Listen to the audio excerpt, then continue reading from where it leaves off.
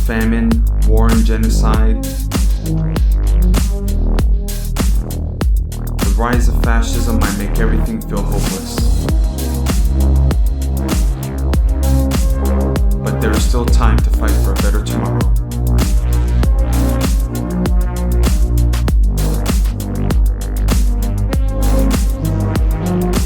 This is Collapse Talk.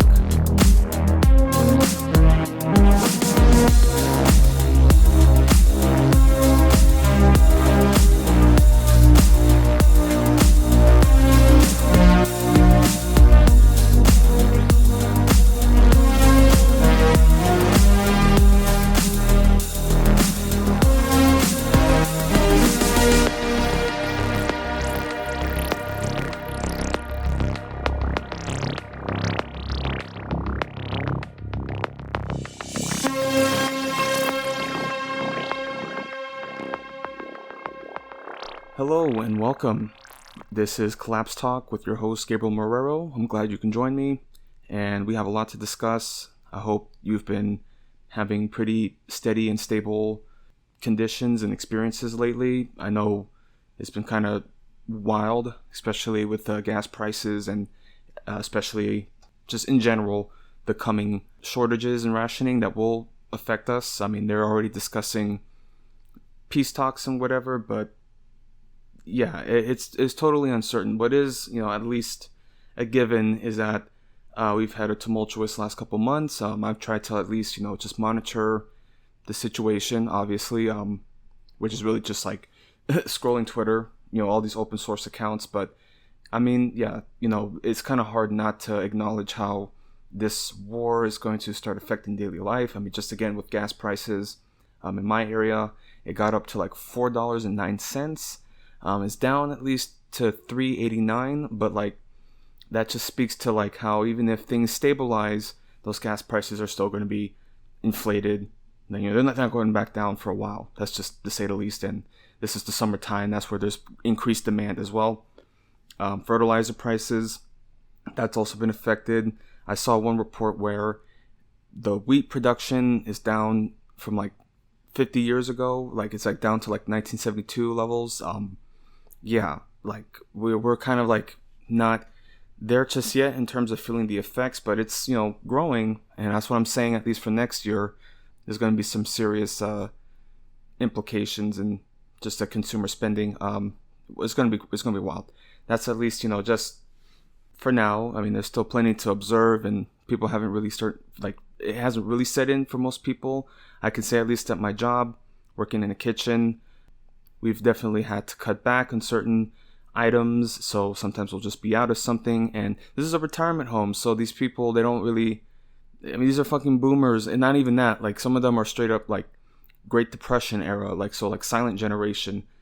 There's still some of those hanging around, and they're good folks, I respect them, but still, you hear them talking about Trump or like the war in Iran, and I'm just like, oh my god, like these are the people that are dragging us into this mess. And so, when they don't have the yogurt that they want, or, we run out of shelled eggs for the week, and, we have to wait until, because our shipments are every Monday and Friday. And that's how, again, that's also just like a problem with our management. We had some changes there too. So yeah, just in general, like explaining to these boomers, the supply chain issues that are going to, get worse, they're not going to understand. And so they're just going to keep having an attitude. But that also speaks to the demand in this sector, especially retirement homes. This is just going to be increasing demand. That's why I'm like chilling. People are talking about me trying to like move out of the position. And don't get me wrong, it's hard work, but I definitely appreciate that. All I got to do is come in, do my work, serve the food, clean, and then I don't got to think about it for the rest of the day. So that works for me, and it gives me the time to do what I got to do outside of work, focus on projects, and do my own research. Especially, I've been trying to look into more hobbies and projects. So that's just something that I'm trying to focus on. I bought a bike, actually. I've been talking about trying to get a car, but now, especially with these fuel prices and, parts are going to be more expensive, insurance premiums and, all these like lube, fluids, right? Transmission, like it's just it's an economic liability, So I'm just focusing on a bike for now. Of course, that still requires maintenance and like, cost for that, but it's definitely lower. I just have like a mountain bike.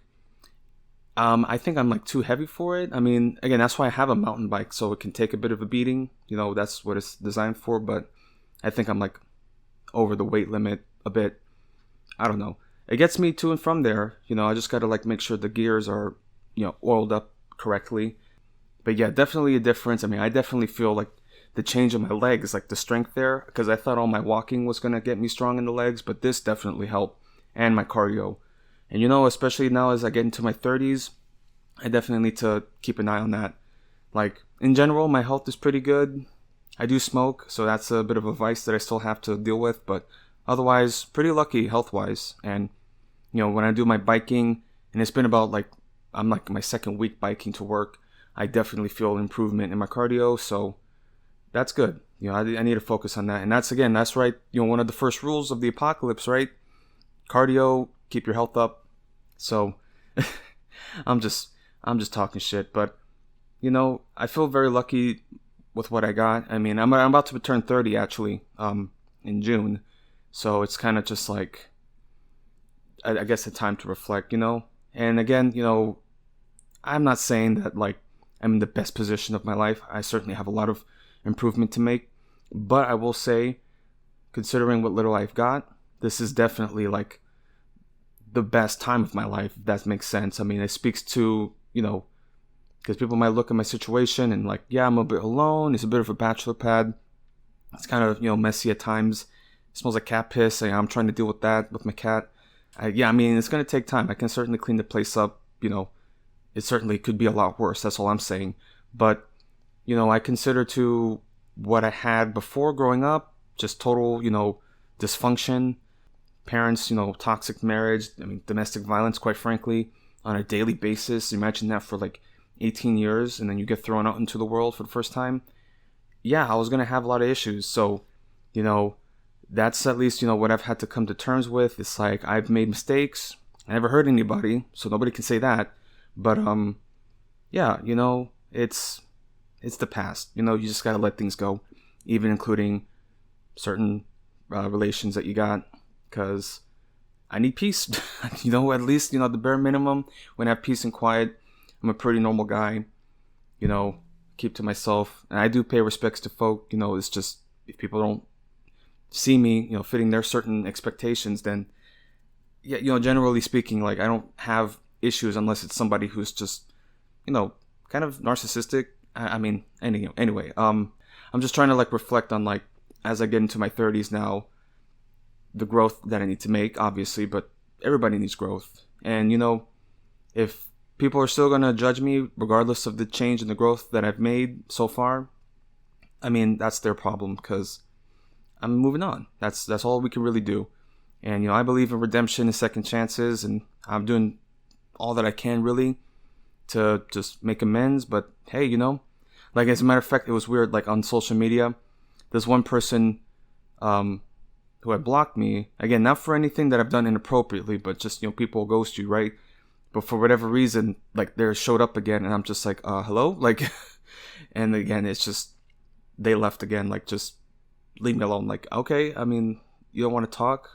I'm sorry, like, genuinely, because I'm not saying that I haven't been a bit weird and awkward at times, but it's just, you got to learn, and especially, as I've mentioned, again, like, a lot of dysfunction and childhood trauma to, like, grow past, again, like, real PTSD. I'm just saying, not trying to self-diagnose, but I dealt with daily panic attacks and, like, having, like, night terrors, like, just waking up and yeah, it's real, like, anyway, I'm not trying to, like, trauma dump. I'm just saying there's growth and there's change, and, sometimes people don't see that change that you've made, and there's really nothing more you can do for that. All you can really do is move forward.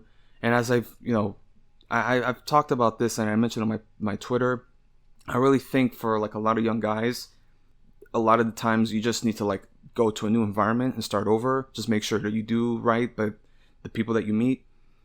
And who cares what people say from your past, because again, they're stuck in their ways of thinking about you.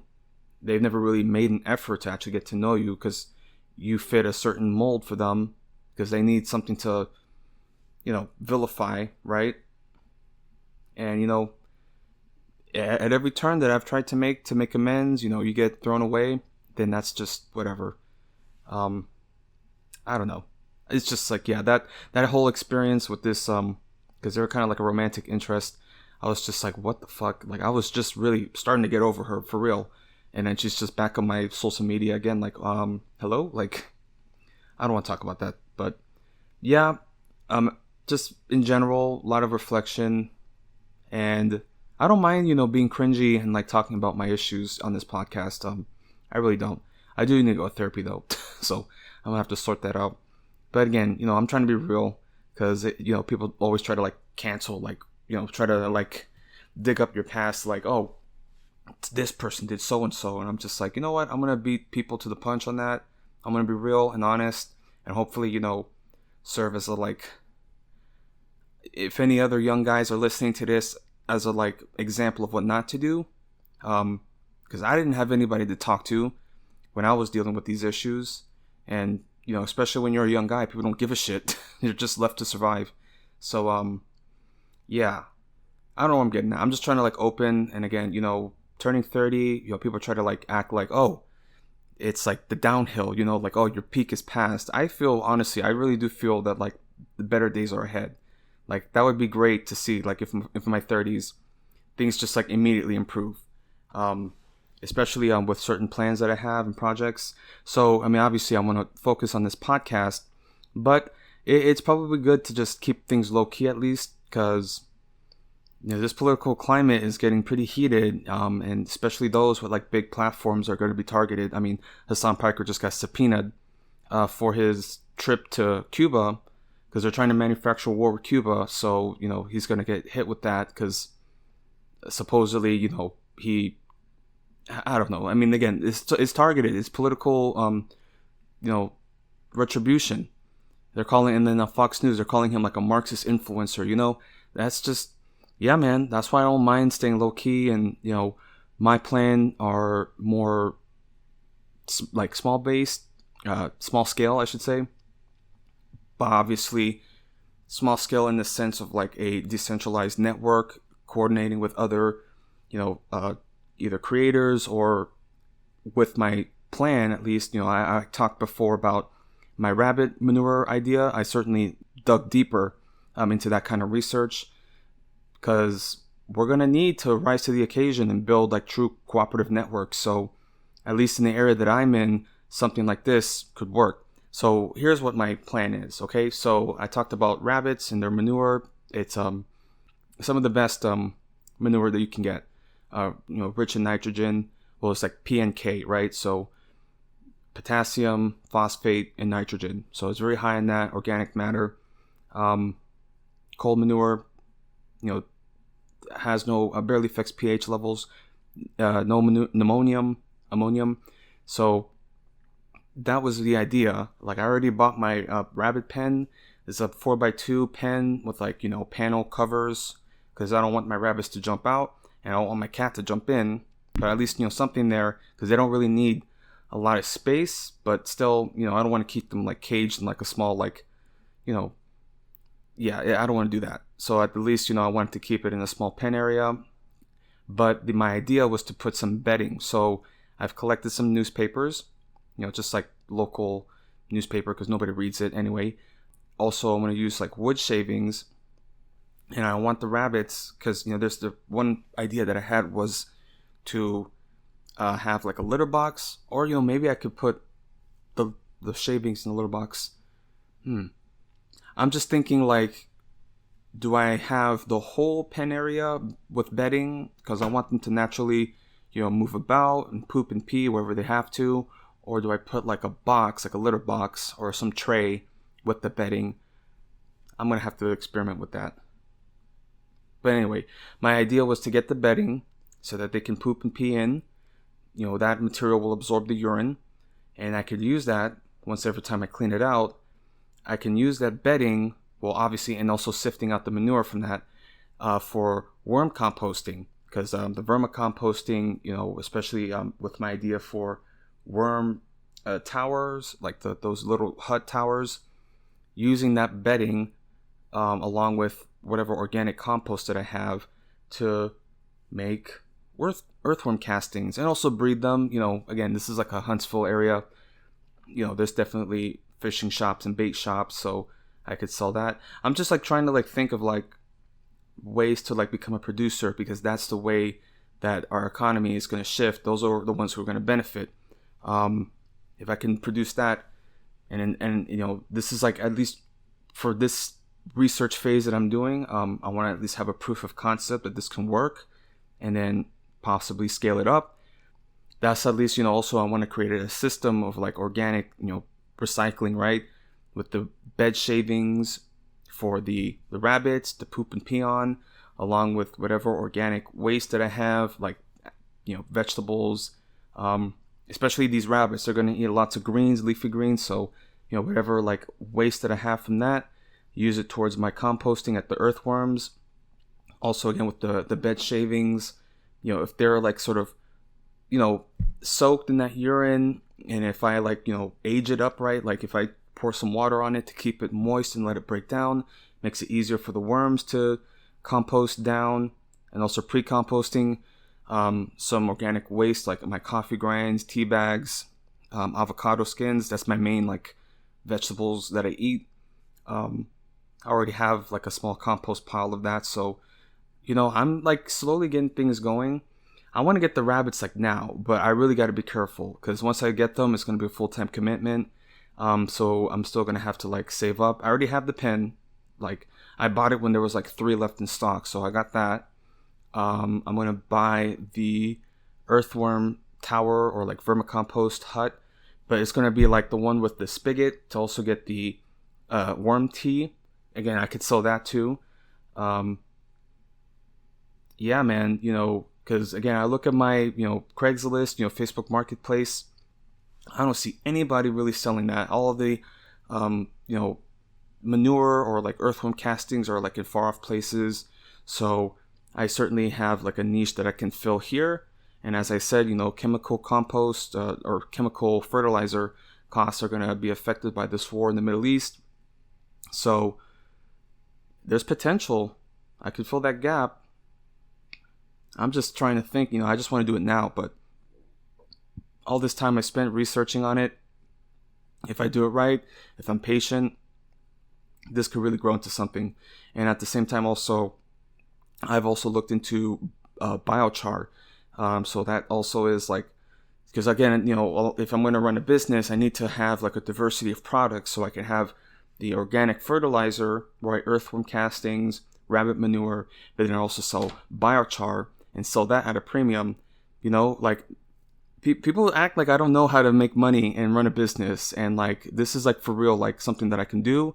Again, it's just an idea, so I actually have to do it. But I'm actually trying to like display some business sense, especially like in terms of like market economics, because if global fertilizer costs are going to be affected and get shortage, just straight up shortages, if broader supply chain networks become more strained, then it's going to require local production, and that would be something that I can do, at least from my apartment. I've mentioned it with my roommate, so they seem chill with it, so long as there's no like smell or anything, which I've read rabbit manure doesn't really smell too much, but we'll see.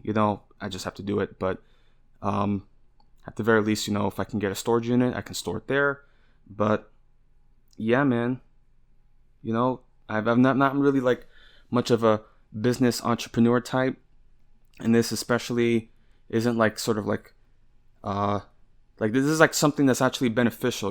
There's so many like business hustler types who are purely doing it for the complete like taking advantage of people. I'm actually trying to like rise and build something to meet the material needs, the food demands, because out here in the country, people are definitely going to pick up more gardening and homesteading.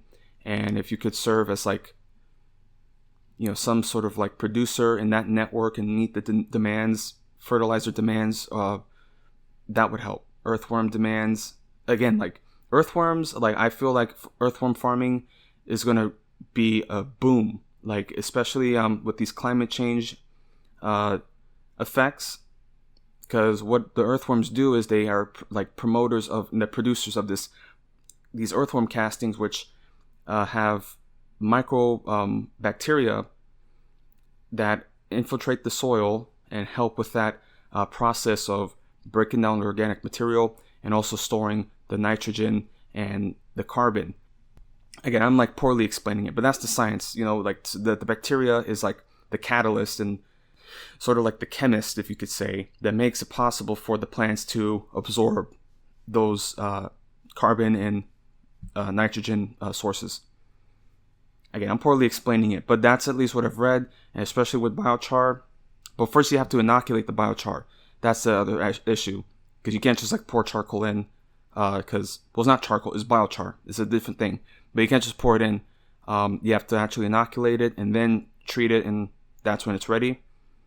There's also terra preta I've read about, but that's for like later. Like if I buy some land, I want to try that out, and hopefully, if this becomes like a small scale little business, I can save up and buy my own land. And I don't need a lot. That's the thing too. If I can have like a small like quarter acre lot, like this could actually like be a small business. And man, wouldn't that be crazy too if like with this worm composting you scale it up, offering like organic waste pickup services. Like I can also do that. There's like, again, like I'm just like brainstorming right now, but like this is something that if I can really dedicate myself towards, could grow. Damn, bro. Again, I'm just an idea guy, but this is something where I really believe in. So, that's really all I need. It's just like a purpose and something to really work towards. And of course, this podcast, I definitely, want to keep focused on, but it's like, whatever. I'm a poster. I talk a lot of shit. I don't really branch out and try to collaborate because I want to keep to myself. Yeah, man, it's whatever. I'm chilling. And I certainly appreciate whoever's listening, or maybe whoever's like hate listening, whatever. But it is what it is. And I'm going to continue with my work. And at least, with this, if I continue with the worms and the rabbit farming, it's something that's real and beneficial. And hey, maybe make some money with it also. Wouldn't that be crazy? Jesus Christ. It's like one of those things that people don't really think about that could like really turn a profit. That's why I feel like this would be an advantage to continue with. So I just need time, but we'll see how it goes. Damn.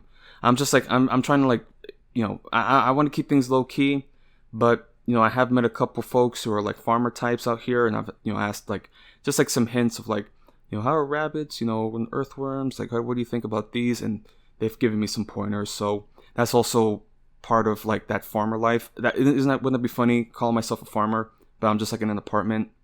But yeah, like that's the whole also like social network that comes from getting involved in agriculture, agribusiness. It's very much a face-to-face business and like your word of mouth.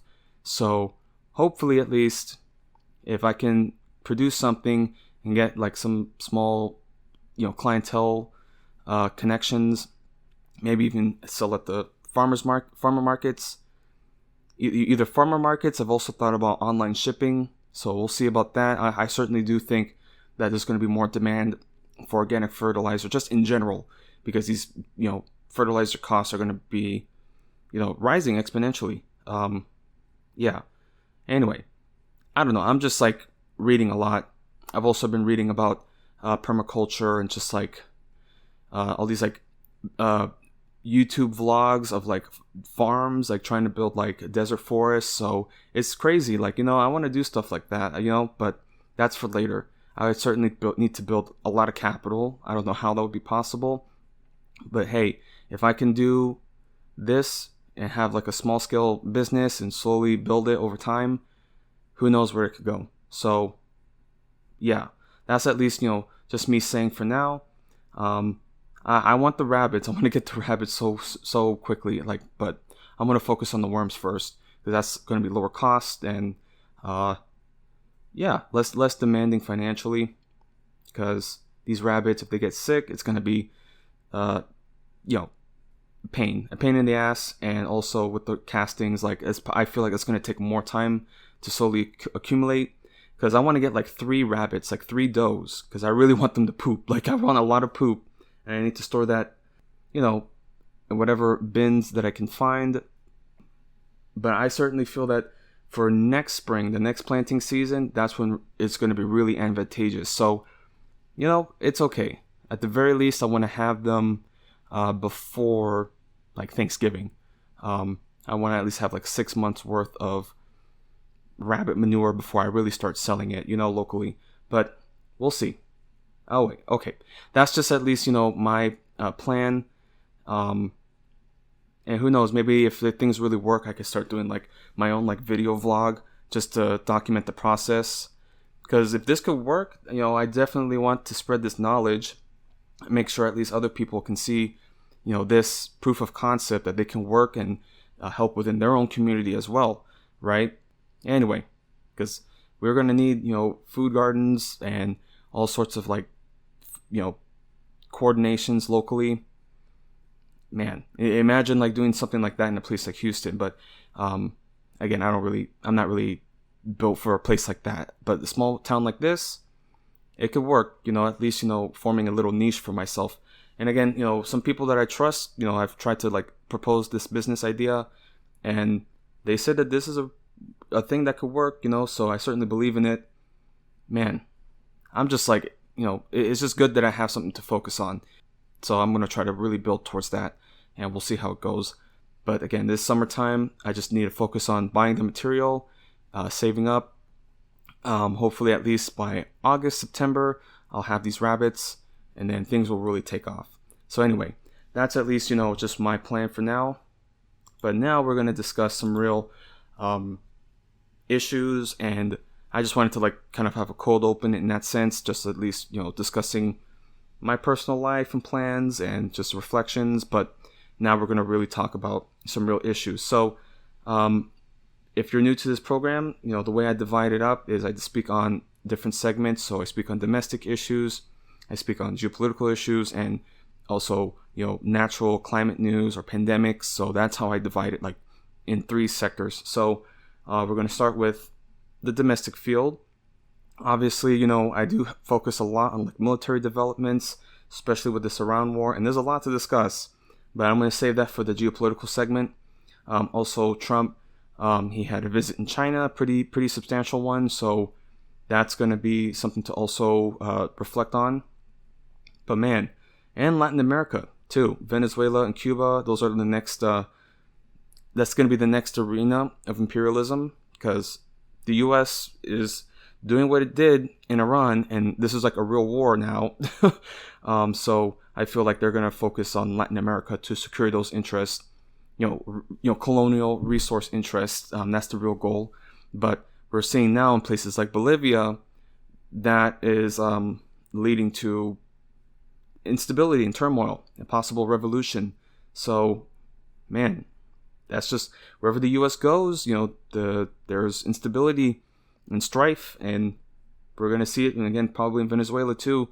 Delcy Rodriguez, she just like allowed U.S. troops to like, you know, exercise and land Ospreys and helicopters, so-called evacuation drills for the embassy, but they just like brought a whole bunch of Marines. So yeah, I'll discuss that later. But right now, you know, domestically, there's just like craziness, you know, I don't even know how to explain it. So we've had several shootings, or at least 2 shootings related to Trump. Just crazy, and you know, especially with the White House correspondents shooting. This guy just like running into the fucking security checkpoint. It's completely wild. But then another shooting in the last couple of days at the White House involving, you know, this mental case. I mean, like they just said that he had schizophrenia, and he just like walked up to another security checkpoint, pulled out a gun, and then they started shooting. Crazy. And each time this happens, Trump just comes out saying, "This is why we need our ballroom, our big beautiful ballroom." Like, it's just crazy, unbelievable. Anyway, so I'll touch on that, these 2 shooting incidences. But man, it really speaks to, just how on edge everything is. And I mean, hey, I'm no expert, but it seems to me we have a bit of a gun problem. I'm just saying. But it's funny. Like, I'm willing to acknowledge there's a gun problem, but at the same time, it's like I don't think gun control is really going to fix much, because it's sort of just out of the bag. I mean, if you're going to put gun control in place, it's going to stop regular folks from having the means to protect themselves. This isn't like the UK where they can like highly like control the import and smuggling of firearms, right?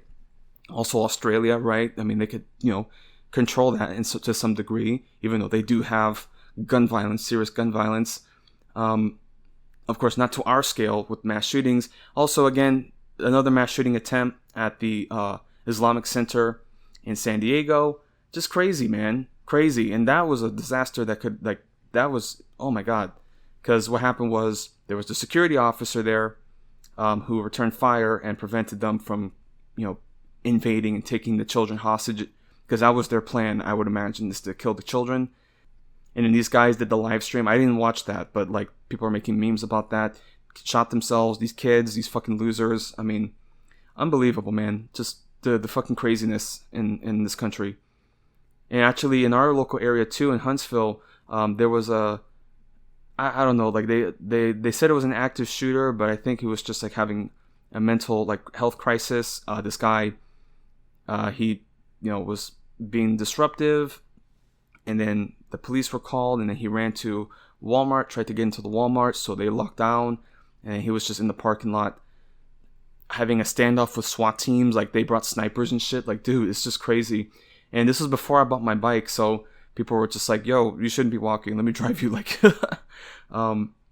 yeah, crazy, bro. But I knew something like that was going to happen around here eventually. I'm just glad it wasn't like a mass shooting, It's just like one guy having a crisis, and some people said that there was a shooting, like the cops shot him, but apparently that didn't happen. So anyway, but yeah, man, it's just, yeah, it's crazy. And another shooting, if I remember, in Boston, this guy just like running out in the street, just like opening fire in traffic. It's just wild, man. It's crazy what's happening.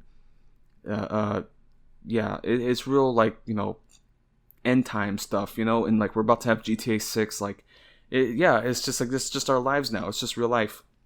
Okay, anyway, so let me read now on CNN, at least on this White House correspondent's shooting, because this figure who did it, he was like a teacher. This is Cole Thomas Allen, 31-year-old from California. He was a teacher, and this is just crazy. They're talking about him being like a rad lib shooter, like, blue MAGA shooter. Like, it's just crazy to think about. Like, he's a Democrat, he's a lib, he hates Hassan, so he's like one of those like libs who punches the left, right? But then of course now you see him committing like radical action, direct action. It's just kind of crazy. But yeah, man. And it's just wild too watching the security camera image, because like he's just walking in with this trench coat. The whole time he's hiding a shotgun. And like even the dog, like security dogs, were following him, but the cops just like, huh, what? And then he, because of what happened with the footage, is that he walks into a room, and I'm guessing that's where he takes off his overcoat, whatever, and then he just jumps into the frame again, running past the security, gates, the security checkpoint.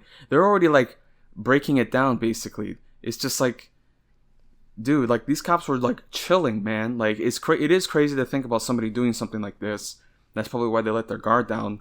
But this guy, Cole Thomas Allen, is running past the cops. I don't even know what his plan was. Just like run and just like dead eye, Trump from like how many fucking yards? Like, it's just crazy. I mean, my goodness, bro. Yeah, stuff like this is happening, isn't really thought out. And of course, I'm going to also touch on his manifesto and writings, because these guys, they have like main character syndrome. I mean, don't get me wrong, like sometimes I'm guilty of that, but I'm not stupid enough to just run out and like try to shoot the president.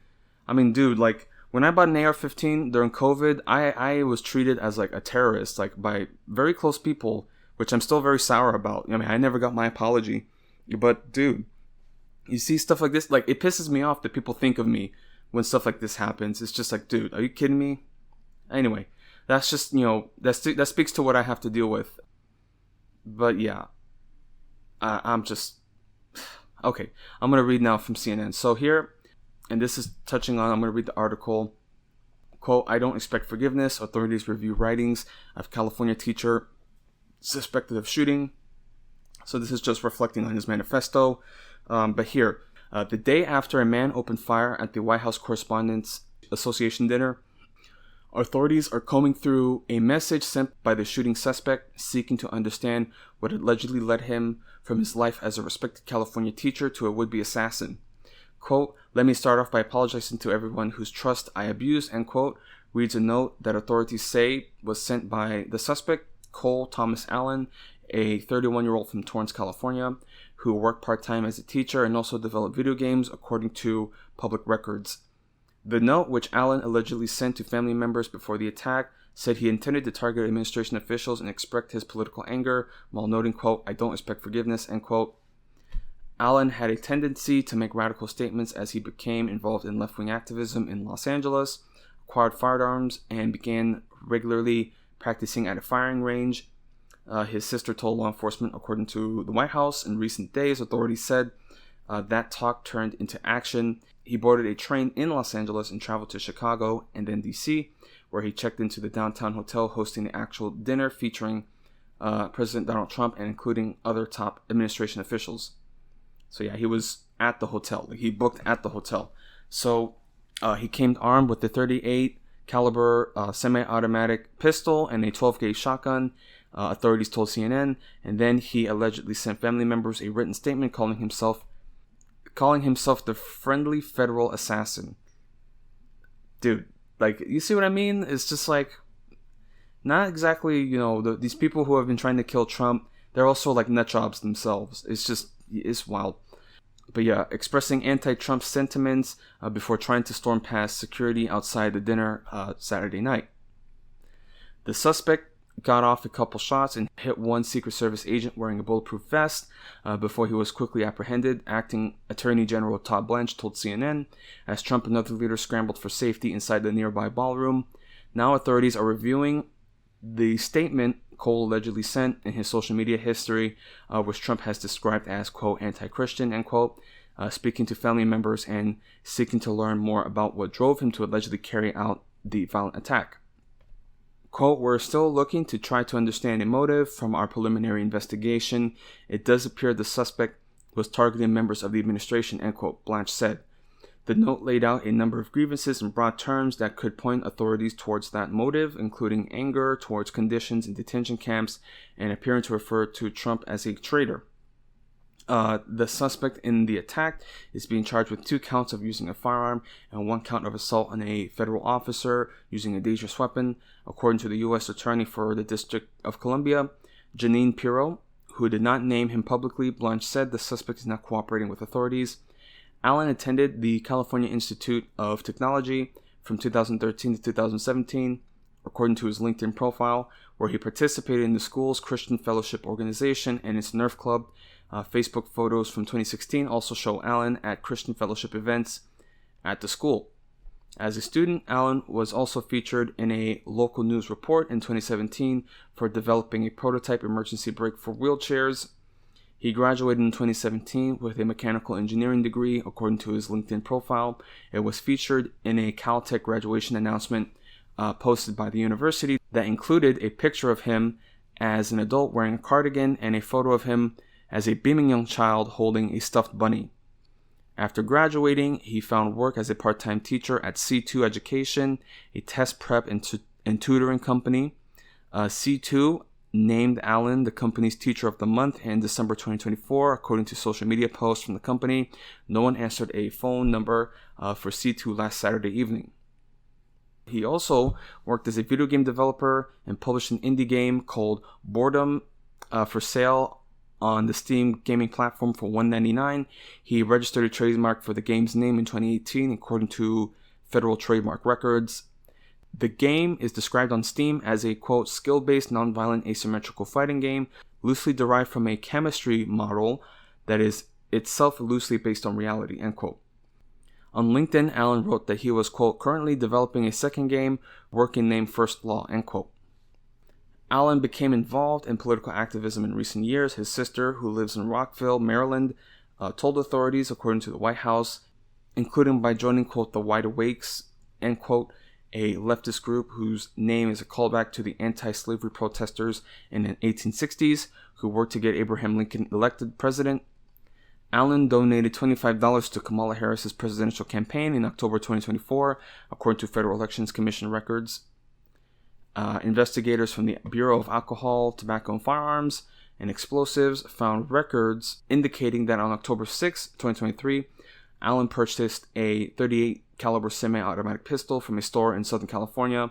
On August 27, 2025, Allen bought a 12-gauge shotgun from another store in his hometown of Torrance. The guns were purchased legally and in both cases required Allen to submit his information for a background check through the FBI to determine that he was not wanted, subject to a restraining order or a convicted felon. After making his train journey from Los Angeles to D.C., Blanche said the suspect checked into the Washington Hilton, which hosts the annual Correspondents' Dinner. On Saturday evening, the White House said he sent family members his writings that, quote, clearly stated he wanted to target administration officials, end quote. The note apologized to his parents, colleagues, and students, and said that he didn't intend to specifically target law enforcement, though he added, quote, I would still go through most everyone here to get to the targets if it were absolutely necessary, end quote. In the message, the suspect argued his attack didn't clash with Christian values, writing, quote, that turning the other cheek when someone else is oppressed is not Christian behavior, it is complicity in the oppressor's crimes, end quote. The note closed with a note of anger, quote, I experience rage thinking about everything this administration has done, end quote. After receiving the message, his brother contacted the New London Police Department in Connecticut to express his concern, and other family members reached out to police agencies. Inside the hotel, the suspect charged through a security checkpoint outside the ballroom. The Secret Service agent hit and the attack was treated and released from the hospital, authorities said. In the aftermath, law enforcement began working to piece together Allen's movements and possible motives.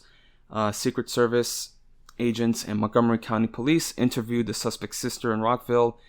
The White House said the FBI agents assembled outside a home linked to Allen in Torrance, a Los Angeles suburb. Police tape was put up along the part of the street and a spotlight was shown on the home. A number of reporters were gathered at the scene and news helicopters were hovering overhead. A next-door neighbor who did not wish to be identified told CNN he was not sure if Allen lived at the property. They said that he did not see him often, but he was there a couple of days ago. The neighbor said the suspected gunman's father is friendly, chatty, adding that they spoke frequently. So that is the end of the CNN piece on Cole Thomas Allen. But yeah, he's a bit of a character, and it's just kind of funny to see how he kind of like tries to justify it through like Christian terms. So I don't really know what to say, but he did what he did, and then, you know, as Jesus said, right, you live by the sword, you die by the sword. So I mean, he did what he did, and he made his choices.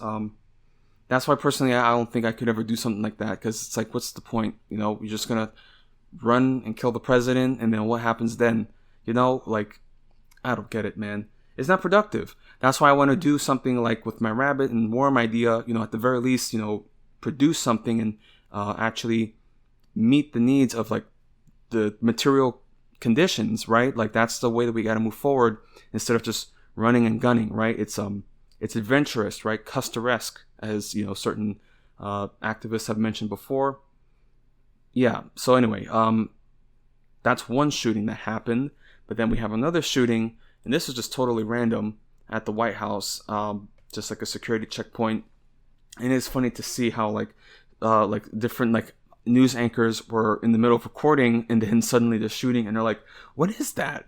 What is that?" And it's a full on like, you know, gunfight. I mean, dude, it's just wild.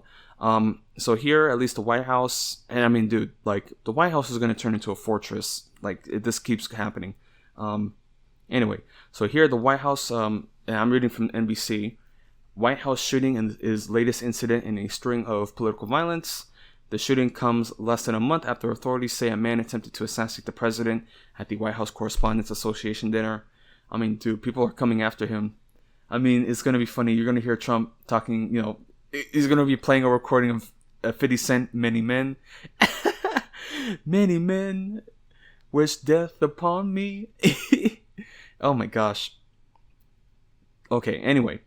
I mean, this is what people were saying, right? Like, joking, like, oh man, he's our black president. Like, so stupid. Okay, this is a piece from Kyla Guilfoyle. So, just reporting on this recent shooting. The suspect died, but yeah, here. So, the shooting at the White House on Saturday evening is just the latest act of political violence carried out in President Donald Trump's orbit in recent weeks. It comes less than a month after a man opened fire outside the ballroom where Trump, members of the cabinet, and numerous government officials were attending the White House Correspondents Association dinner, an attack that highlighted a string of attempted security breaches and raised concerns around the safety of the president. On Saturday, U.S. Secret Service agents fatally shot a 21-year-old man after he opened fire on officers at a White House security checkpoint, resulting in the injury of a bystander, officials said. Officials have not given details about a possible motive. The man, who had previously been arrested, was known to the Secret Service for walking around the White House complex, asking how to gain access, according to a court filing from a July 10th incident. I mean, this is like Travis Bickle level of just again, like, remember this scene where he goes to the White House, the presidential rally, and he's just talking to the Secret Service guy, and he's like, hey, why don't you write me your address? Like, is that kind of shit. So yeah, so here, hours after the incident, Trump said in a post on Truth Social that the shooting was another sign that the White House needed a safe and secure space such as the ballroom that he is seeking additional funding for. The national security... No, wait, hold on. Quote, the national security of our country demands it, end quote, Trump said, the fucking ballroom. But there's also plans that they want to build like a hospital and like a bunker underneath. So it's just, yeah, they're obviously expanding it. Here, earlier this month, Secret Service agents shot a man near the Washington Monument. Oh yeah, that also happened too. Along the path of Vice President J.D. Vance's motorcade after he allegedly opened fire when authorities confronted him. Agents pursued the man after they noticed he appeared to be concealing a firearm in the side of his body. He turned and opened fire, injuring a bystander before being shot himself, the Department of Justice said in a news release. While in an ambulance after the shooting, the suspect allegedly made a vulgar remark about the White House, the Justice Department said. In the White House Correspondents Association incident, the prosecutors have said that before the suspect charged past officers at a security checkpoint. He sent his family members a note that criticized Trump without naming him explicitly, and wrote that he intended to target administration officials. Quote, let me be clear, what we are witnessing is a pattern of violence directed at the president and at members of the press simply for doing their jobs, end quote, Representative Adam Smith of Democrat Washington said in a post on X Saturday night. The string of shootings in proximity to the White House follows two previous assassination attempts against the president. In July 2024, President Trump was grazed by a bullet when a 20-year-old gunman fired at the president as he held a campaign rally in Butler, Pennsylvania. Again, that's just crazy. That's still going to go down as just like one of the miracles of like I don't get it. And people are still just like, oh, thank God for saving him. But fuck the president. I mean, fuck that firefighter who got shot behind him, dude. In September of that year, a man came to a golf course near Mar-a-Lago with a rifle, aiming it through the bushes as Trump was playing there, officials said. Secret Service agents shot at the man, who fled in his car before being pulled over and arrested. He was later sentenced to life in prison for the assassination attempt. It wasn't the last time somebody brought a weapon to Mar-a-Lago. In February, a man was shot and killed by a Palm County deputy after he entered the secure perimeter of Trump's Mar-a-Lago residence with what appeared to be a shotgun and a fuel can, the Secret Service said at the time. The recent violence in Washington also comes as politically motivated attacks have escalated nationwide.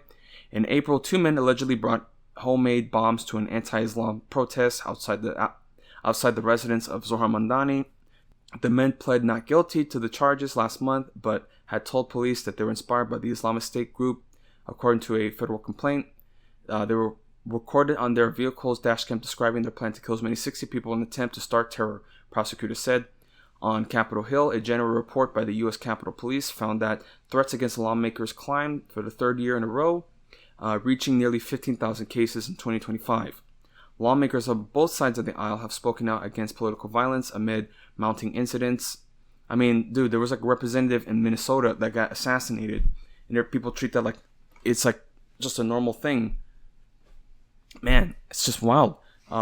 So here, the political violence and acts of extremism have absolutely no home in our country, and the continued targeting of President Trump, public officials, and innocent Americans is absolutely disgusting. Representative Gabe Evans, Republican of Colorado, wrote in a post on X. Representative Sri Thanedar, Democrat of Michigan, wrote in a post Saturday that, quote, political violence is 100% unacceptable. There's absolutely no room for that in this country, end quote. Quote, we can settle our disagreements at the ballot box, end quote. The congressman added, quote, political violence is reprehensible, end quote. Also, I wanted to note that there was another incident in New York where there was a Palestinian activist that also faced a death threat, a death plot from Jewish extremists. So again, there is just political violence in general on the rise from all extreme sectors. That's just kind of what happens when you have this decline in standards. And again, it's the years of lead. I mean, that's certainly something that I would like to read on in Italy, Operation Gladio. But we're going to see some serious years of lead, and man, I can't even imagine it. It's going to get serious. That's kind of why I just want to live apart and form my own network, working locally. Because again, you can have political violence, but if you don't have a system in place, a parallel system to build political power, it's all for nothing. So these are just acts of violence and just random outbursts of rage that people are feeling, but it's not being applied in a productive manner that can actually address the material needs. This is what happens when you don't have any theory or any sort of understanding of material dialectics, right? I'll be honest, since I've learned more about Marxism and material dialectics, I certainly feel more at ease, especially considering the decline that we're heading towards, because now it forces you to be more analytical and to say, okay, how can I meet the needs locally? That's where I really base my model with the rabbits and the worms. It's a material need that needs to be met locally, because we got to produce locally. And if we can at least meet the needs of food, at least on a community level, that is a step. And of course, if I can share that knowledge and grow it from there, that would certainly help. So anyway, I don't know. Anyway, I'm just that's the real motivation. It's sure, you want to make money. That's, again, another basis of what I want to do, to build capital, obviously, so that I can buy land and then continue to grow it. But really the motivation is more material, community focus. But yeah, so that's at least speaking on these shootings. And again, just different case studies of these figures. I mean, I can't really say, because you have this one guy, Cole Thomas Allen, Christian activist or whatever, getting shot up, and then this schizophrenic case. I mean, they don't even know. There's no motivation. It's just a guy with a gun, clear mental health crisis. I mean, they said he was released, and then he went and shot up a security checkpoint. It's weird. He was already on. Again, they're always on somebody's radar every time this happens.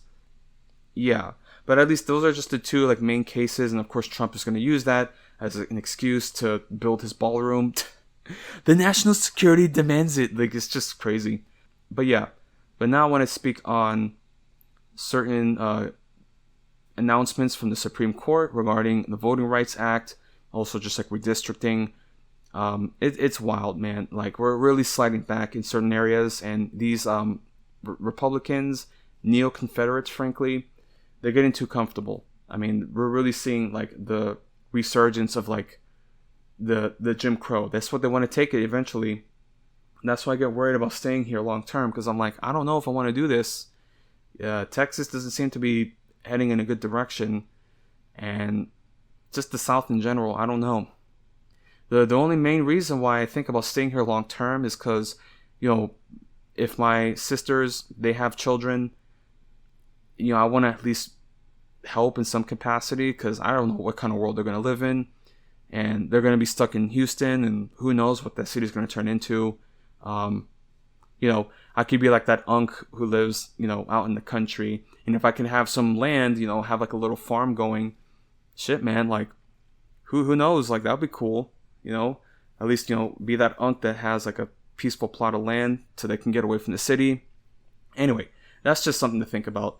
But otherwise, I don't know how I'm ever going to get a point to buying land, but if I could at least do it, like small scale business in my apartment and save over the years, it could work. It could work. So anyway, I got off track.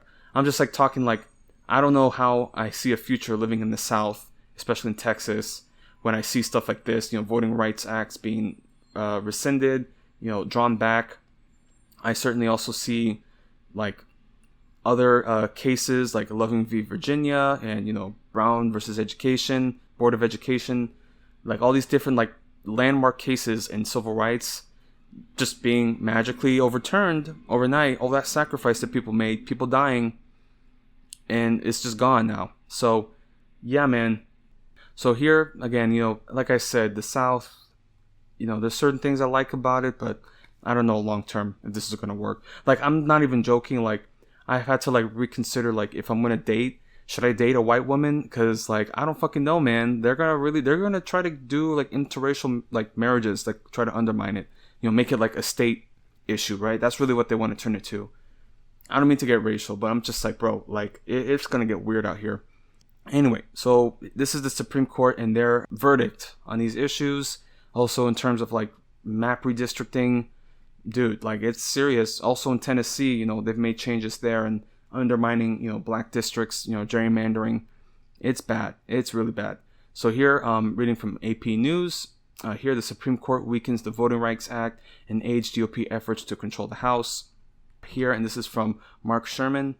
So here, the Supreme Court on Wednesday hollowed out a landmark civil rights era law that has increased minority representation in Congress and elsewhere, striking down a majority black congressional district in Louisiana and opening the door for more redistricting across the country that could aid Republican efforts to control the House.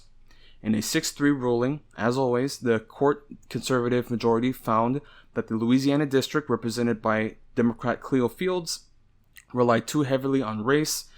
Chief Justice John Roberts has described the 6th congressional district as a snake that stretches more than 200 miles, 320 kilometers, to link parts of Shreveport, Alexandria, Lafayette, and Baton Rouge. Quote, that map is an unconstitutional gerrymander, Justice Samuel Alito wrote for the 6 conservatives. The effect of the ruling may be felt more strongly in 2028 because most filing deadlines for this year's congressional race have passed. Louisiana, though, may have to change its redistricting plan to comply with the decision. It is unclear how much of the provision known as Section 2 of the Voting Rights Act of 1965 remains. When he signed the bill, the main way to challenge racially discriminatory election practices into law more than 60 years ago, President Lyndon B. Johnson called it, quote, a triumph for freedom as huge as any victory on any battlefield, end quote. In her dissent for the 3 liberal justices, Justice Elena Kagan wrote that the court's, quote, gutting of Section 2 puts the achievement in peril, end quote. Her sentiment was shared by former President Barack Obama, who said the decision showed, quote, how a majority of the current court seems intent on abandoning its vital role in ensuring equal participation in our democracy, end quote. I mean, dude, Clarence Thomas is going to burn in hell, like, for real. In a statement, Fields said the decision's, quote, practical effect is to make it far harder for minority communities to challenge redistricting maps that dilute their political voice, end quote. The fact that Biden didn't, pack the courts and also, investigate Thomas for his, corruption, donation scandals. And again, the reason why he didn't do that, the real reason is because he basically defended Clarence Thomas when Anita Hill came out against him, so that they have a past together, which is now leading us towards the slide of fascism. It's just ridiculous. Hold on, let me make sure I said her name right. Was it Anita Hill? Yeah, so, yeah, Anita Hill. That's the one who spoke out against Thomas, but, man, it's ridiculous, bro. Anyway, so here's the potential political fallout. The voting rights law succeeded in opening the ballot box to Black Americans and reducing persistent discrimination in voting. Nearly 70 of the 435 congressional districts are protected by Section 2. Election law expert Nicholas Stephanopoulos has estimated. Alito wrote that allowing race to play any part in government decision-making represents a departure from the constitutional rule that applies in almost every other context. He said Section 2 is effectively limited to instances of intentional discrimination, a very high standard. Kagan said the upshot of the decision is that states, quote, can, without legal consequence, systemically dilute minority citizens' voting power, end quote. Reaction to the decision broke along partisan lines. Quote, this is a complete and total victory for American voters. The color of one's skin should not dictate which congressional districts you belong in. We commend the court for putting an end to the unconstitutional abuse of the Voting Rights Act and protecting civil rights. End quote. White House spokeswoman Abigail Jackson wrote in an email. The chair of the Democrat Congressional Campaign Committee called the decision, quote, appalling. Representative Susan Delbene of Washington State said it was the latest in a long line of attacks by President Donald Trump and the conservative court, quote, against the fundamental right of every American citizen to vote. She said Democrats remain poised to regain the House majority in November, quote, despite this corrupt and targeted assault on the voting rights of Black and brown Americans from the Supreme Court, end quote. Quote, Trump had touched off a nationwide redistricting competition this year to boost Republican chances of preserving their House edge. The president said some states should redraw their maps. He called the decision the, quote, kind of ruling I like, end quote. Legislatures already are free to draw extremely partisan districts because of a 2019 Supreme Court decision. Wednesday's ruling came out as Florida legislators debated a proposed redrawing of the state's congressional lines submitted by Republican Ron DeSantis and intended to give the GOP a chance to pick up as many as 4 seats in the state's U.S. House delegation. Democrats in the Florida Senate urged the Republican supermajority to delay the debate, at least long enough to allow lawmakers to read the decision and consult lawyers about how it might affect DeSantis' proposal. Republicans refused and the legislature approved the new map. In the Supreme Court's Louisiana ruling, the justices did an about-face from a decision in a similar case from Alabama less than 3 years ago that led to a new congressional map for the state that sent 2 Black Democrats to Congress. The Alabama decision also prompted Louisiana lawmakers to add a second majority Black district. About a third of Louisianans are Black, and they now form majorities in 2 of the state's 6 congressional districts. Alabama has a separate appeal pending at the Supreme Court. Roberts and Justice Brett Kavanaugh joined the 3 liberals to form a majority in the Alabama case, the same term in which the conservative-dominated court ended affirmative action in college admissions. Both joined Alito's opinion Wednesday. Roberts has long-eyed Voting Rights Act. The Chief Justice has been at the center of this effort to limit the use of race in public life. He has had the Voting Rights Act in his sights since his time as a young lawyer in the Reagan-era Justice Department. Quote, it is a sordid business, this divvying us up by race, end quote, Roberts wrote in a dissented opinion in 2006 in his first major voting rights case as Chief Justice. In 2013, Justice Roberts wrote for the majority in gutting the law's requirement that states and local governments with a history of discrimination, mostly in the South, get approval before making any election-related changes. Quote, our country has changed, and while any racial discrimination in voting is too much, Congress must ensure that the legislation it passes to remedy that problem speaks to current conditions, Roberts wrote. Barring extraordinary action, the broader impact probably will be felt in 2028, when Republicans potentially can replace more than a dozen Democratic-held House districts that were previously protected under the Voting Rights Act. Quote, the Voting Rights Act as a means to protect minority voters from vote dilution is essentially dead, end quote, said Jonathan Servas, a political scientist at Carnegie Mellon University. who has served as an outside legal expert in multiple Voting Rights Act cases. So yeah, man, they're just sliding us back.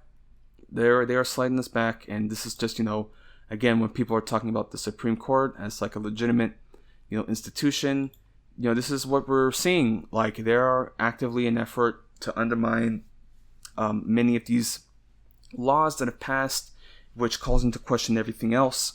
If they're willing to, revert the Voting Rights Act, who else knows what they're going to revert? And that's why I talked about those other civil rights, cases, because they want to take away interracial marriages. They want to take away school desegregation. Like, they want to do it. I mean, I live in Texas. You have like this voucher system, which is in its own way a form of segregation, right? HISD.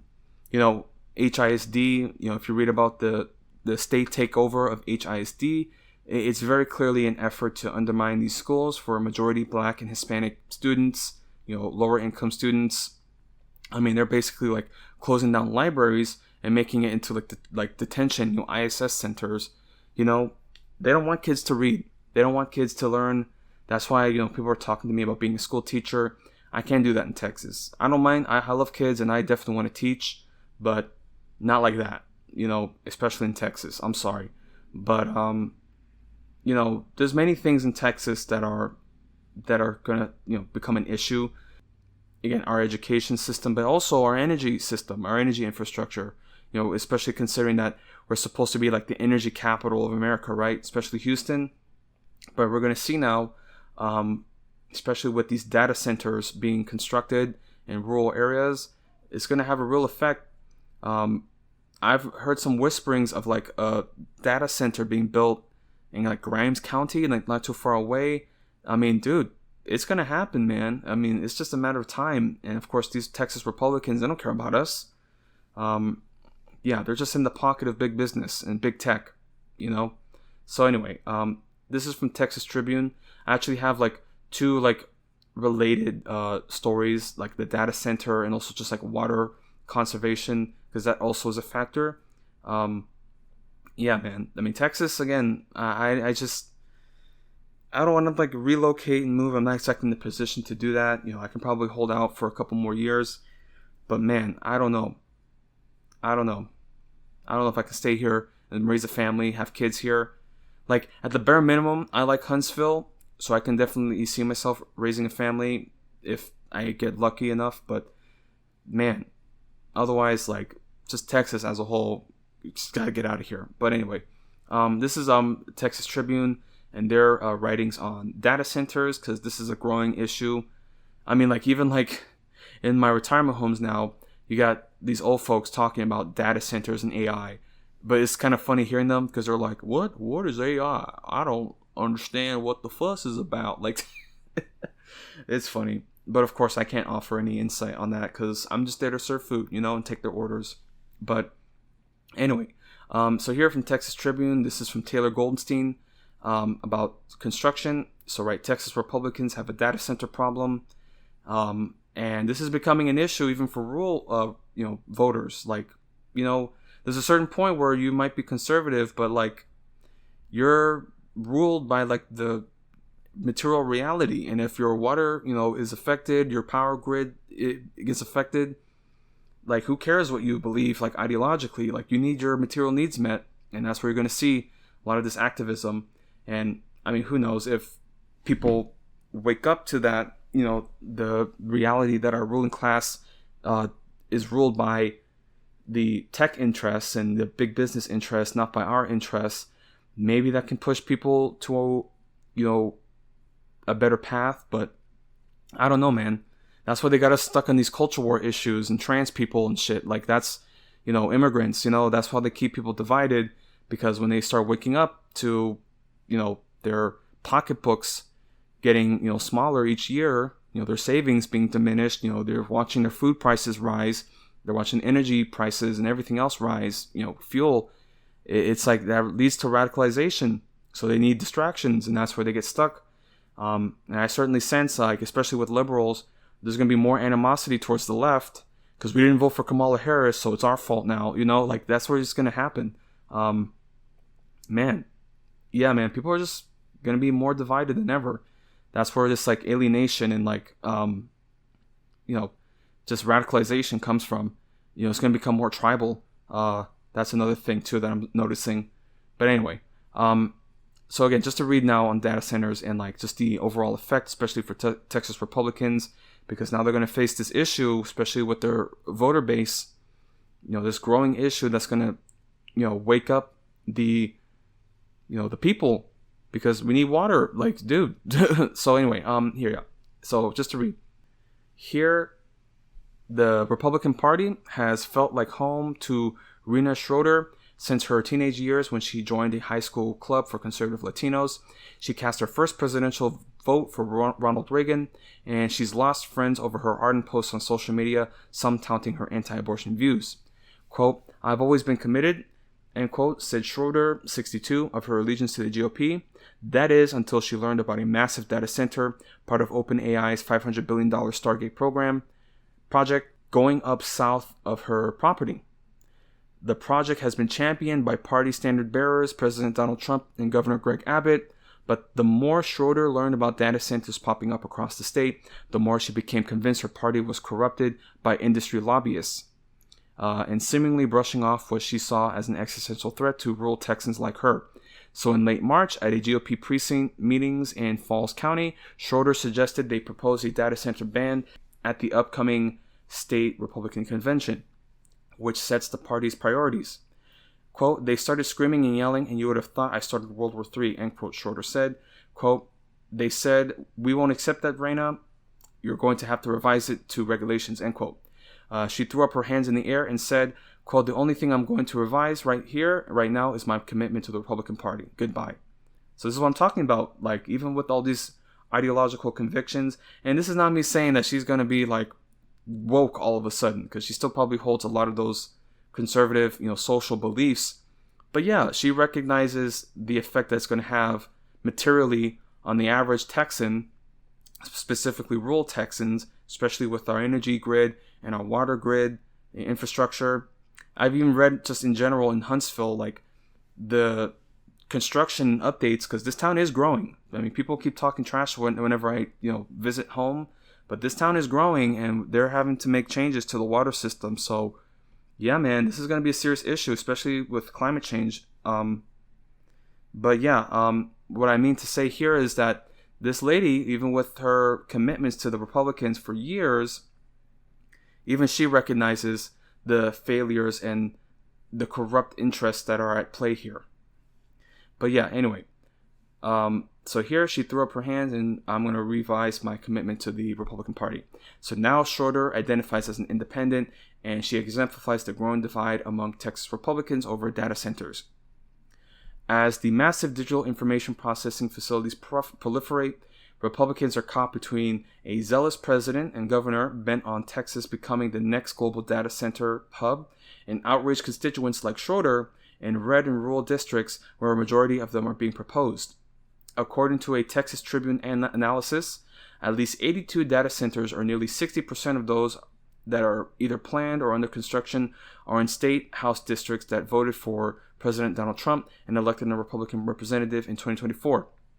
Meanwhile, a March Quinnipiac poll found that 65% of Americans opposed the building of an AI data center in their community.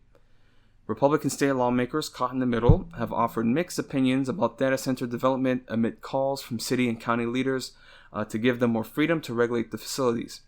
Altogether, the thorny politics could hurt Republicans ahead of this year's midterm elections, especially in a cycle when they hold the White House, a dynamic that typically favors the opposing party. In Washington, Trump has removed federal red tape to spur faster data center expansion, framing it as key to protecting the country from cyber attacks and ensuring economic dominance over foreign adversaries like China. Congressional proposals to acquire greater transparency from operators and protect ratepayers have stalled, and Senator Ted Cruz of Texas is moving to block states from regulating artificial intelligence nationwide. Meanwhile, Abbott, the governor, has touted Texas as the epicenter of artificial intelligence development, including in November when he announced, alongside Google CEO Sundar the company's $40 billion investment in Texas in the form of 3 new data centers in West Texas and the Panhandle. It's also funny, man. They want to build these data centers in like the most inhospitable areas with like where water demands are like just, so precious. It's just crazy, man. Crazy. And what is this even for? Because they're talking about like, oh, it's going to bring jobs. It's going to bring jobs for construction. But then once the thing is built, like what jobs are going to come from that? And then like, what is this data center for? To fucking like just making like short form videos of Tun Sahur or some shit, like fucking Coco Melon videos. Like that's all it is, man. Like genuinely, man, when you got coworkers showing you like AI videos and they're just like giggling on their breaks, I'm just like, oh my god. I'm just like, this is who's like responsible for this, and you can't tell them anything. I swear to God, Americans, they just don't want to listen to anything. They're like, hey, like, oh, it's not my problem. Again, it's not my problem, but now all of a sudden gas is like $4 a gallon, inexplicably, right? Now we got a problem. It's just crazy. Yeah. Oh, what's my electric bill? What the fuck? What's my electric bill? Why is my power going out? Why is there like, metal in my water? Like, exactly. It wasn't your problem until, you started, drinking poison, right? And, now your electric bill is like doubled, right? Not your problem until then. My goodness, bro. And again, we had our like blizzard where, the fucking power grid collapsed. So what's going to happen now when something like that happens and we have all these data centers? They're going to prioritize those data centers over us. Like at the end of the day, that's just the way it's going to be. It's ridiculous, man. So yeah, anyway, in a statement, Abbott spokesperson Andrew Mahalaris said the governor is listening to the concerns from the ground. Quote, these investments cannot come before the needs and concerns of Texans. Governor Abbott will work with the legislature to contain any costs and address the concerns of Texans, end quote, he said. The issue is set to be a major focus when lawmakers return to Austin in January, with both House Speaker Dustin Burrows and Lieutenant Governor Dan Patrick, who leads the Texas Senate, having highlighted it multiple times within their priority lists. Both directed their chambers to balance the economic development benefits of the facilities with their potential on Texas communities and their water and power infrastructure. Patrick also asked senators to look into the state's sales tax exemption for the projects, which the Tribune reported earlier this month will cost the state $3.2 billion in revenue over the next 2 years. The data center industry has recently mobilized, unveiling a campaign to promote the benefits of the facilities, ramping up its political donations during Texas GOP primaries. It's also expanding its lobbying shops to win over Republicans, priding themselves on being anti-regulation and pro-business as they pitch billions in investment and in thousands of jobs. AI-aligned super PACs spent about $4.2 million in Texas this primary cycle, with all but $150,000 going to Republicans, according to the Tech Oversight Project, a Washington, D.C. based nonprofit that supports regulations on data centers. Companies that own, operate, or rent from data centers collectively added at least 15 more lobbyists between 2023 and 2025 sessions, according to a Tribune analysis, and having already started gearing back up for next year's session. James Dickey, a former Texas GOP chairman who is now a political consultant for data centers, said lawmakers may have reasonable questions, but ultimately he expects Republicans will line up to support the industry. Quote, I think the vast majority of our legislators understand and agree with the White House that artificial intelligence is both an economic and national security concern, and that the best place to grow for the future is in Texas, he said. Yeah, here, just continuing other reports of construction. So about 50 miles southwest of Galveston in coastal Brazoria County, which features a mix of rural and urban areas, the Republican county executive, Matt Sebesta, was blunt with his constituents at a commissioner's court meeting on March 10th. The court was about to vote down a tax abatement for a proposed 620 megawatt data center and accompanying, but he wanted a room full of angry residents to note that beyond that, counties have virtually no tools to stop this development. Quote, when folks look at me and say we don't want this, I point them to our state reps and say, go talk to your state reps, go talk to your senator, because they don't trust us to make those decisions. end quote, Sebastis said in an interview, underscoring his desire for the legislator to give counties that authority. He added, quote, county government is an extension of state government, but we're the red-headed stepchild. We're the ones that deliver the services, but they treat county government like shit, end quote. That's something that I do like about like local county guys and government officials. They're way more honest, and like they don't have that like need to like be nice and like presentable for everybody. Like sometimes you could just be blunt and people will respect that.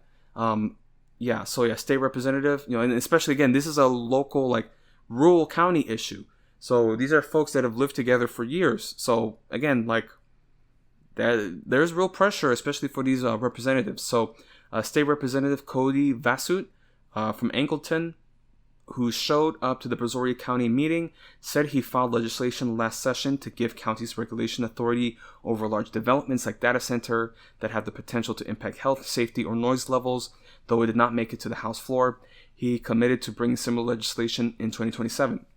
Quote, when you develop in the county, it's been viewed kind of as the Wild West, but I think as time has gone on, more and more projects are being developed near residents in the county, and that's something we need to look at changing, end quote, Vasut said at the meeting. Not all Republicans are on board with the idea of empowering local governments with more oversight. Quote, these should be statewide top-down guidelines, said State Senator Paul Betancourt of Houston, said in an interview, quote, you can't have 254 different counties and 1,000 cities all coming up with different answers. Stuff would never get built. The debate is beginning to reveal geographic fault lines among Republican legislators, with rural lawmakers like Vasut tending to raise more concerns about data centers, while those from urban areas like Betancourt have generally been more supportive, or at least quieter.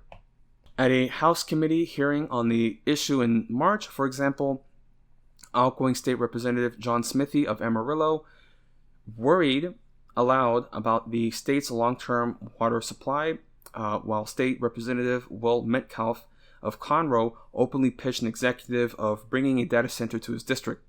Metcalf had just asked about the benefit of data centers to the local community, and Dan Diorio, a vice president of the Data Center Coalition, an industry membership association, pointed to new jobs and significant property tax revenue they bring that goes back into schools, infrastructure, and public works. In Virginia, the largest data center market in the world, Diorio said for every dollar a center spends in services, it gives back 26 in revenue. Quote, let's visit in the future, a smiling Metcalf said to Diorio. Quote, because Conroe Technology Park has a great location that this might fit well in. Like I said, I'm in Huntsville, so I can certainly imagine, especially this is like a more law enforcement center town, a data center being built, because it's not just, because that's really what these are for. It's for the surveillance state to power these AI surveillance technologies. That's what these centers are being built for. But of course they're going to try to make it about property taxes and bringing jobs. Like that's the way that they have to cushion it. But it's going to have serious consequences, especially as they mention water regulation and management, because Texas is going to be one of those states. I mean, we get flooded pretty easily, but we also have heavy droughts. And with this El Nino that's in effect, we certainly had a lot of raining and storming. And it's also projected to have pretty heavy winter activity. But when the El Nino cycle passes and we have the La Nina, that could lead to heavy drought. So that's something that I'm going to have to look forward and prepare for. Anyway, so that's for later. I'll talk climate news later. But here, continuing just this last portion. So an immediate pause. In March, State Representative Helen Kerwin, a Republican who represents rural Glen Rose, penned a letter to Abbott calling for an immediate pause, and this is like full caps, immediate pause, on new large-scale data center developments to allow for impact studies, particularly on water availability and grid capacity. Somervell County, which falls entirely in her district, has a tax abatement deal with Amazon for a 600 megawatt data center. Kerwin said she knows of at least 5 other potential applications in her district. Quote, the AI revolution is advancing at a pace that exceeds the industrial and technological revolutions that came before it, and its impact on humanity will likely be even greater. She wrote in a letter she also posted to social media, quote, "Because of this, it is imperative that we get the foundational policies right from the beginning," end quote. Here, 3 days after posting the letter, Kerwin was part of a group of nearly 100 Texas Republican legislators invited to the White House to meet with President Trump and his cabinet. There, Trump officials discussed a number of policy issues, including the administration's desire to expand data center development in Texas. Betancourt was in the cohort and found the administration's arguments persuasive. He said he believes opponents are being short-sighted because they fear change. Quote, "The future of having growth is what's key to keeping the Texas miracle alive, which is more jobs, rising wages, a good place to raise and educate children," end quote, he said. Quote, "All the opportunities that the Texas economy brings, everyone is a much better solution than no growth," end quote.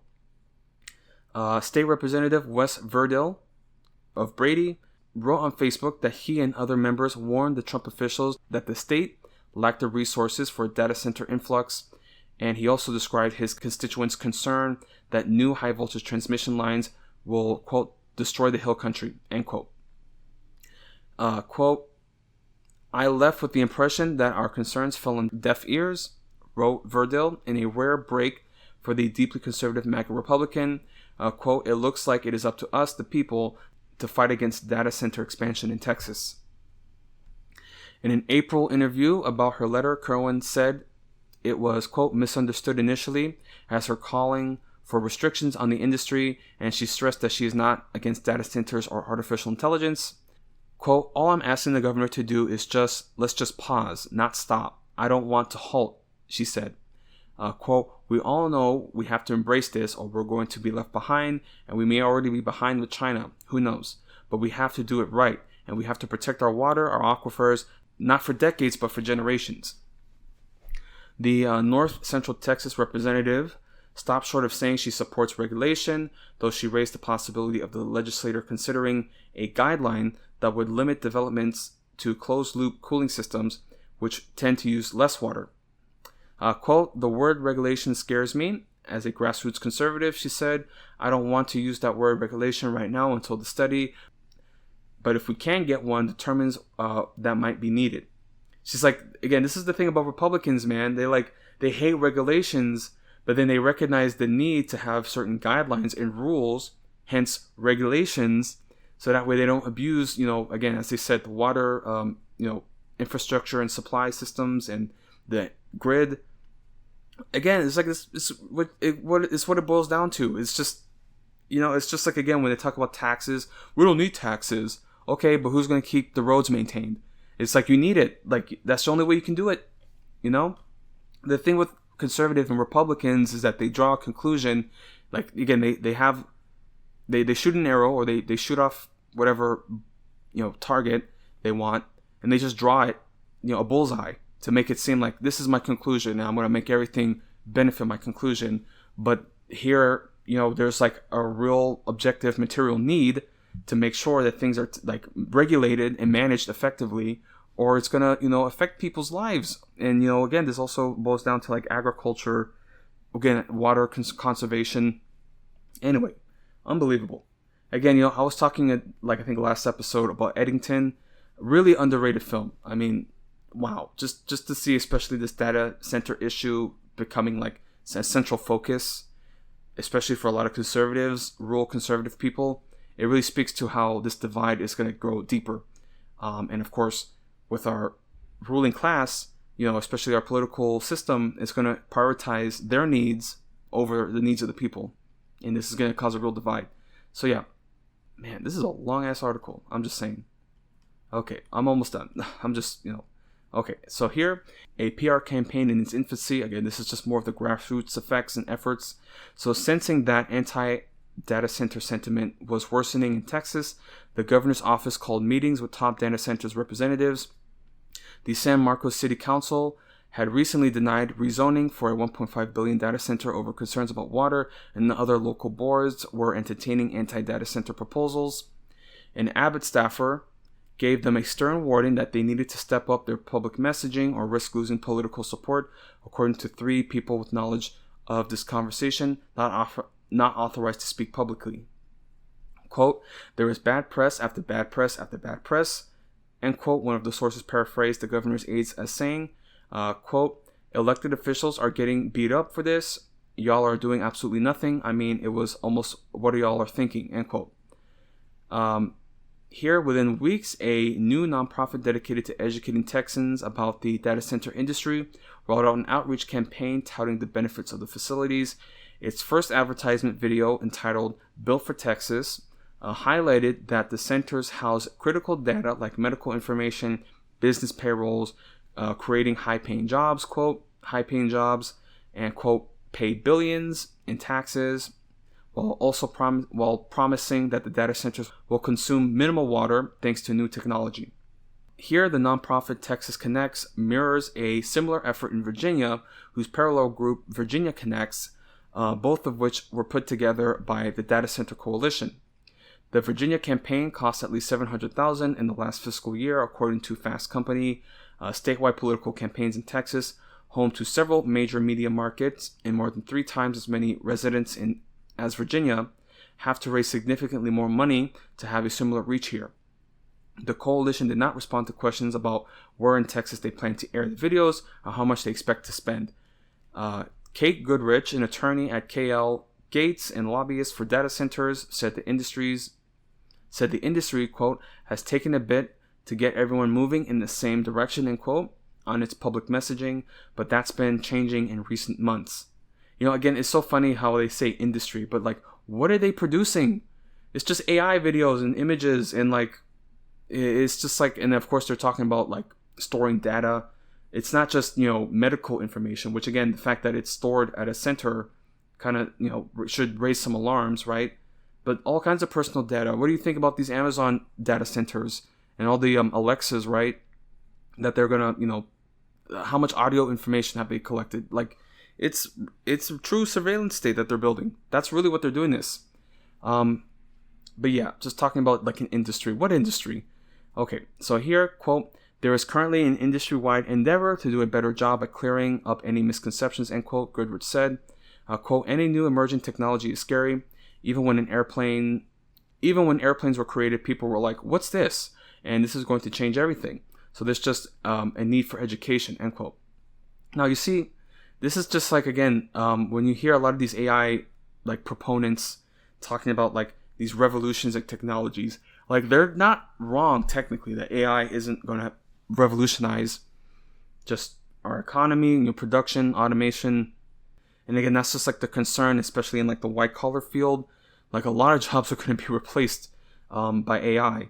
And that's why I'm sort of like, okay, working, you know, in the sort of blue collar position, elder care, food service care, because I don't know how AI is going to be replacing this position.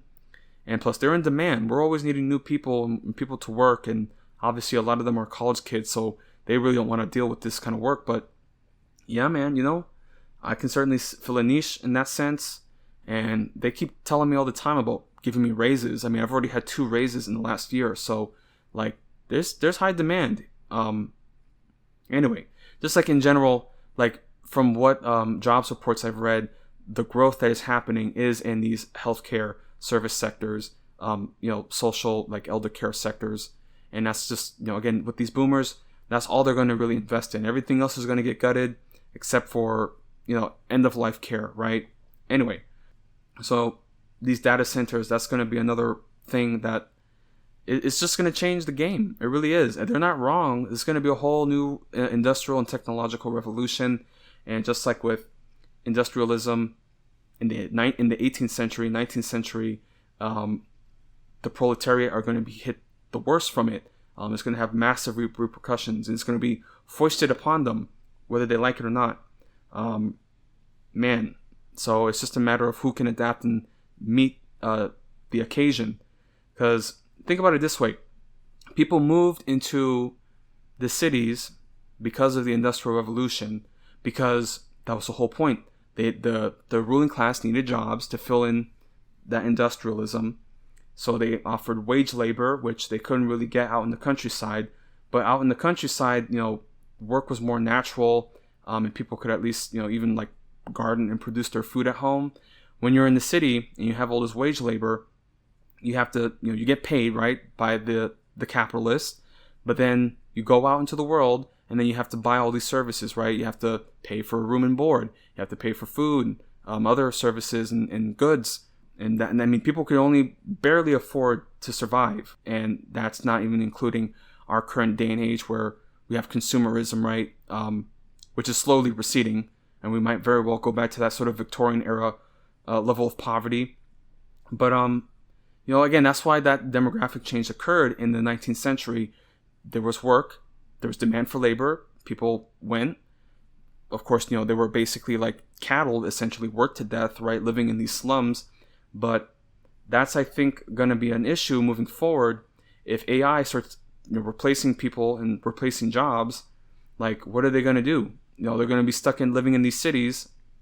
People are going to need alternative means of income to just afford basic living. But like, what work are they going to do? That's the thing. And that's why I'm kind of worried about crime. I mean, I know people talk, hysterically about crime, which it is going down. But that's mainly because, material conditions have been able to sustain people. But, with this war in the Middle East and broader, inflation issues, and now with AI replacing people's jobs, and, there's layoffs every month now. I don't know, man. So that's why for me, I'm like, I had to go to like the small town and get away, a place where there is need for demand and labor. But anyway, I mean, they're going to try to like do their propaganda campaign for these data centers to make it seem like it'll bring jobs. It's going to take away jobs. And it's going to have a real effect, especially in these urban centers and rural centers too. Man, I don't know what they're thinking. Like, it's just going to be wild. Anyway, I kind of went off on a tangent, but I'm just trying to like contextualize like this revolution in technology and industry. Like, they're not wrong technically. But not for the right reasons, right? Like, it's not going to be good for regular folks. And it's kind of like this ad campaign, propaganda campaign. It reminds me of like all this like oil and gas like lobbying campaign and like Spotify ads and such. Like if anybody else has noticed that too, like this is very much what's going to happen. You're going to start seeing more ads to try to like support data centers and try to like make it seem like, oh, this is going to benefit the economy. We're going to use minimal water resources and alternative energy sources. They're not. It's bullshit. They're going to really not do any of that. Okay, let me finish up because I'm kind of getting off track. Let me see. Hold on. Yeah, she's talking about airplanes. How like, oh, airplanes change the game, but like, you see, an airplane is a mode of transportation, so it actually is like somewhat, productive, right? What does a data center do? Like, it's just like, yeah, what does it even do? So yeah. Here, with the amount of public outcry over the subject, Goodrich and her colleague Austin McCarty said it seems inevitable that lawmakers pass some kind of regulation in the upcoming session. Quote, the issue at hand is to make sure that an overly burdensome regulatory environment doesn't kill an opportunity. End quote, McCarty said. Quote, I mean, this is the new gold rush. Another economic opportunity like this will not come along in our lifetime or maybe even our children's lifetime. Again, they're talking about an economic opportunity, but it's going to be for the billionaires, not for the people. Like, what? Yeah. Anyway, so meanwhile, the tech industry is already lavishing donations across the Capitol. Abbott has received over $2 million from people and companies linked to the tech and AI industries since last year. Meta plans to give $65 million this midterm cycle to state politicians who support the AI industry, both in Republican and Democrat states, through new super PACs, according to national reporting. The one aimed at Republicans, Forge the Future, spent over $1 million in Texas this year, boosting Republican state-level candidates during this year's primary, including nearly $174,000 supporting the campaign of State Representative David Cook, who easily defeated Schroeder this year when she ran in the GOP primary for an open Senate seat. Schroeder says she won't support Cook because she doesn't believe he'll stand up to data centers. Cook, in a February 26 statement, said he rejected Meta's support and, quote, their efforts to build in an area where the citizens have spoken out in strong opposition. The Mansfield Republicans attorney sent the company a cease and desist letter that same day, demanding it stop voucher outreach on behalf of Cook because he had never spoken to anyone in the Meta Super PAC before and said he does not want any help. That same month, Cook said he agrees with Trump that data centers are critical to national security, yet he also voiced support for setting guardrails on the industry and letting counties pass moratoriums on construction of the facilities. He was committed to filing legislation that gives counties, quote, reasonable authority to regulate data center development and protects against water depletion and power rate increases. Activists like Schroeder aren't letting up. She plans to continue her involvement in a grassroots social media originated group called the Texas Coalition Against Data Centers and has her sights set on running for office again. Quote, I have to fight for Texas land because if I don't, where's my daughter going to go? Schroeder said, this is her inheritance right here, and I'm speaking for every rural Texan. Where's our grandchildren and our children's inheritance going to go? Okay, so that was a very lengthy article. I hope I didn't bore you with that, but I really wanted to get into detail about this data center crisis in Texas. This is going to be one of those battleground states. Of course, the Republicans, they only care about the tech interests and the lobbyist interests, so this is going to be like a dividing moment.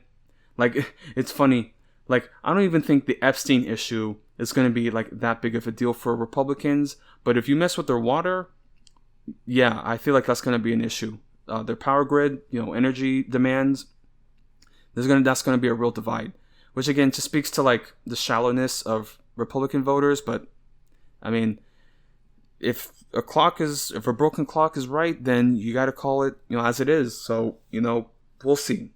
If that's an effort that we can be united on, then who cares? Then at least we can work on that.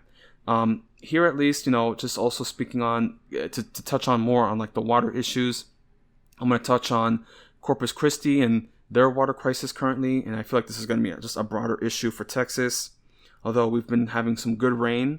So they've reported that they're delaying the drought declaration for a couple months thanks to this rain. But yeah, man, I mean, it ties into a lot of the like industry demands for water and how the needs of the people are going to be deprioritized, right? Industry and economic needs are going to be prioritized over the people, and that's going to lead to even greater effects on our quality of life. I mean, they've talked about water restrictions and, the water quality being affected, the lakes, depleting. And this is more like a southern Texas issue because I'm more in like the piney woods, like Lake Conroe, Lake Livingston area. So relatively speaking, there's good sources of water, but that could also be affected later down the line. I don't know. I'm just trying to like plan out like what are the Texas weather conditions going to be like. I don't know. I keep reading projections like because in West Texas it's heavy desert, so that's going to be dried out definitely, but more coastal, eastern coast or like piney woods area, Texas, they also predict more rain and precipitation, sort of like subtropical climate effects. So we'll see, man, because it gets humid, it gets muggy, like even at night, like because I have to get up early. I'm an opener, so I'm usually out the door by like 4 or 5 o'clock. And it's muggy, man. I mean, at least I don't have to deal with the sunlight, but man, geez. Anyway, so this is just to read on Corpus Christi and the water crisis that they've been dealing with there. So here, from Texas Tribune, again, the Corpus Christi water crisis. This is from Colleen de Guzman, and they're just touching on the rain effects and at least, sort of relieving the water crisis problems. And we're expected to get more rain through the week, so hopefully at least that'll like lift, those drought declarations. But yeah, man, this is like a sign of things to come, in terms of like the water infrastructure in Texas. As I mentioned again, also Huntsville is planning to make renovations. Like I've read, like in like 260 million, like in terms of renovations, because the growing demands out here, commercial and residential demands. I mean, this town is getting bigger, so that's why I feel lucky to at least be here for now. Who knows how much growth will come in this town? And again, this is like a prison town, law enforcement town. So that's certainly going to be another thing that's going to keep this area alive at least. But yeah, so here, again, just to read from Texas Tribune on Corpus Christi.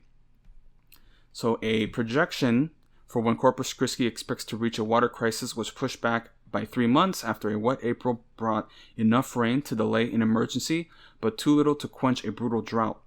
The city was initially bracing for a level 1 emergency, the point when water demand is projected to be 6 months from exceeding supplies to hit by September. Rain that the community has long prayed for fell last month, delaying the level 1 projection to December and buying the city a few more months to plan for the expected emergency. Still, the delay provided some very encouraging news. Quote, some very encouraging news, Nick Winkleman, Chief Operating Officer of Texas Corpus Christi Water Department, told the City Council on Tuesday. The new projection came largely because Lake Texana, one of 3 reservoirs the city depends on, jumped from 55% capacity last month to 76%. The 2 other reservoirs the city depends on have shrunk to historic lows. Lake Corpus Christi is a little above 10% capacity, and Choke Canyon is at 7% capacity. Winkleman added that, quote, there is a beneficial forecast this week, so we need to remember that these numbers do not include any future rain. For months, the city has been scraping by with patchwork of temporary solutions, including more than a dozen recently drilled wells, to supply enough water for its 318,000 residents, businesses, and a robust petrochemical corridor, plus another 200,000 residents served in a 7-county area. Industrial demand accounts for around 60% of Corpus Christi's water demand. City leaders have been discussing an emergency curtailment plan for months, and the City Council is set to vote on a final plan at its June 2nd meeting. The Water Department proposes requiring customers, ranging from residents to oil refineries, to cut water use by 25% during a level 1 emergency. The Water Department sets residents' monthly baseline use at 8,000 gallons per household, limiting them to 6,000 gallons if an emergency is triggered. Under a proposal before the council, every 1,000 gallon used after that would cost an additional $4. Beyond 8,000 gallons, every 1,000 gallons would cost another $8. Commercial customers, such as businesses and apartment complexes, would have their baselines decided case by case, based largely on average monthly use from 2021 to 23. Council member Eric Cantu is concerned about viewing apartment dwellers as commercial customers. Quote, apartments are homes also, end quote, he said.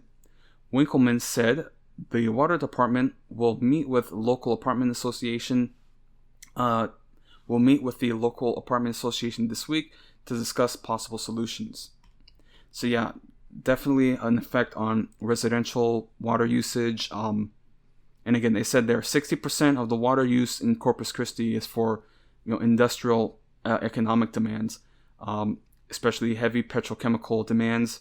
So this is just going to get more severe as the years go on, and they're going to prioritize the industrial demands over the people. I mean, look at that. I mean, we're going to have serious rationing. Man, that's just going to be crazy. Crazy. And you're going to see all these prices and like goods and services and, energy and water. And that's going to, affect people. But wages are going to be stagnant. They don't want to raise wages, but everything else is going to get more expensive. Crazy, dude. And again, this isn't just Republicans. I mean, the last article highlighted Republicans, but Republicans and Democrats are bought by this. And yeah, dude, it's the dividing issue of our time now. We're going to see a real divide in the party leadership because obviously, they want that money, the donation money. But the people don't want to lose their access to water. They don't want their energy grid being undermined. And yeah, it's just crazy to see how disconnected our political leadership is, because at the end of the day, they're bought by these tech interests and business interests. So it's disheartening, really, to see this disconnect. And again, also a lot of this, as I mentioned again before, many of the AI systems, surveillance systems, are going to be powered by these data centers, and that's going to participate in heavier surveillance. I mean, they're going to try to have a case file on every American. And as they've mentioned before, there's like NSPM 7, which is supposed to be like state security against leftists. So we're going to see a real crackdown, especially on leftists. I mean, that's what happened with Hassan Piker. Now he got subpoenaed by the State Department. Another activist who visited Cuba to deliver aid. I mean, dude, it's ridiculous, man. Really ridiculous what's about to happen. Yeah, man. Actually, it's also funny, too. Recording today, and this is actually today, May 25th, Memorial Day, which is also the 6-year anniversary of George Floyd's death. Just something to reflect on. But the Pope Leo, he actually just made a declaration. Well, he said there was a partnership with Anthropic, but his declaration is essentially the limiting and his own words, disarming of AI. You know, it's like, you know, AI is just like a tool like any other, and it can be used for good and it can be used for bad. And obviously what these tech billionaires want to do is, for whatever reason, implement automation, you know, whatever AI systems they can to like basically cut labor costs, so that way they can make more money, right? So, because, you know, if they have AI doing all the work, you don't have to pay people, you know. Like I heard one, like there's like one like billionaire who's talking like, oh yeah, AI is never going to file an HR claim. It's just like, yeah, there you go. That's the real reason why they want to undermine labor. And that's the thing too with the demands of capitalism. Even if AI isn't effective, you know, in terms of like services or quality of goods, if it makes more money for the billionaires, that's all that matters for them. Like even if the quality of our goods and services is affected and declines, if they make money off of it, then that's all they care about. So yeah, it's the inshitification, right? So anyway, that's at least what I wanted to speak on in terms of these data centers and just broader water economic issues, especially for Texas. Man, it's gonna be a growing issue because they're really bent on trying to get tech industries into Texas, offering these like property tax cuts, and they're trying to like twist and try to make it seem like this is going to bring jobs, but it's the exact opposite, really. I mean, people are losing jobs. Yeah, man. Anyway, I don't even know why. Like, again, like I only live here because my father, he wanted to find work, and I was just, again, brought to this place. But man, I don't even understand this place sometimes about the direction that it's going to go.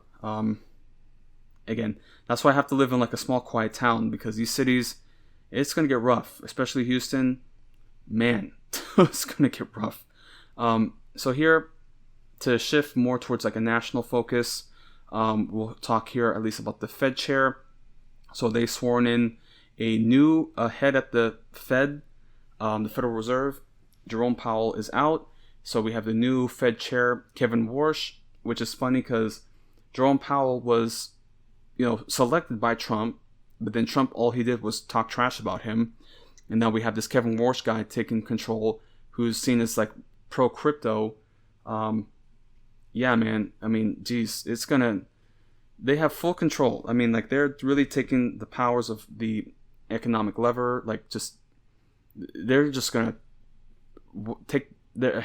I'm sorry. They're taking the bank. They're just. It's robbery. It's highway robbery. Especially with the IRS, they just made like a settlement so that Trump and his children, his family associates, they will never get audited. Like, it's like Banana Republic levels of corruption, especially considering, I come from a country where that's part of our history.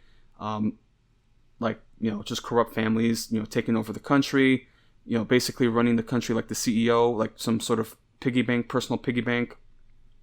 That's what we're seeing here. Dude, it's crazy. And also, yeah, with that too, like there's a settlement to like help fund the January Sixers, who Trump even personally says, I value loyalty over the law. Like, that's what he said. So, man, it's just like his personal fiefdom. That's what he's trying to build here. He's a king. He's trying to, like, build a kingdom. That's what he's trying to do. And people are just letting him take it. We're so cucked, I swear to God. So, yeah, here from CNN, this is, again, just Kevin Warsh sworn in as Fed chair at pivotal moment for U.S. economy. And this is from Lucy Bailey.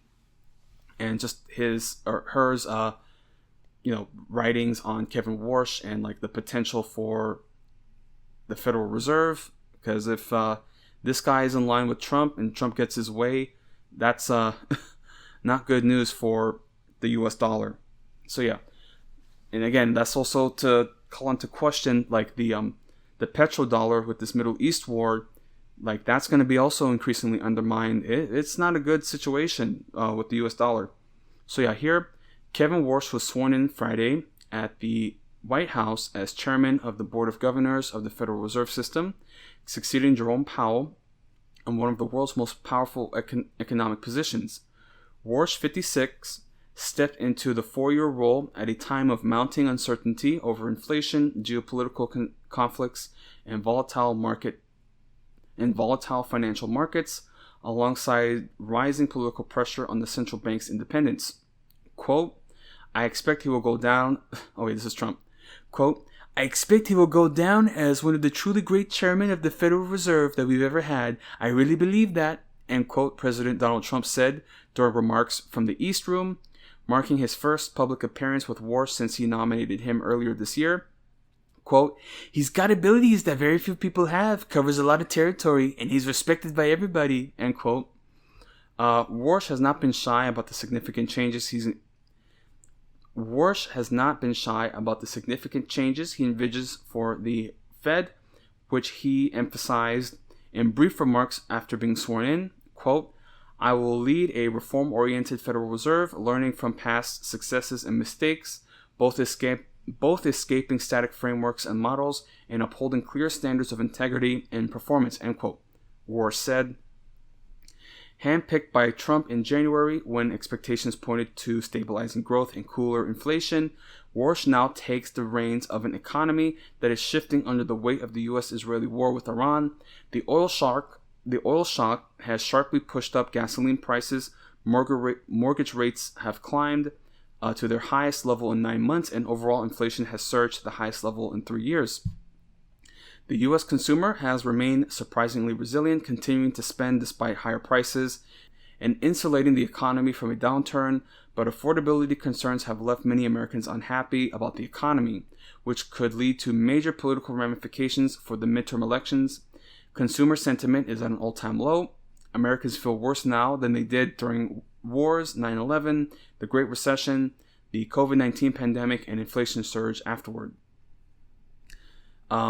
That leaves Warsh facing a sharper balancing act and puts him under immediate pressure to signal how the Fed will respond to the tensions in the U.S. economy, hold rates steady and wait for clarity, or shift towards a more restrictive stance if inflation proves harder to contain.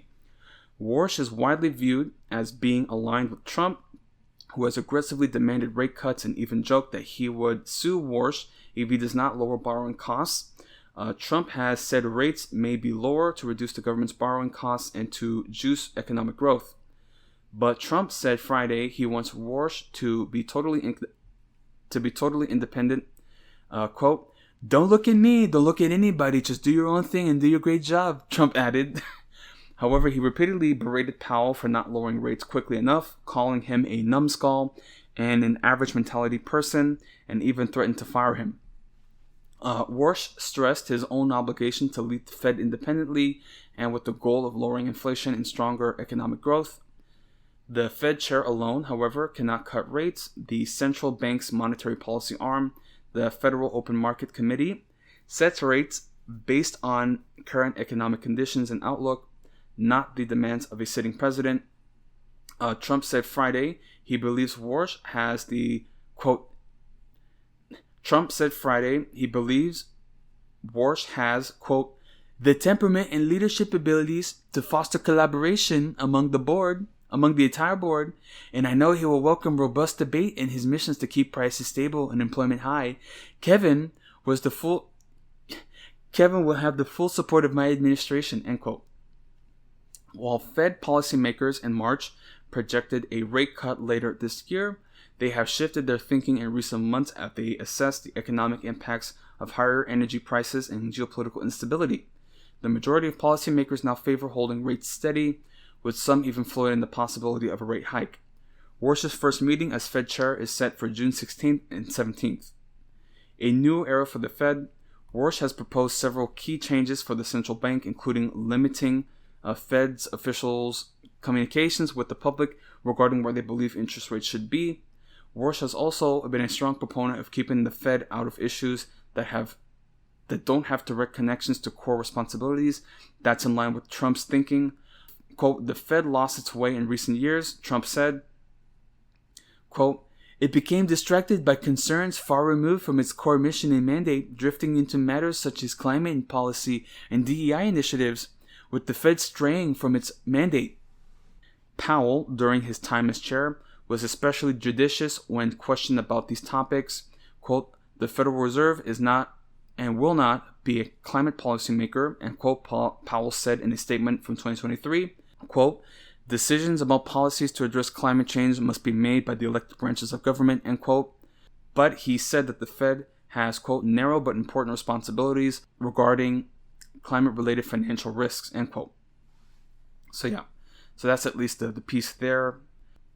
Yeah, it's a lot to unpack, especially considering this geopolitical changes that have direct effects on essentially like the purchasing, right, the power of the dollar abroad.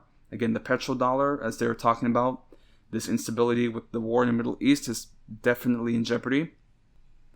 Yeah, man. I mean, again, with all these talks about, ceasefire deals and negotiations, it's just, I don't know, man. It's just going to keep dragging on because this administration, it's all vibes and cope, essentially.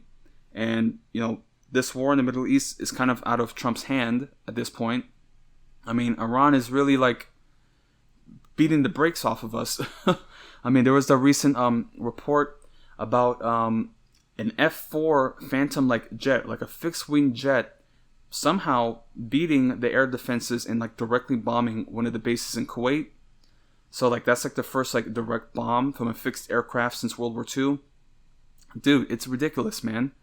But I feel like that center and that focus now, because they're going to try to back off from the Middle East, is going to now be fixated on Latin America. But they have to contend with China, because China is now being viewed as a more stabilizing economic force. I mean, they're not going around bombing people. And again, even like some of the toll payments from this Strait of Hormuz toll that the Iranian Revolutionary Guard has created, some of those payments have been made in yuan.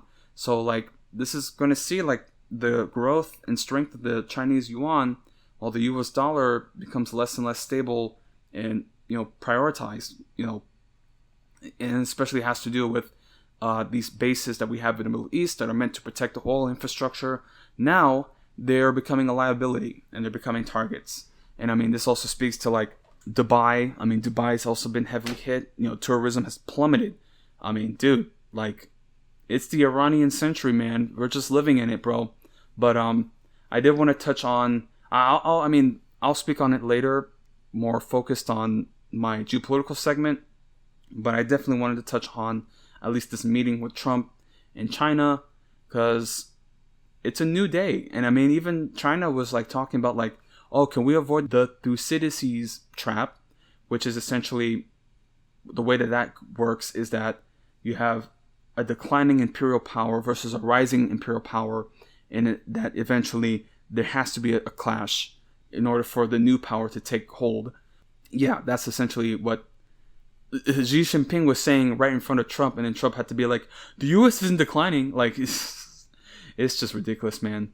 And it's also funny, too, as I was talking about data centers, now that China has announced, like, the competition in terms of, like, GPUs and, like, processing units, because you have NVIDIA that corners that market, and obviously those prices are through the roof now. But now they're saying that China is looking to compete in that market, and the implications from that. I would imagine, though, that they're just going to ban it from entering American markets like they did with Chinese, electric vehicles. So, yeah, but we'll see. We'll see how that turns out. But man, I mean, China's, it's the rising economic power. There's just no denying it. And, it's just the inevitability. And of course, this war in the Middle East, which was frankly totally avoidable, is really just going to spell disaster in the long term. I mean, I talked about, World War III, basically being started here. But as I've also mentioned, World War III isn't going to be like, at least for now, like large conventional conflicts, like these, roving battles, right? But it's going to be proxy conflicts and these economic, warfare. It's just, that's just the new face of warfare. But we're definitely going to see that the consumer goods and consumer spending, inflation being affected the longer this war goes on, especially food prices and the fertilizer costs. That's again why I have this rabbit, business idea that I have, worm and rabbit business, to, meet that. But hey, like the average consumer is going to get hit hard the longer this drags on, especially at the gas pump.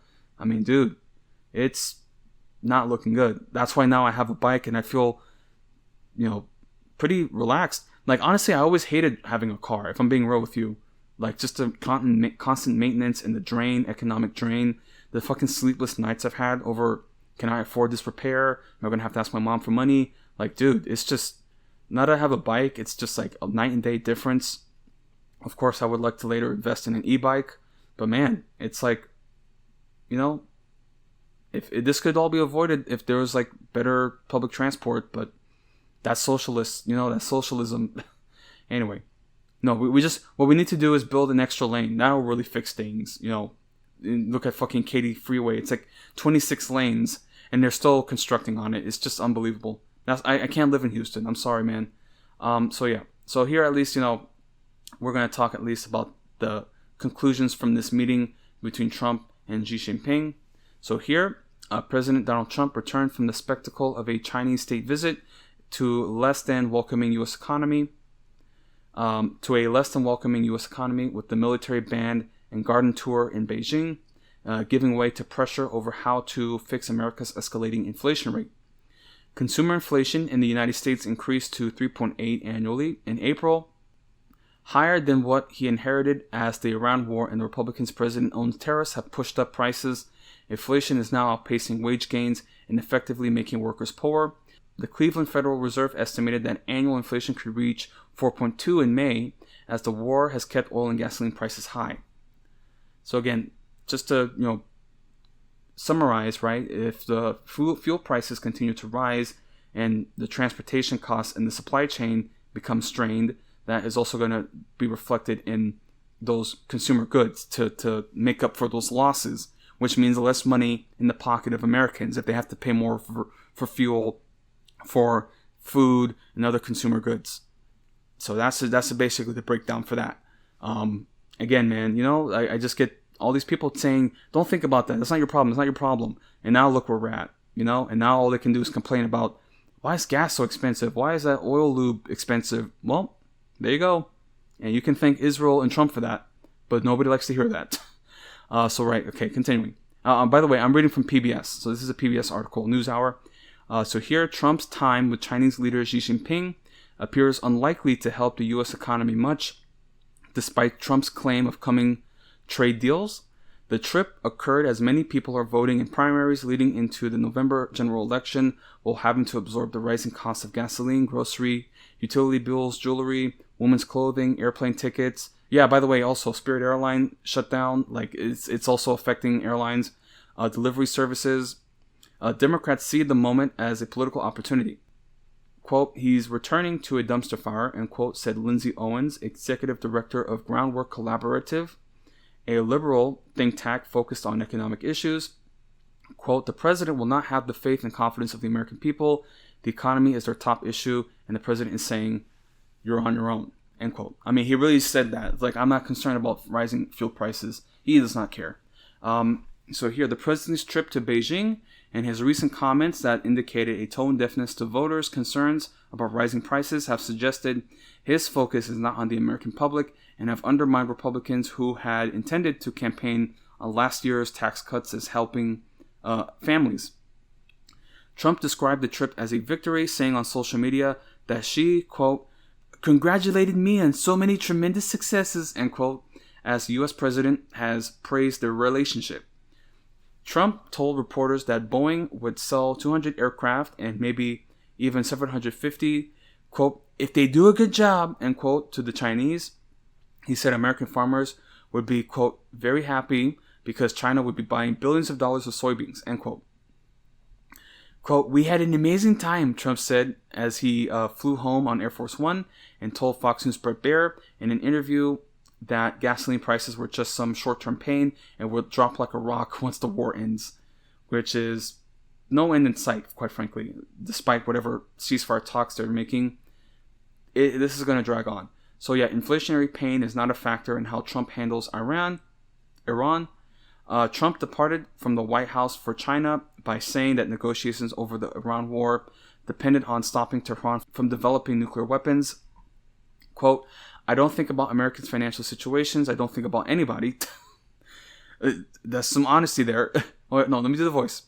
Quote, I don't think about Americans' financial situation. I don't think about anybody, quite frankly. And I think about one thing. We cannot let Iran have a nuclear weapon, end quote, Trump said. That remark prompted blowback because it suggested to some that Trump cared more about challenging Iran than fighting inflation at home. And also satisfying Israel. Trump defended his words, telling Fox News, quote, that's a perfect statement. I'd make it again, end quote. The White House has since stressed that Trump is focused on inflation. Asked later about the president's words, Vice President J.D. Vance said that there had been a, quote, misrepresentation, end quote, of the remarks.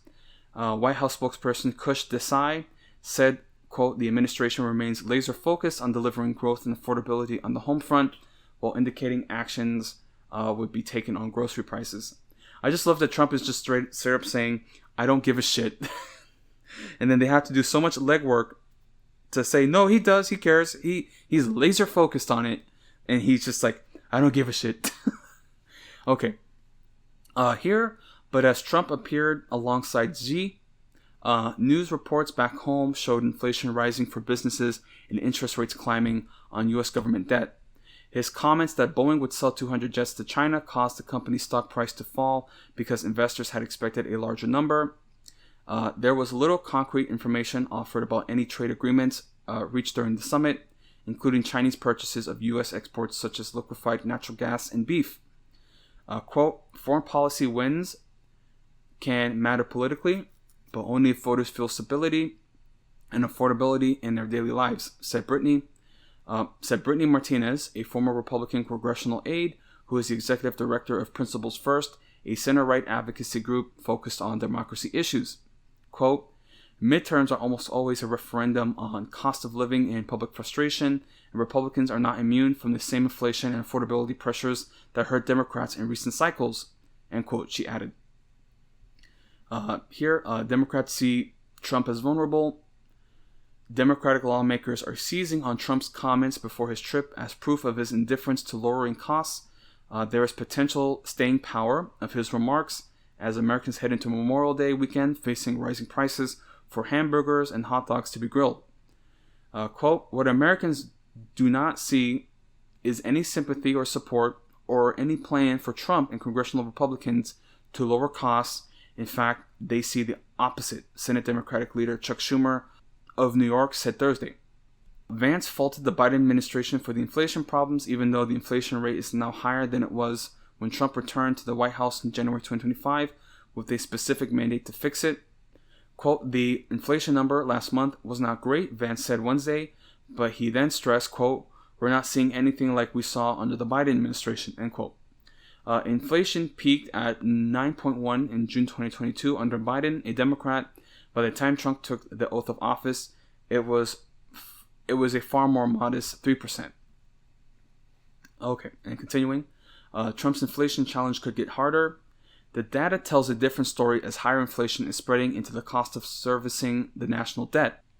Over the past week, the interest rate charged on 10-year U.S. government debt jumped from 4.36% to 4.6%, an increase that implies higher costs for auto loans and mortgages. Quote, "My fear is that the layers of supply shocks that are affecting the U.S. economy will only further feed into inflationary pressures," said Gregorio Daco, chief economist at EY Parthenon. Daco noted that last year's tariff increases were now translating into higher clothing prices, with the Supreme Court ruling against Trump's ability to impose tariffs by declaring an economic emergency. His administration is preparing a new set of import taxes for the summer. Daco stressed that there have been a series of supply shocks, first tariff cuts into the supply of imports. In addition, Trump's immigration crackdown cut into the supply of foreign-born workers. Now, the effective closure of the Strait of Hormuz has officially cut off the vital waterway used to supply 20% of global oil supplies. Quote, "We're seeing an erosion of growth," Daco said. So yeah, that is, the cost there. I mean, again, this war is gonna have serious supply chain issues just globally, and I've been following different accounts, and especially in Asia, just global South countries, speaking how they're gonna have to be they're going to be affected, and they're going to have to look for alternative means to supply meat, fuel demands, fertilizer demands. It's really going to affect a global food shortage, really. And it doesn't help also that we have the El Nino, which this is supposedly the strongest El Nino since the 1870s, and the data shows that the El Nino from that period, or Super El Nino is what they're saying, they showed that in the 1870s, when an El Nino hit, then there was a global famine. So they're predicting, especially now with these fertilizer costs, there's going to be another global famine, especially in the next year or so. So yeah, man, we're things are not good, man. Again, there's so much cope, at least with this war, trying to act like, oh, nothing's happening, nothing ever happens, but we're really in uncharted waters. And whatever talks that they're making, I'm not hopeful for, because this administration, you give them an inch, they'll take a mile, especially with Israel. They're going to false flag something. That's the other thing too with how's it called? Lebanon, that's the new front now. Even if they make a ceasefire with Iran, they're still going to make moves in Lebanon, and that was a source of tension with the last ceasefire, so-called ceasefire. So it's not done yet. We're just going to have these pauses because the economic strain is too much.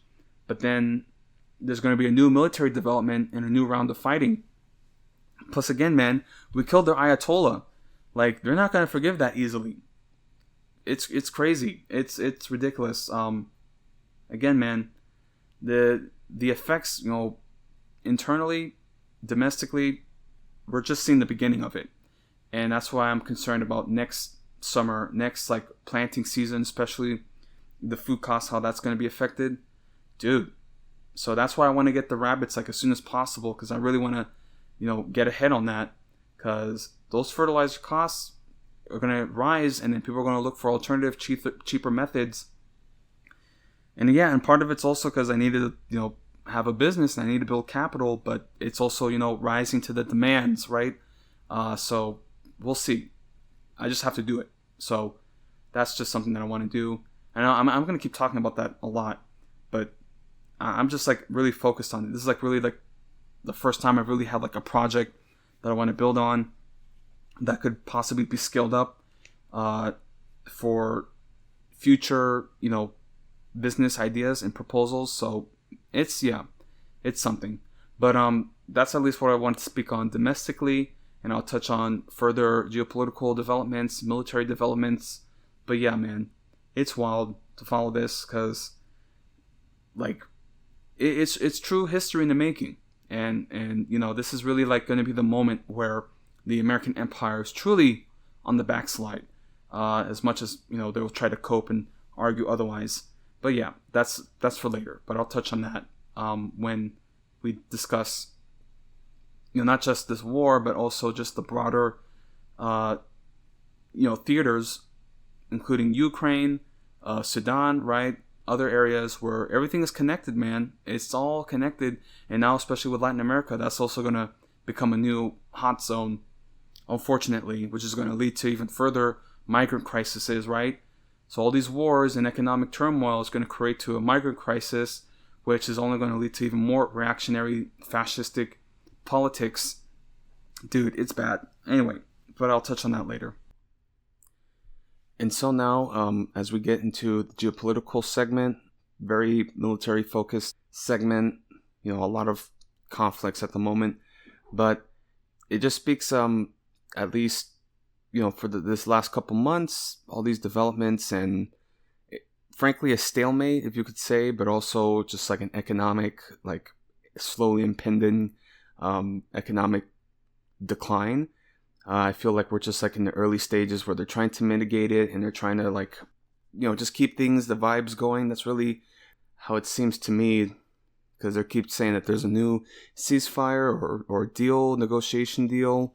But then now this week, or today, May 26th on Tuesday, there seems to be new escalations in Lebanon, in the Strait of Hormuz. They actually bombed 2 ships last night, Iranian ships. And then that also led to Iran retaliating and hitting a tanker ship. So, yeah, this is just what it is. It's just going to be different rounds of negotiations and then a new escalation. And the strait's going to be closed. Or at least, at the very least, they're putting up a toll system. And at first they're like, we're not paying a toll. It's going to be an environmental tax. Like, okay. But, yeah, I mean, the balance of power has shifted. And quite possibly permanently shifted. Iran is now projecting its geostrategic position. Before the Strait of Hormuz was a free trade zone essentially. Now they control it, and the U.S. They said the Epstein Fury was over. It's over now. It's Project Freedom or some bullshit like escort missions, but they can't do it. Like it's just going to be closed. Yeah, and there's still, at least hints that if a new round of escalations breaks out, the Strait by Yemen and the Red Sea, Bab al-Mandeb, that strait would be shut down also with the help of the Houthis, and that would totally really just cause an economic breakdown. Yeah, so, I mean, all the targets of the oil infrastructure, they could just totally just wipe it out and close down the trade routes.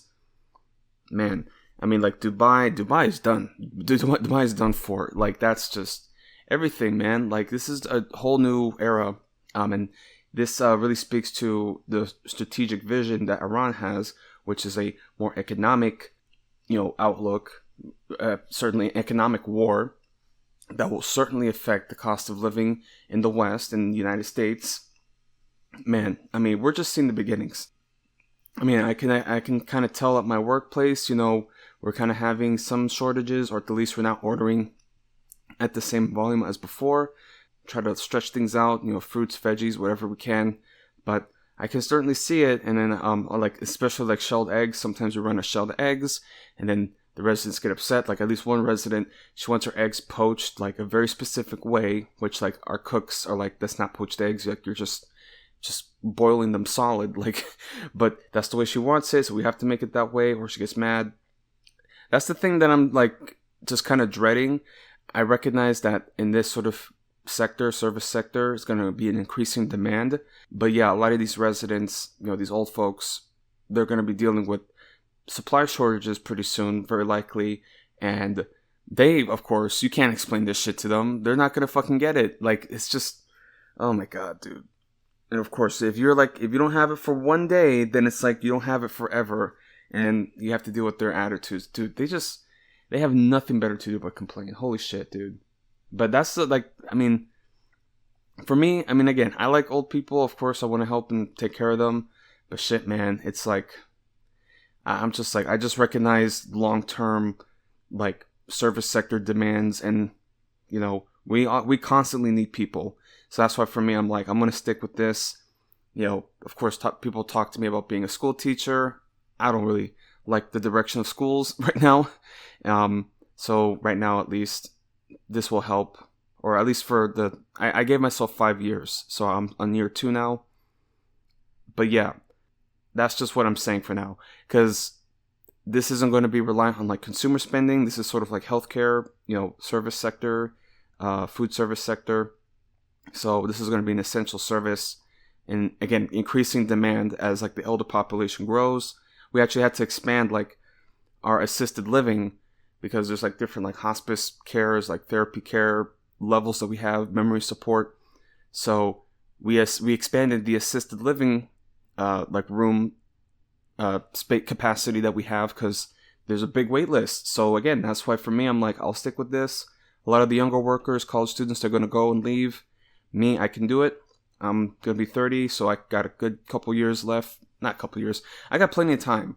And all the other workers too, like the full-time workers, they're more middle-aged, like 50s, like 60s, like. So that's why for me, I'm like, I can stick with this, focus on my podcast, and also, as I've mentioned, my vermicompost side business idea, rabbit manure fertilizer business. So I got a plan. So at least, that's the plan of action that I still got to, get settled with, and build up resources and research.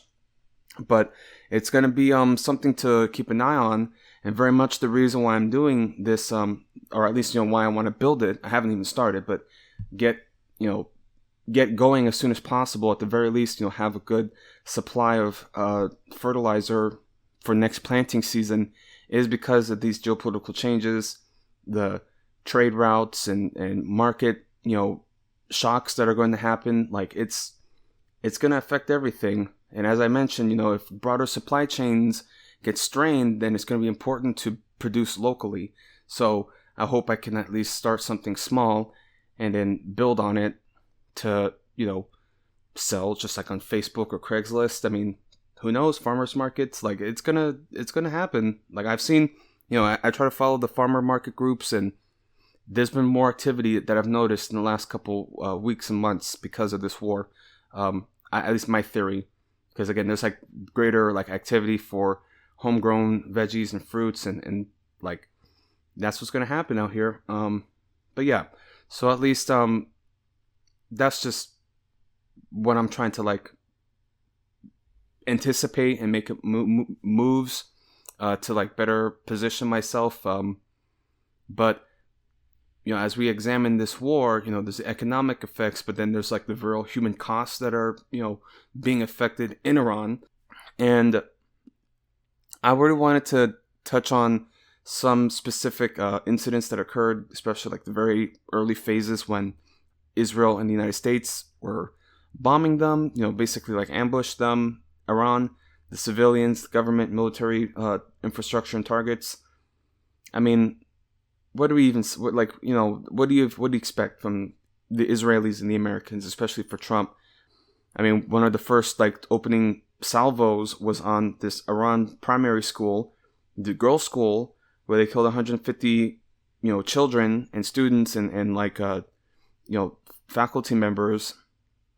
And there's like video that we can at least confirm that one of the ordnance was a Tomahawk missile. I mean, you can clearly see the missile and the struts, the wings, right, to guide it. Yeah, so they bombed a primary school. That's like one of the first things that they did opening. And I'm going to read at least here from UN Geneva, the United Nations office at Geneva, highlighting their breakdown and their findings of this attack. Well, this is kind of older, but this is from March 1st, 2026. So here, deadly bombing of Iran's primary school, quote, a grave violation of humanitarian law, UNESCO. So it's also like the Geneva office and then also the education agency. So here, the UN Education Agency, UNESCO, says that the bombing of a primary school during the U.S. and Israeli attack on Iran Saturday constitutes a grave violation of humanitarian law. The missiles reportedly destroyed a girls' primary school in Manab, southern Iran, killing around 150 and wounding almost 100. Many students are believed to be among the dead. In a statement released on social media, UNESCO expressed deep alarm at the impact of the military attacks, which continued into Sunday, and noted that pupils in a place dedicated to learning are protected under international humanitarian law. That, quote, attacks against educational institutions endanger students and teachers and undermine the right to education, end quote. UNESCO joined a host of bodies from across the United Nations system and senior officials, including Secretary General Antonio Guterres, to condemn the military attacks as well as retaliatory strikes by Iran that hit several Middle Eastern countries. And then here they're also speaking from Malala Yousafzai. If you don't know her, she was a Afghani woman, young girl, who got shot by the Taliban for wanting to get an education, and so she fled. And then that's what allowed her to be, a figure. And I'm not saying that she isn't important. I'm sorry. I said Afghanistan is Pakistan, but she did get shot by the Taliban. So again, Pakistani. That's my mistake. But yeah, here Malala Yousafzai, who, although I recognize her importance, I don't think she's really done much. I mean, she's spoken out about Palestine, but again, she's just taken like the safer route. Like, she's not like Greta Thunberg, like actually like putting her, reputation and body on the line. But again, Greta Thunberg's a white girl, so she can kind of get away with stuff like that. Malala, I don't know, if she was in the flotilla, probably would be abused much worse than what Greta had to go through. So who knows? I mean, again, that's just like the space of activism that you're allowed as a white person versus a person of color. Like, you can get your career pretty much ruined on the flip of a dime, right? And of course, Greta Thunberg, she has rich parents, so that certainly helps. But okay, but this is Malala Yousafzai that I want to speak on. So here, United Nations Messenger of Peace and Nobel Peace Laureate Malala Yousafzai announced that she was heartbroken and appalled by the bombing of the school. Quote, the killing of civilians, especially children, is unconscionable and I condemn it unequivocally, end quote, she said in a social media post, and called for the escalation of violence across the region to end and for justice and accountability to follow. Quote, all states and parties must uphold their obligation under international law to protect civilians and safeguard schools, she wrote. Quote, every child deserves to live and learn in peace. And then, right, yeah, so that's her speaking out on this. But yeah, just in general, this bombing of the school was pretty cowardly. I mean, what can you expect from the Epstein Empire? But I wanted to also follow another story. And, this one, of course, people can make arguments on this legitimacy, as a military target. But this also kind of like struck to me as like a cowardly act by the U.S. military. And this was exclusively just like a submarine attack, okay? So the submarine attack off Sri Lanka involving an Iranian warship that was visiting India for like a war games ceremony.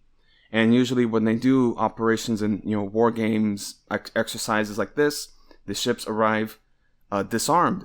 So this was a disarmed, ship in peacetime, invited in peacetime before this war started.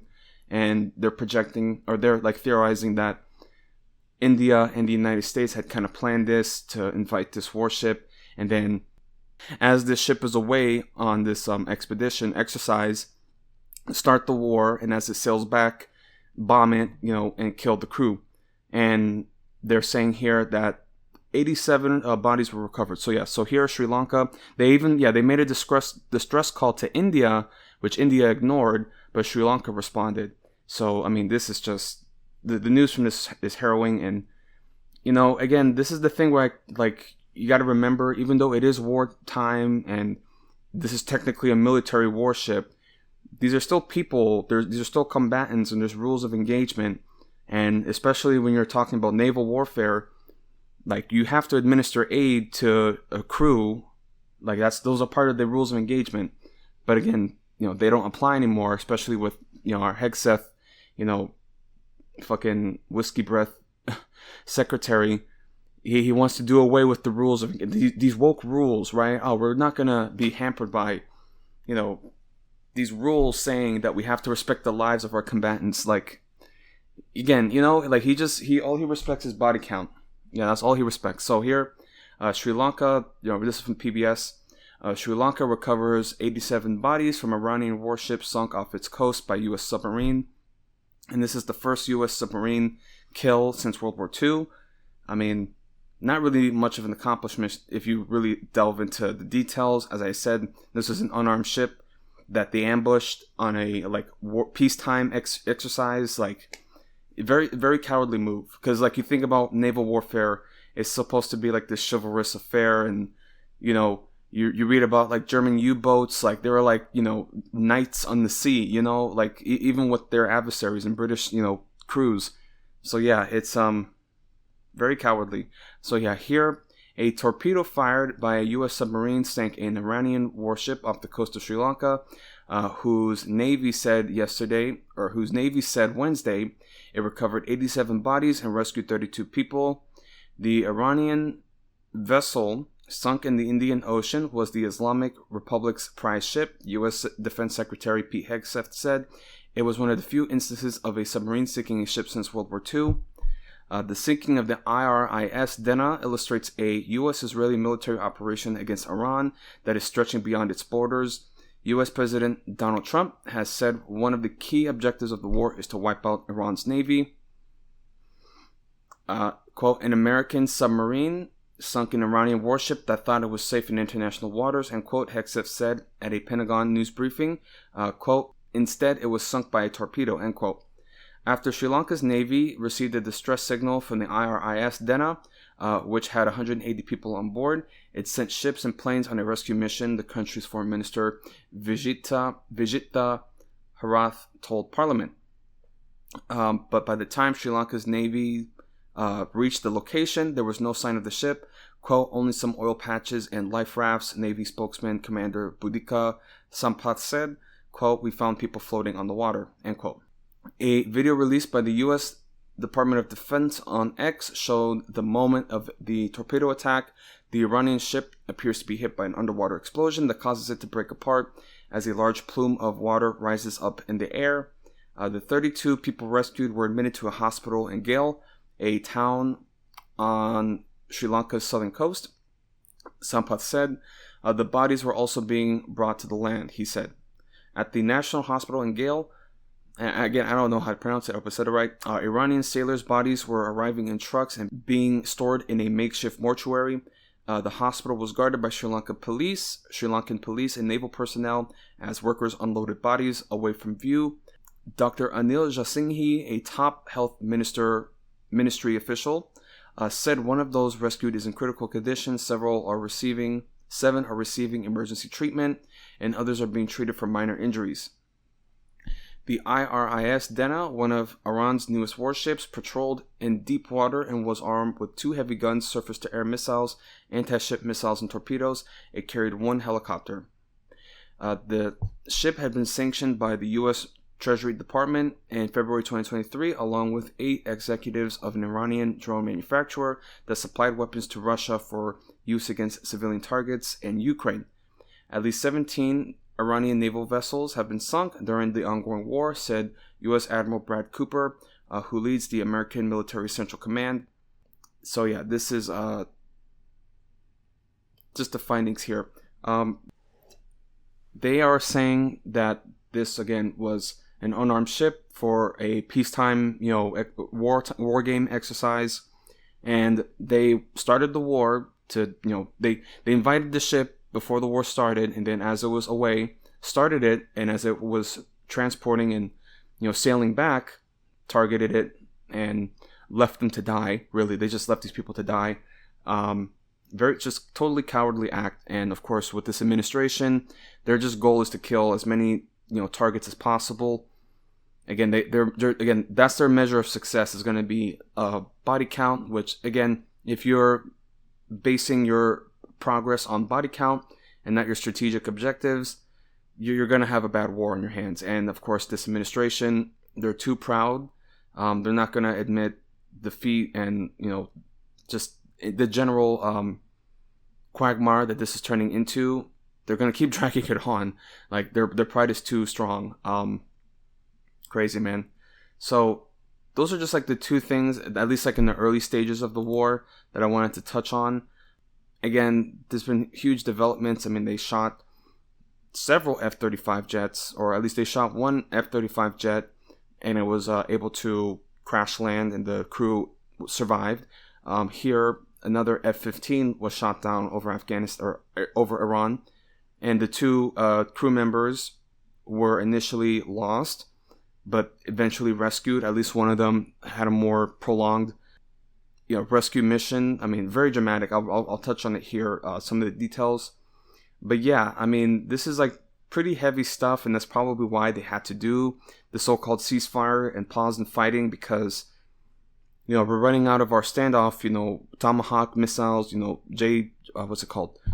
JSAM missiles. Let me see here.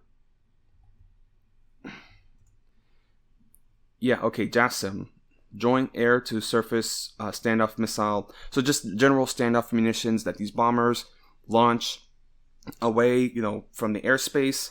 But we're running low on that, and those are pretty expensive munitions. And that now we're trying to, at least they were attempting to have direct sorties into Iran, but their air defense systems are pretty competent and capable, as we just saw. Several helicopters were shot down also in this rescue operation, as well as an A-10 Thunderbolt, like Warhog. I mean, dude, it's pretty serious. So that's probably why they had to make this pause in fighting for now. But who knows, it could restart again, and it's just going to keep dragging on. But yeah, I just want to at least touch on this operation, because it turned into a serious fight, it seemed. They established like a temporary base, or that's what they're reading. That's what they're finding. They also theorized that this was also an attempt to take the nuclear materials, but that failed. So it's serious. It's a real war, man. There's so much shady shit happening that we just have no idea about. But yeah, I'm going to read here from CBS News, just at least this rescue operation. So here, right, the missing U.S. aircrew member from downed fighter jet rescued in Iran, Trump says. A U.S. crew member who went missing when an F-15E fighter was shot down over a remote area of Iran was rescued by U.S. forces early Sunday morning, local time. Multiple U.S. officials told CBS News the jet's pilot was rescued on Friday. So the pilot was rescued on Friday, and then this crew member, weapons specialist, right, that they were rescued on Sunday. So imagine, like 48 hours just like lost, and who knows whatever like rescue operations they do to, get a signal out.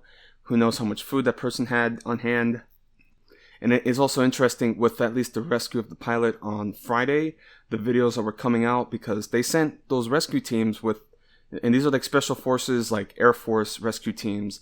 So they sent in these Black Hawks, and they were flying low, which means that like all the farmers in these valleys are like taking pot shots with like World War II rifles.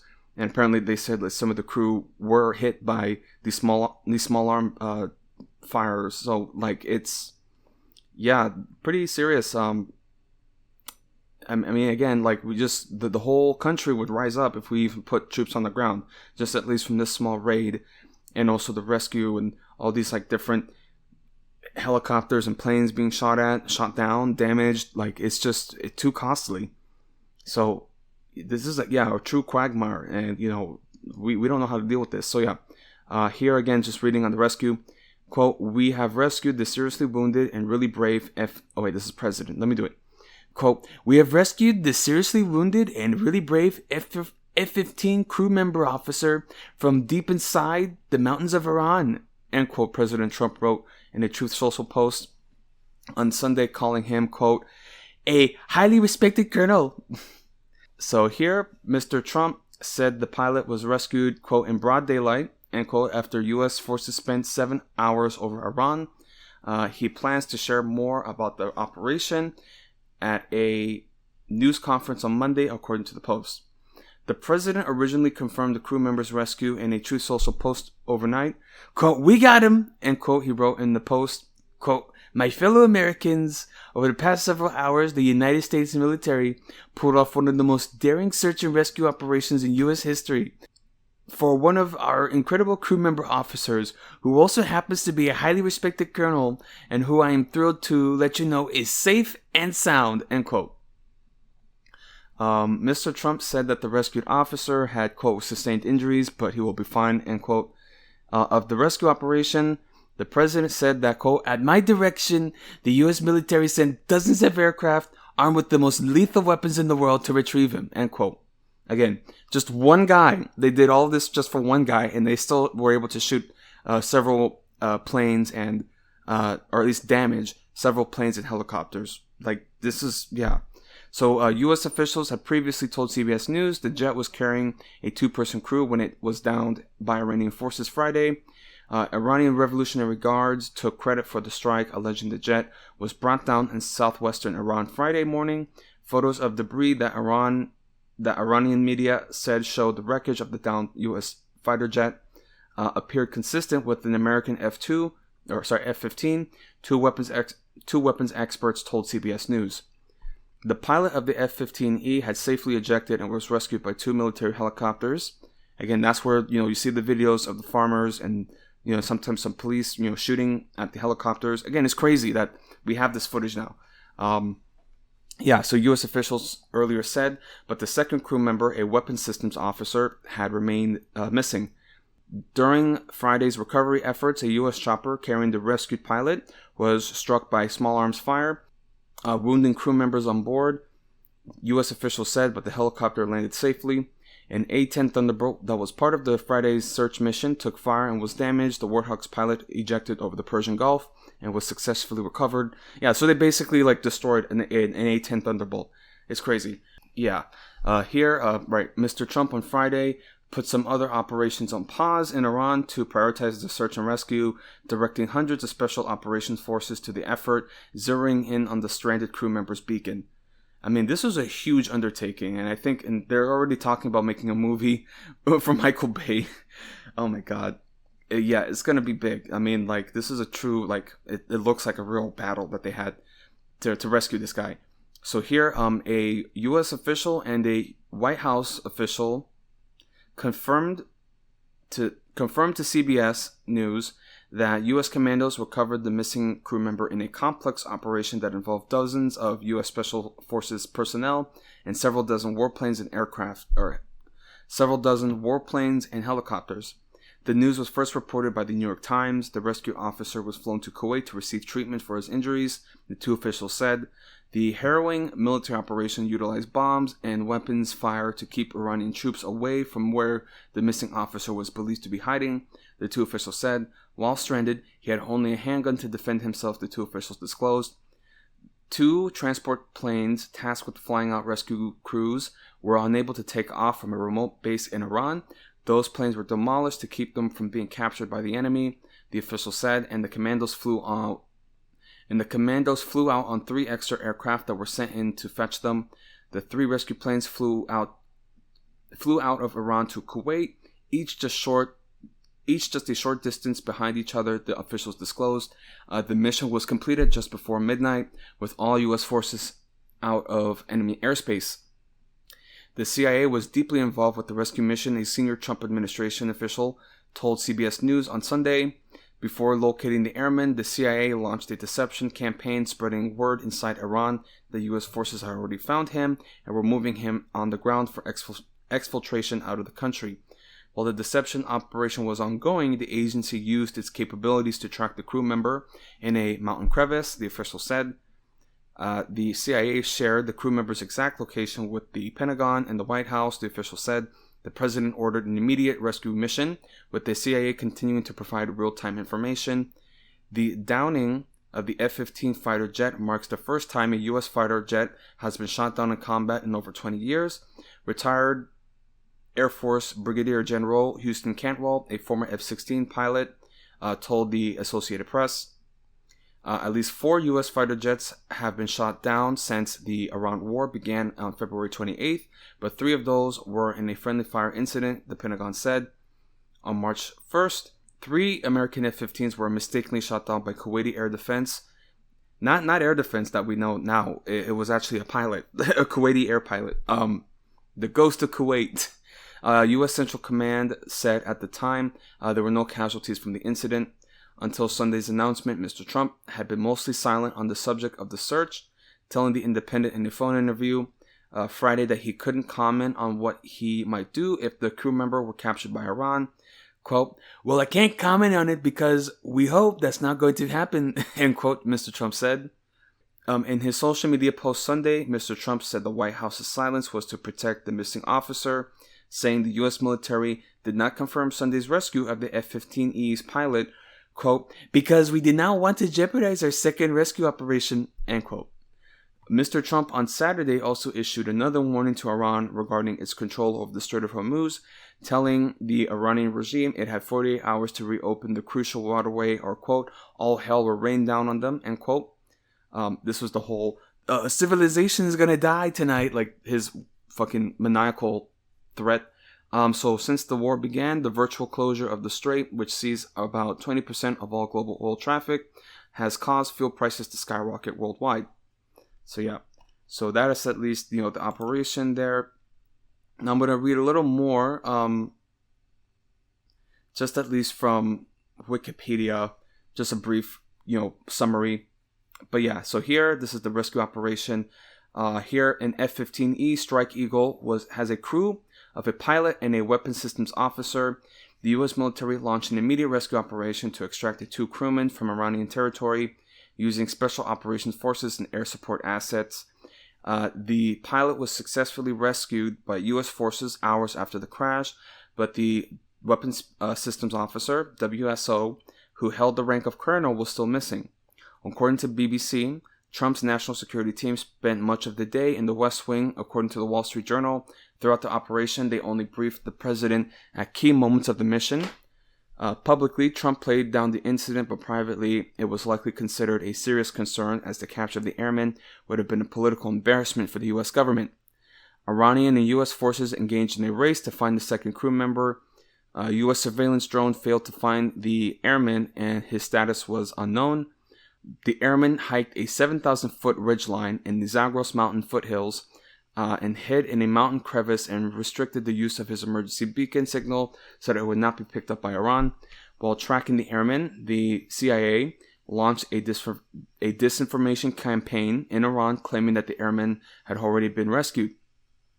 The CIA shared the beacon signal with the Pentagon, which had to confirm that the beacon was not an Iranian trap. The airman sent a short radio message saying, "God is good." The CIA then reportedly used a special technology to locate the airman. The CIA also used the so-called, quote, "unconventional assisted recovery," end quote, process by contacting civilians willing to assist U.S. military forces.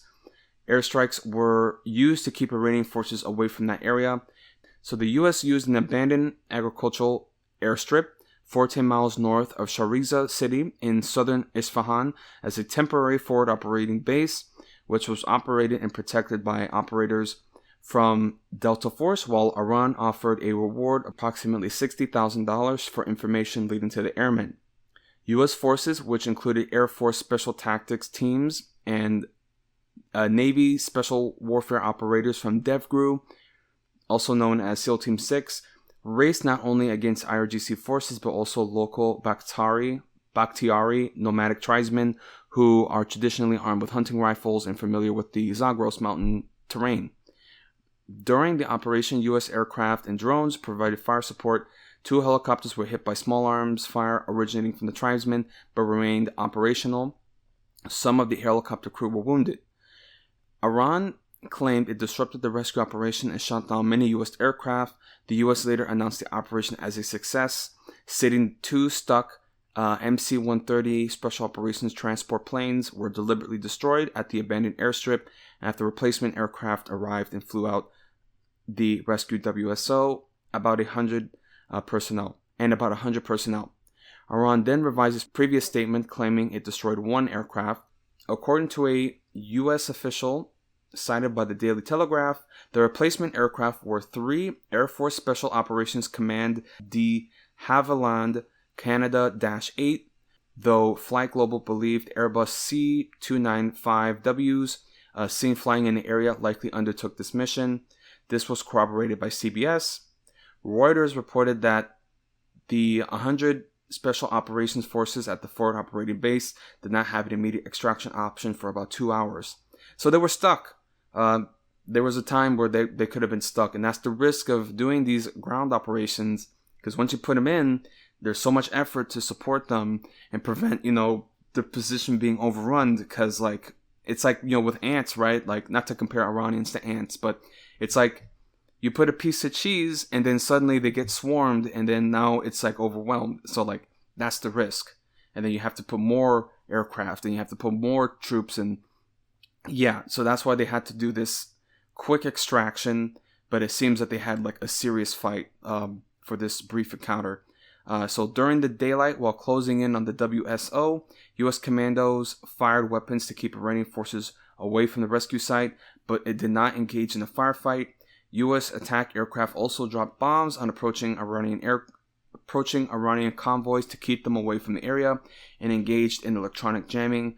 Iran reported shooting down a drone over Isfahan. On April 5th, the WSO was successfully rescued alive with minor injuries. The U.S. and multiple reports stated that no American servicemen were killed during the operation.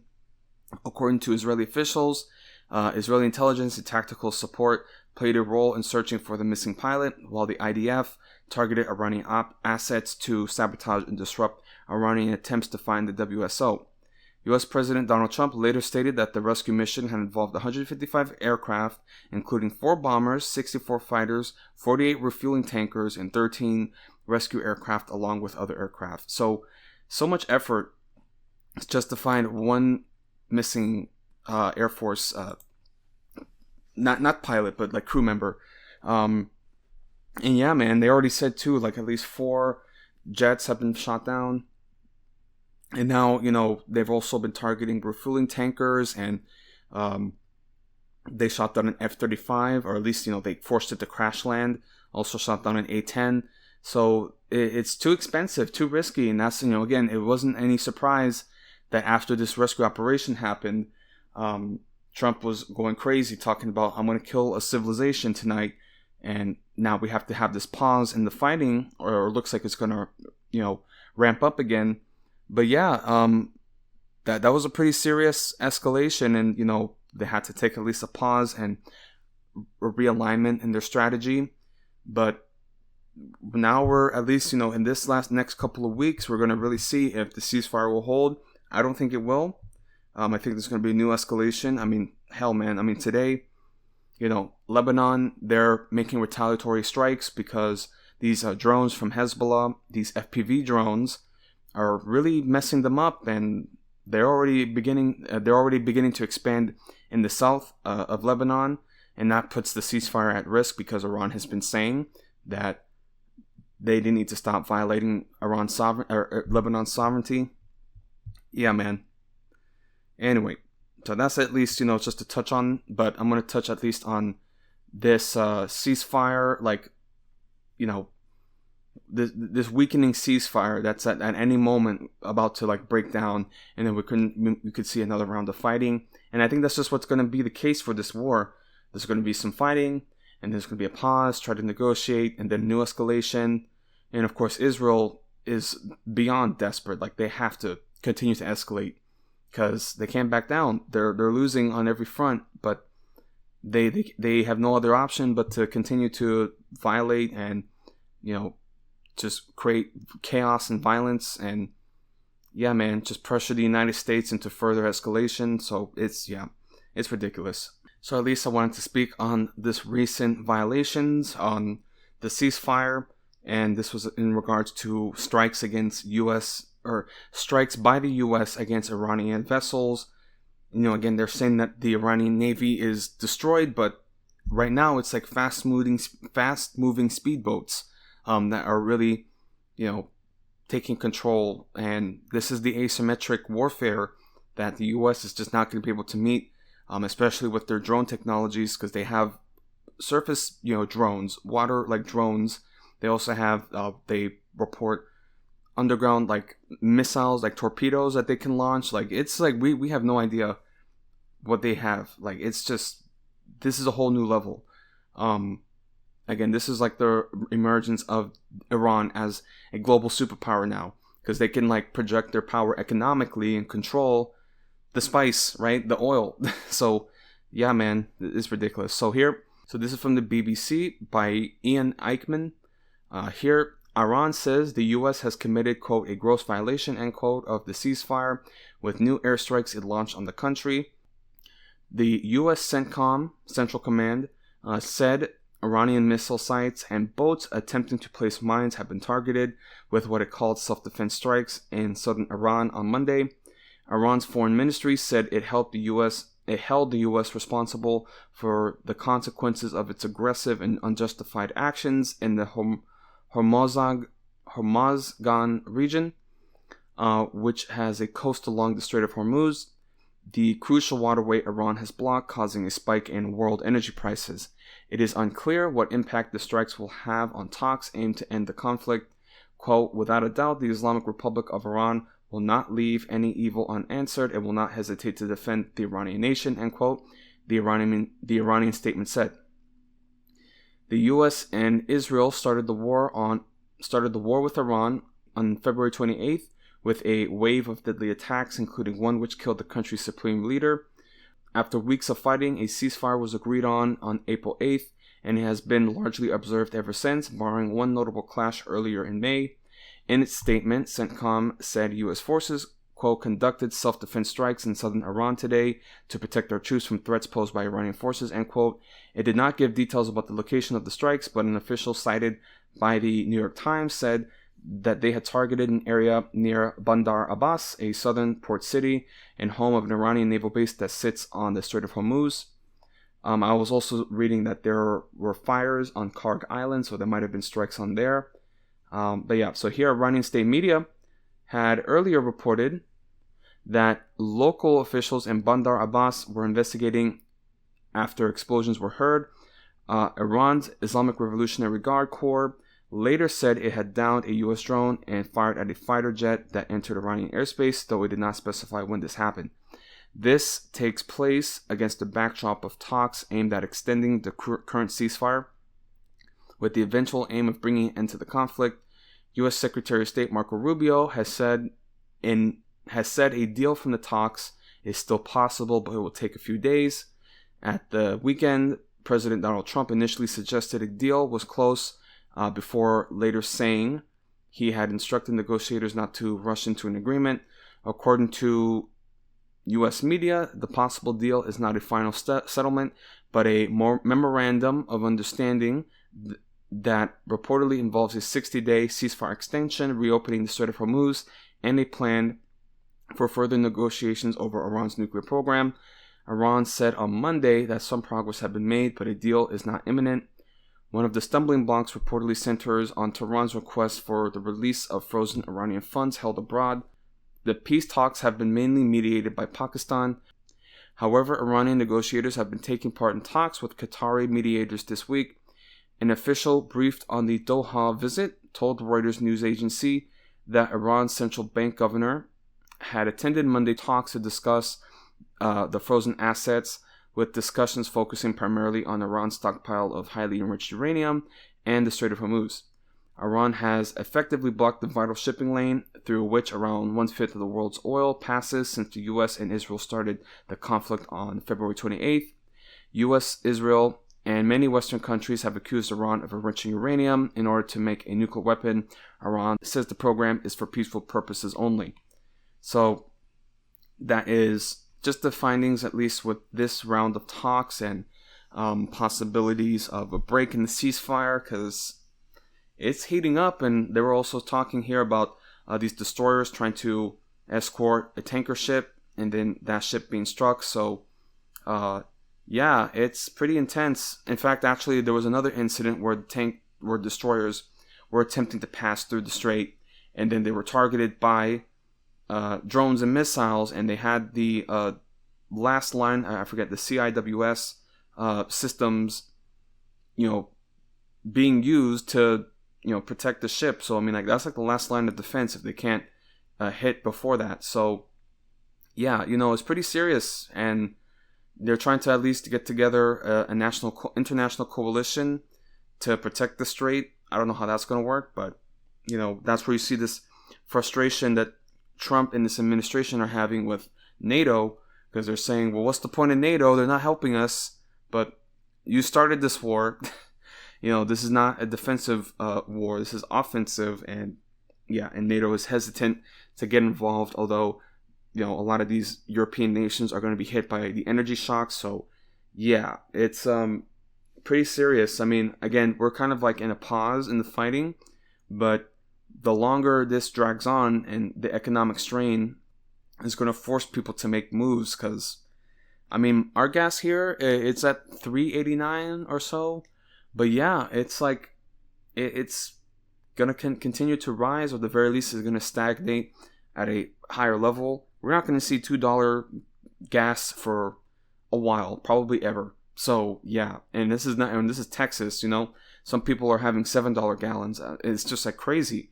So, and that's why I'm glad to have my bike at least. I'm just thinking about like the peace of mind that I have now that I don't have a car. The financial peace of mind. Obviously, there's inconveniences in terms of transportation and being able to travel abroad. But still, it's just like, damn, I don't have to fucking worry about getting a tire replaced, or am I going to afford this oil change? Especially, those oil prices, lubricant prices are going to be hit hard. It's just, wow, man. It's crazy how much, a car can really like weigh you down, like just turn into an economic liability. But of course, now a bike, I have to also maintain it and keep that in good shape. Who knows? That could be good to like have that repair experience, because I don't really see anybody out here doing bike repairs, or I don't know. I guess have to look further. But if I can learn to fix up my bike and then offer those services, that's another skill that I could market with. So hey, that's what I'm thinking. You have to produce, and you'll have to have skills. That's what's going to keep people economically viable, especially as this decline continues. So right, here I wanted to speak on Lebanon. This is another key factor in the ceasefire, and this is escalating further because they can't handle these FPV drones, and like some officers have been dying. So it's pretty serious, pretty intense fighting, guerrilla, asymmetrical fighting. There's also funny, like one of the casualties was like a Sergeant Hamburger. Like, it's just people are just making fun of it. Again, man, like every time I read about casualties from Israel, I'm just like, yeah, that's what happens. And they've been getting hit hard from Gaza. That's why they had to stop with the fighting in Gaza, because it was just a meat grinder. Even though they've effectively pushed the population further into the coast, they still can't fully ethnically cleanse it, at least not yet. And again, the level of mobilization that's required to do this, to expand into Lebanon and into Syria, that's another thing people don't talk about. It's just like they want to keep mobilization as low as possible, but also expand as much as possible. It's this contradiction, man. Like, Israel is like, even though right now they seem kind of untouchable, they're really at their breaking point. Like, they're really hanging by a thread. So I think Lebanon, as it's always been, is going to be like, it's like Vietnam sort of situation where, yeah, it's just a meat grinder, and they keep putting more and more young guys into this fight that is unwinnable. And they're up against now drone technology, which is just like, how do you even know where that's coming? It's just, yeah, this is a new age. Man, I mean, they've effectively had to evacuate a lot of the northern settlement towns. Like, they're just permanently evacuated. Like, they're rolling it back for real. So again, this is from I-24. This is an Israeli news site, but again, just to like read their findings, especially on the IDF and the state of affairs, the state of morale. Right, so here, Israeli officials urge intensified strikes in Lebanon, attacks on Beirut buildings over drone threat. Again, these are like purely like, punitive, acts of violence that they're trying to like, just terrorize the civilian population because that's all they know. So here, yeah, and this is from Smotrich, so he's like the finance minister. So Smotrich approves roughly 2 billion shekel budget to counter drone technology. IDF Chief of Staff Zamir calls to strike buildings during Sunday's security consultations.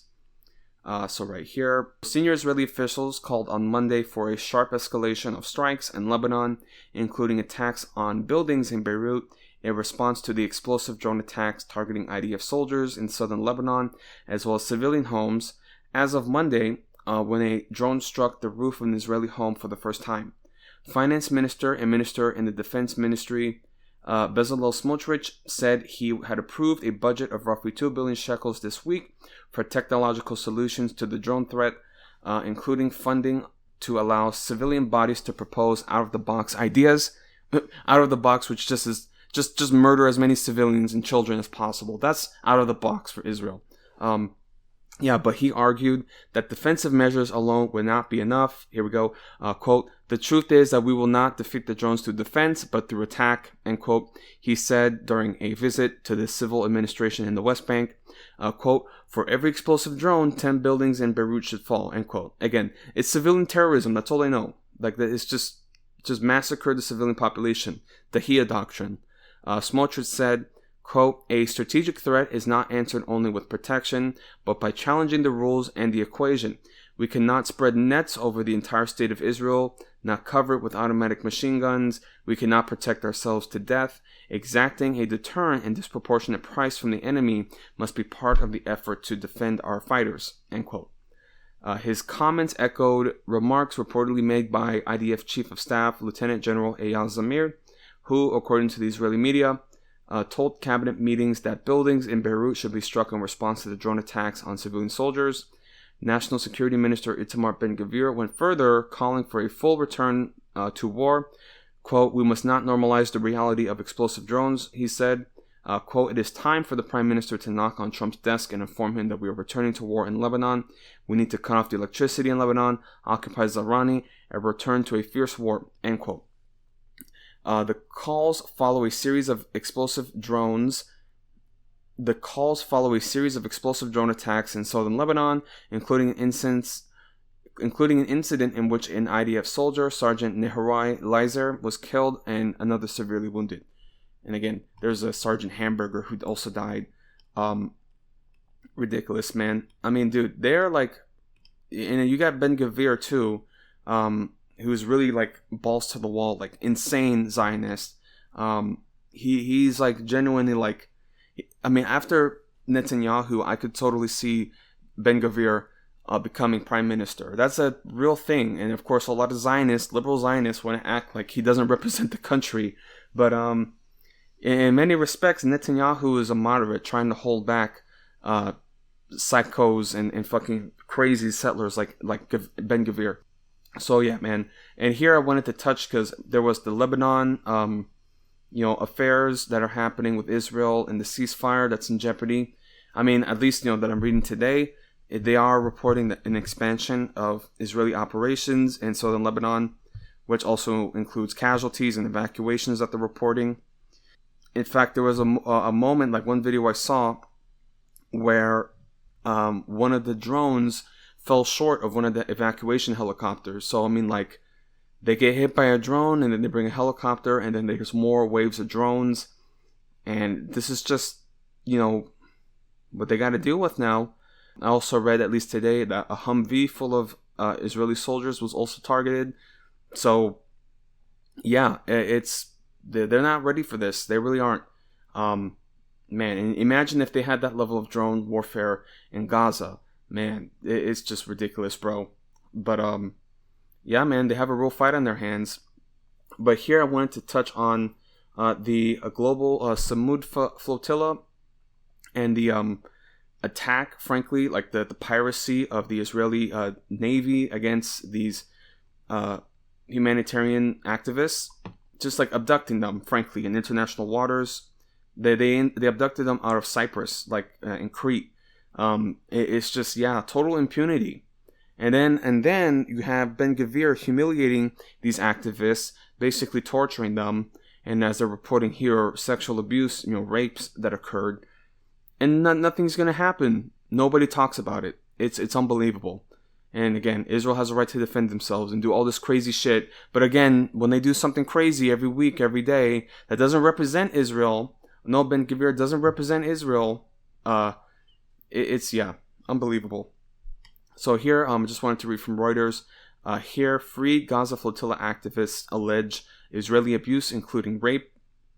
And just like watching the videos of basically like the boarding of these ships. I mean, again, this is piracy. Just piracy on the high seas. So here, just reading from Reuters, activists released from Israeli custody after being detained on a flotilla trying to bring aid to Gaza were subjected to abuse, organizers said on Friday, with several hospitalized with injuries and at least 15 reporting sexual assaults, including rape. Israel's prison services denied the allegations, and Reuters has not been able to identify them, and Reuters was not able to verify them independently. Germany said some of its nationals had been injured and that some accusations were serious without giving further details. A legal source in Italy said prosecutors there were investigating possible crimes, including kidnapping and sexual assault. Quote, these allegations raised are false and entirely without factual basis, end quote. An Israeli prison service spokesperson said in a statement, quote, all prisoners and detainees are held in accordance with the law, with full regard for their basic rights, and under the supervision of professional and trained prison staff, end quote. It said, quote, medical care is provided according to professional medical judgment and in accordance with Ministry of Health guidelines, end quote. Like, this is the crazy thing about these assholes. They make these, like, HR, safe and clean statements and like, we're following the basic rules and the guidelines, and then you have a video of Ben-Gvir just like spitting on people, laughing at them, making them kneel. You have cops like basically like arm wrestling people and like almost breaking their arms. Like, it's just crazy. And then they say stuff like this. Unbelievable. And then also you look at like what happened in Seit Taiman when they tried to arrest, those rapist soldiers. They had a fucking mutiny, and all these people, they've been acquitted. They're like treated like heroes on like the right-wing media, and it's just like, but then they want to talk like this. Unbelievable, man. They're such assholes, man. Here, the Israeli forces arrested 430 people on board 50 ships in international waters on Tuesday to halt a flotilla of volunteers to bring aid supplies to the Gaza Strip. The allegations of abuse will add to pressure on Israeli authorities to explain the treatment of the detainees after video of an Israeli cabinet minister in a prison mocking some of the activists sparked an international outcry. Quote, we're very concerned by these reports, end quote, UN spokesperson Stephanie Dujarric said when asked about the allegations at a regular briefing on Friday. Allegations of sexual abuse. The Global Samud Flotilla, the organizers of the aid shipment, said the group had documented at least 15 cases of sexual abuse, with the worst occurring on one Israeli landing craft which had been converted into a makeshift prison with barbed wire and shipping containers. The detainees were thrown into the containers and beaten over the head and ribs, the group said in a statement. They suffered multiple cases of sexual abuse, including humiliating strip searches, sexual taunting, groping and pulling of genitals, and multiple accounts of rape. Quote, at least 12 sexual assaults have been documented on that vessel alone, including anal rape and forcible penetration by a handgun, end quote, it added. I mean, dude, these guys are just fucking rapists, man. It's a rapist army. Unbelievable. The statement was released after the Israeli Prison Service's blanket denial of mistreatment, rape, and sexual assault allegations. Reuters sent the additional specific allegations to the prison service, but did not receive a reply after hours on Friday, a holiday in Israel. Mi Hoa Li, an activist from Spain, says she was forced into the darkened container of the ship, according to a video interview, including the flotilla statement. Quote, 4 men started beating me in the face against the wall, and I fell down and then stood up again, and again to the floor, stood up again, and they started tasering me more than 1 minute, she said, pointing to her rib cage, hips, and back, where she said they applied the taser. Quote, then they kept beating me until I almost lost consciousness, end quote, she added. Ilaria Mancuso, an Italian activist, told Reuters, The flotilla members were removed from their boats to 2 so-called prison ships. Those put on one of the ships suffered more violence than the other. She said they were locked in a container and beaten by 5 soldiers, suffering fractures to the ribs and arms. Some had serious injuries to their eyes and ears caused by tasers. She said they spent 2 days on the prison ships with no running water and used cardboard and plastic to keep warm at night, since they had no blankets and were stripped of most of their clothes. Once on land, they were made to kneel for several hours and kicked and shoved if they moved or spoke. They were then taken to a prison where they were moved from room to room periodically to keep from sleeping, she said. And again, this is what they do. This is what they did to white people, white activists. Imagine, again, what they do to Palestinians. In fact, they've already approved mass executions, and they want to, stream it live, I bet. That's how fucking crazy these people are. Unbelievable. Rome prosecutors investigating possible crimes. Rome prosecutors are investigating the possible crimes of kidnapping, torture, and sexual assault, and will hear testimony from activists who have returned to Italy over the coming days, the Italian legal source said. A German foreign ministry spokesperson said consular officials who met German activists on their arrival in Istanbul reported that a number had injuries and were undergoing medical checks. Quote, "We naturally expect a full explanation as some of the allegations that have been made are serious," end quote, the spokesperson said. Sabrina Charik, who helped organize the return of 37 French citizens from the flotilla, told Reuters 5 French participants have been hospitalized in Turkey, some with broken ribs or fractured vertebrae. Some had made detailed accusations of sexual violence, including of rape, she said. In an Instagram post by an activist group verified by Reuters, French national Adrien Join showed bruises across his back and his forearms. Western governments on Thursday had expressed their anger after Israeli Minister Itamar Ben-Gvir posted a video of himself mocking activists being pinned to the ground in a prison. Italian Foreign Minister Antonio Tajani said he was in touch with all his EU counterparts, quote, so that there may be a quick decision to impose sanctions on Ben-Gvir. So, yeah, man, pretty intense stuff, and this is what they're doing to Western, activists. You see all these different, police and, different investigators saying, oh, we're going to get to the bottom of this, but nothing's going to happen. Nothing is going to happen, okay? At best, Ben-Gvir might get sanctioned, but, it doesn't matter. It's just no accountability. So, yeah, that's at least a brief summary that I want to at least go over, because I don't want to spend the whole, geopolitical segment on the Iran war in the Middle East, but it does highlight the changes that are occurring, the balance of power in this conflict. Again, as I said, there's a semi-ceasefire at the moment, so that might drag on for a while, but so long as the strait isn't fully open, it might be again, there's the toll system that the Iranian Revolutionary Guard is going to implement, so they will at least reopen it to some degree, but it's not going to be as before. And they already struck pretty heavy energy infrastructures in Saudi Arabia and Kuwait and Bahrain, all these other natural gas facilities and oil facilities. So it's going to take, our capacity, production capacity, a lot of the trade, movements are going to be limited to such a degree that we're really going to start seeing that slow burning economic decline, the supply chain strain, fuel prices continuing to rise. It's at the moment kind of zigzagging up and down, but again, it's just going to keep rising. That's my theory, at least, especially this winter with the El Nino that's happening. If there's a heavy winter that we have, there's going to be more demand for heat, and we're really going to start seeing that strain, especially, as I mentioned, fertilizer prices and supply, and the wheat production, I've also read, is at a 50-year low. It's going to touch everything. Again, man, it's just crazy how I get spoken to all the time. That's not your problem. That's not your problem. Now we got $4 a gallon gas. That's probably going to get even worse, and now we have a big problem. I don't know, dude. But again, a lot of this has to do with oil and the market changes that are happening, supply chain effects. But we have this Iran war where the Strait of Hormuz is closed down.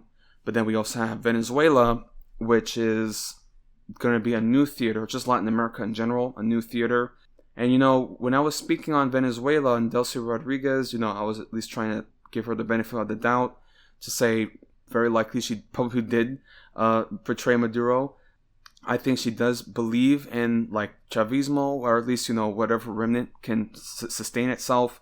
I think she does believe in it, but now she's in a rock and a hard place, literal gun to her head with the U.S. empire telling her to comply or die, because that's what's going to happen if she steps out of line. But if this administration and this imperialism was smarter, then they would just, have a more hands-off approach. But these are old school imperialists. And as we saw in recent weeks or so, over the weekend, there was a so-called evacuation drill that the U.S. Marines were having at the embassy that they're reopening. But really, this was an insertion. They had all these aircraft and Osprey helicopters and aircraft just flying through Caracas, and it's a show of force. And I feel again, this is just what's going to happen, and this is only the start, I think, of a broader presence in Venezuela, because we're going to have those oil interests that we're going to have a so-called they're going to try to say it's not an occupation, it's a security cooperation, right? We're going to cooperate now with the Venezuelan military to secure the oil interests, which of course is only going to strain further political divisions in the country, because there's going to be the hardline Chavistas who don't want any Americans in the country, and that's going to strain with the more reformists, you could say, that don't want a full-on war with the U.S., but again, the U.S. is going to continue to take more and more and just dog-walk the Venezuelans. Again, man, I've hinted before plenty of times my exposure to Venezuelan diaspora, exiles. A lot of them are white and middle class, upper middle class, which in a country like Venezuela that has a much further wealth disparity, you really see the effects of that colonialism. Again, a lot of these Venezuelans are white, or at least they view themselves as white, because in Venezuela, they're the colonizer class, but then they come to America and you're just a regular Latino, and I think a part of them gets fucked up at the fact that they're not white, as much as they really want to be a part of it, they're not considered that WASP Anglo-Saxon whiteness. Anyway, but that's just at least been my observation, and I think that's why sometimes I deal with issues, because they're all really hung up about respect, but their idea of respect is sort of oh, I'm above you, and you have to show me respect because you're a peasant, and I don't have to show you any respect. That's the way I feel a lot of the times. And again, Latin America is very much that had that colonial class system, feudal system where los campesinos, right, the negros, Indians, they're below, and you have the colonizer, white Hispanic people, or mestizaje, mixed people. And again, this is what happened in Venezuela and Cuba and many other Latin American countries where you have that diaspora, exile community trying to manufacture consent to recolonize their country. So that's why I get kind of pissed off when I talk about Venezuela, because I have to deal with these people. Well, I don't deal with them at all anymore, because they just piss me off, and I can't, deal with them. But they feel so proud of themselves now that they're taking back their country. But look at these Americans recolonizing it, turning their country into a colonial breadbasket for these Yankees. And then you think about Simón Bolívar. Venezuela is a very proud country, Latin American country. Outside of when you think about the hubs of Latin America, you have Mexico, of course, and Peru, Bolivia, and Venezuela is also a major center, especially in terms of the Latin American Revolution. Simón Bolívar, he liberated Latin America. That was also again inspired by Haiti. Him and Haiti were in close coordination. This is the legacy that these diaspora exiles betray, that they want the Yankees to come and take over the country so that they can recolonize it and be part of that, upper class and push everybody back down. And this is another thing too that I've also researched on, because now now that I've dealt with these Venezuelans and they're always talking about socialism, how it ruined their country, I've really started to read on the history just out of spite, and you just read on it and it's oh, you had this like PDVSA oligarch class that was embezzling all the oil wealth, leaving the lower crust of society, the lower end of society, to starve. And of course, there were food riots in the 80s that inspired Chavez to, really take charge politically. But during the 1999 election, where Chavez took control, they also was like the first election where indigenous peoples, like indigenous Amazonian Venezuelans, were given the right to vote, which a lot of these, gusanos, right, as Fidel Castro would say, gusanos, they hated that. And that's why they hate Chavez, not because of socialism. They hate Chavez and Chavismo because it gives representation and it gives a voice of power to the colonized, because they're the colonizers. That's why they hate them. I'm telling you, man, I had to deal with these people because, like, the one time I bought a gun, they started freaking out thinking that I was trying to start, a revolution, because that's what they had to live with in Venezuela. They're worried about poor people rising up and killing them because they're fucking colonizers. So, it's kind of hard to explain to people who aren't understanding of these reactionary attitudes. It's just like, I'm always treated as bringing up politics and being, divisive on politics. But, dude, like, these folks are like, serious, like, they're fascists. Like, they're straight up fascists. That's why they think of me. That's why they're worried about me. Not that I'm doing anything wrong. They're just worried about the implications that my ideas represent, because they saw what happened in their country when all the poor people took political control. Oh no. Oh, God forbid, poor people have healthcare and food, right? Well, we can't have that. When you deal with people like that who want to keep poor people down, they're doing that, and they believe that because they're so unimpressive. Like, that's the only way that they can feel special, is by keeping others down. Because if in conditions improve and people start, actually like living a better standard of living, it kind of like dilutes your specialness, right? It dilutes your prestige, right? Because that's what it is. It's like a mini aristocracy, right? The petite bourgeoisie. So again, that's the effects of colonialism. Latin America is still very much a colonial state, because in the U.S. the colonialism had succeeded, but in Latin America, it's still in progress, very much in progress. And as we're seeing in other areas, these anti-imperial movements that are happening, especially in like Bolivia, that's currently underway, it's a reflection of the effects of colonialism, where the colonial masters went from the Spanish now to the Americans. Yeah, man. So it's, and the Americans are not subtle. They're very hands-on. They want the whole cake. So yeah, man.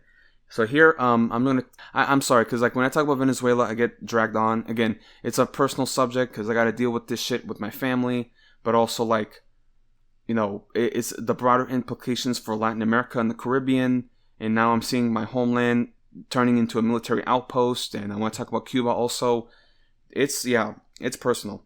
Okay, so here from PBS, I have the article about this so-called extraction evacuation drill that happened in Venezuela, including U.S. Marines. They had the Southcom commander like present at this so-called operation. So it's a complete show of force, and I just don't like the way that people treat Venezuela and Venezuelans, saying, "Oh, they just rolled over without a fight." Nah, man.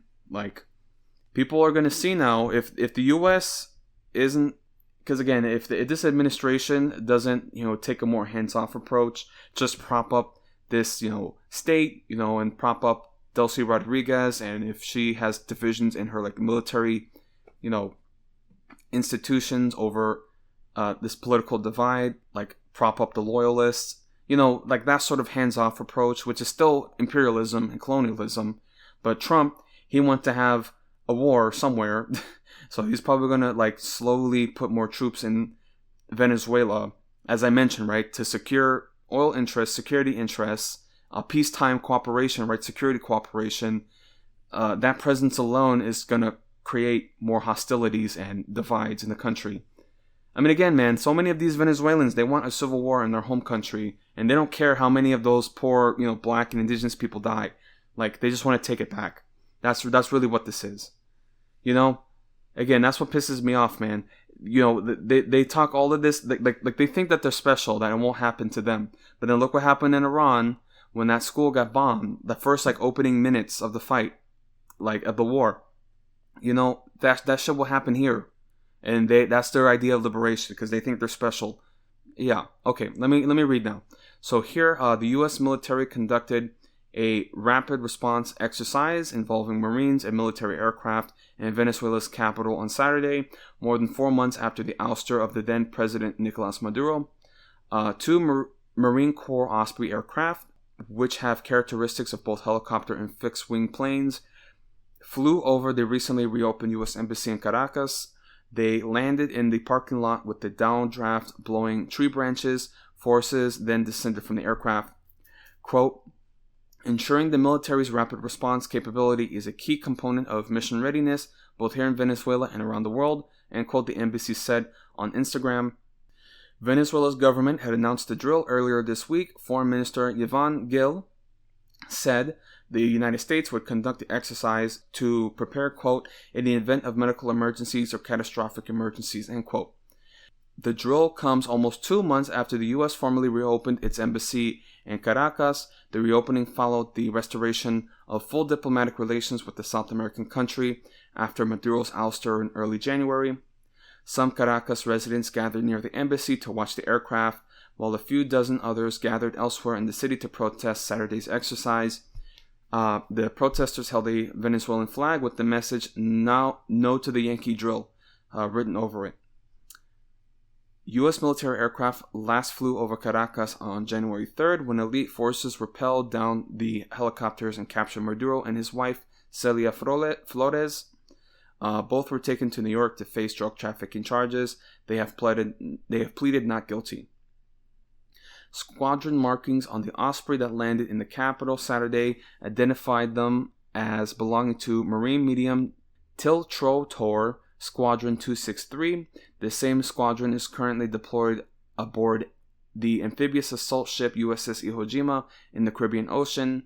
Maduro and Flores were flown to that warship immediately after their detention. The head of U.S. military operations in Latin America observed the exercise firsthand. Marine General Francis Donovan, head of U.S. Southern Command, also met on Saturday with senior Venezuelan officials and embassy staff. U.S. Southern Command said on X that Donovan arrived in one of the Ospreys for his second official visit to Caracas this year. During a visit in February, Donovan met with Venezuela's defense and interior ministers. Yeah, man. So, it just speaks to, again, like, the position both the U.S. and the Venezuelans are in, because on the one hand, the U.S. is doing a regime change, right? They did a regime change by taking Maduro, but they don't want a full occupation, or at least it might be like a slow-moving occupation where they, like, slowly bring in troops in. Because, again, this embassy is basically a military base, and they're going to try... I can certainly see a security cooperation of some kind to secure the oil interest and infrastructure also. Yeah, I mean, they're just going to colonize and loot the country's resources, as well as the gold. That's another resource that Venezuela is rich in. But yeah, but also, again, like, it's like Venezuela's position where they want to maintain their sovereignty, and, you know, the Chavistas in control to some extent. They don't want a full-on military, like, occupation and invasion.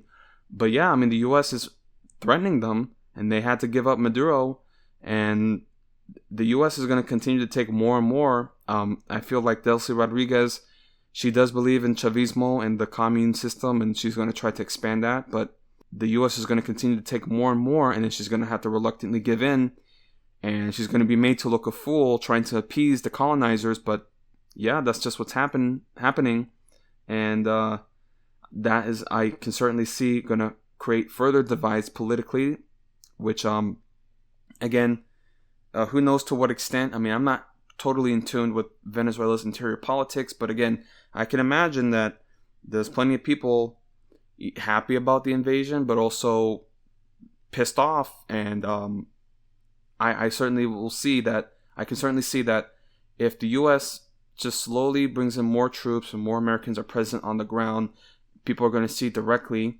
what Chavez was telling them, that the Yankees are here to stay.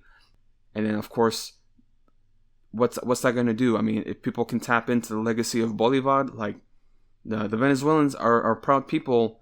There's of course a lot of Venezuelans that are gusanos and colonizers, but there are those who will fight for their country. So it's just a matter of time. Because again, we might be looking at like a 20-year-long prolonged occupation like we had in Afghanistan, right? Where we just have troops for now, like military advisors, and then just slowly and steadily, just like in Vietnam, forcing ourselves to put more troops on the ground because their military and security state can't maintain the insurgency. Because again, there's supposedly Tren de Aragua, right, that we have to defeat. So that's going to be one of those things that I could see the U.S. military getting more involved in Venezuela. There's also Cuba to touch on, because again, that's what happened. And during this raid, there was Venezuelan and Cuban security forces protecting Maduro. So they're already, blockading Cuba. I mean, Cuba's basically out of fuel. Supposedly now they're drawing up plans for military action. And apparently also they were trying to claim that Cuba has amassed like 300 drones, right, to target Miami and other areas in Florida, other critical infrastructure in the Gulf area. So, I mean, yeah, that's like a possibility. That's what they've had to do to protect their sovereignty, because the U.S. is right there and has been meddling with them for the last 60, 70 years. Like, it's just the U.S. just will not let them go. So, yeah, I mean, there's Cuba and Haiti. And these are the two Caribbean, Latin American nations who have effectively fought for their freedom against colonizers, and they've been punished ever since. And, the way people talk about Cuba, they messed up their country, especially Haiti, because it's like an anti-black strain of it too, where it's like, they fucked up their country, they're stupid. It's, man, total ignorance. And, especially with Cuba, they're like treated as like a joke in like Latin America. It's just Latin American communities, whenever you talk about being a leftist, they're like, oh, well, then go to Cuba if you love socialism so much. It's just like, yeah, so I can get bombed and starved by the United States? Yeah, great. Unbelievable. That's another thing, too. They try to, like, argue that, like, no, it's not the Cuba, it's not the embargo that's failing the Cuban economy. Then it's like, okay, then let's stop it then. If it's not, then why do we have it if it's not going to undermine the economy? Yeah, man, it's just ridiculous, dude. The fucking, like, especially when you talk with your parents, it's amazing when you see how truly colonized their mindset is. It's like you really have to deprogram yourself, man.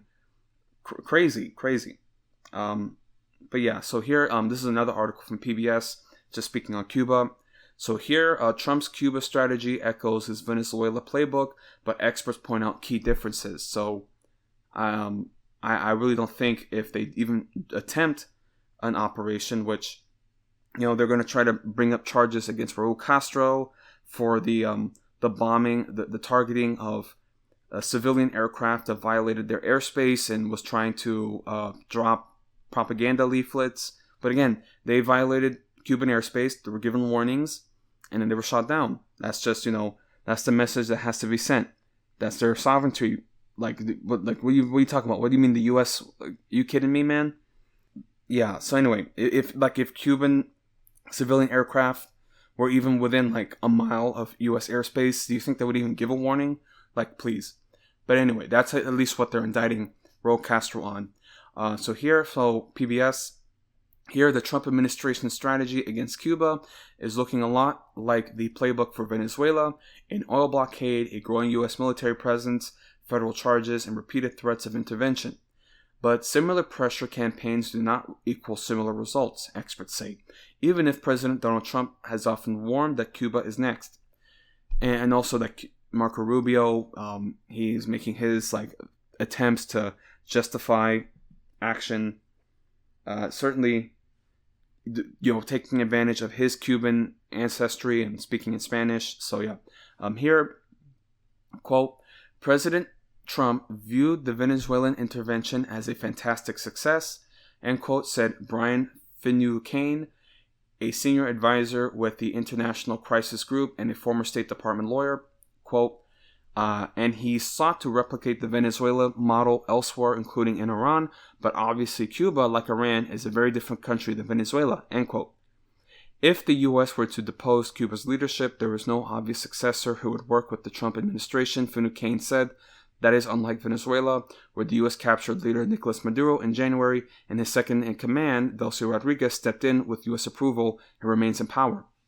Cuban officials who were not authorized to comment publicly spoke on condition of anonymity to say that there is no Delcy in Cuba, end quote. The number of American forces in the Caribbean Sea now is also smaller and far less foreboding than the massive military buildup off Venezuela's coast in the months ahead of Maduro's ouster, Finucane said. Plus, an indictment against a 94-year-old former Cuban leader, Raul Castro, is less impactful than charging Venezuela's sitting president with drug trafficking and using that to justify his capture. Here are some of those similarities and differences between the U.S. pressure campaigns against Venezuela and Cuba. Like other conflicts, Trump began to lay the groundwork for U.S. intervention in Venezuela and the possibility for Cuba, with escalating threats months before military action took place. He has warned the leaders of the Caribbean countries to either get in line or face American might. Weeks before the audacious military operation that plucked Maduro from power, Trump stood with his top national security advisors in Florida and made what would be one of his last public threats to the autocratic leader. Quote, "If he wants to do something, if he plays tough, it'll be the last time he'll ever be able to play tough," end quote, Trump said in December. Just after Maduro was whisked to the U.S. to face trial, Trump shifted his focus to other countries in the region, namely Cuba, as being next on his list. Quote, "Cuba is ready to fall. Cuba looks like it's ready to fall. I don't know if they're going to hold out," end quote, he told reporters on January 5th. He went on to threaten tariffs to any country that sells or supplies oil to Cuba and said the U.S. might have, quote, "the honor of taking Cuba," end quote, following military operations in Venezuela and Iran. On Thursday, he repeated his threats, calling Cuba, quote, "a failed country," end quote. Quote, "Other presidents have looked at this for 50, 60 years doing something," end quote, Trump said. Quote, "and it looks like I'll be the one that does it," end quote. Yeah, man. It's just purely colonial, ego. Yeah, it's just crazy, man. Yeah, man. It's been a 60-year project to take over Cuba, and they had the audacity to fight for their freedom against these fucking mafiosos and all these, sugarcane companies. Crazy, man. That's the only crime they committed. And then, of course, they talk about the Cuban Missile Crisis. Well, you're gonna, constantly meddle in their affairs. Obviously, what do you think is gonna happen? They're gonna go to the Soviets. And, again, that was also because of missiles in Turkey. So that's just, they don't mention that. But, again, anything the U.S. does is automatically good. And anything that happens to us is like the worst action possible. How dare they? How dare they? How dare they not accept, our total domination? How dare they fight for their freedom and their sovereignty? Okay, so yeah, here, continuing, and again, this is with the oil embargo. And as I mentioned, it's not just like a blockade of Cuba, but they're threatening other countries with retaliation, which is how this embargoes and these blockades have always worked. They just threaten people to stop trading with Cuba. So yeah, here, U.S. squeezes countries with oil embargoes. U.S. oil embargoes on Cuba and Venezuela have been designed to have the same impact, putting intense pressure on ruling elites to push diametrically opposite means to achieve those goals. With Venezuela, the Trump administration was targeting the country's oil exports, aiming to starve the Maduro government of revenue. After Maduro's ouster, the focus shifted to denying Venezuela the ability to export oil to certain countries, primarily Cuba, from which it did not receive cash payments, and forcing it to agree to U.S. conditions to such shipments.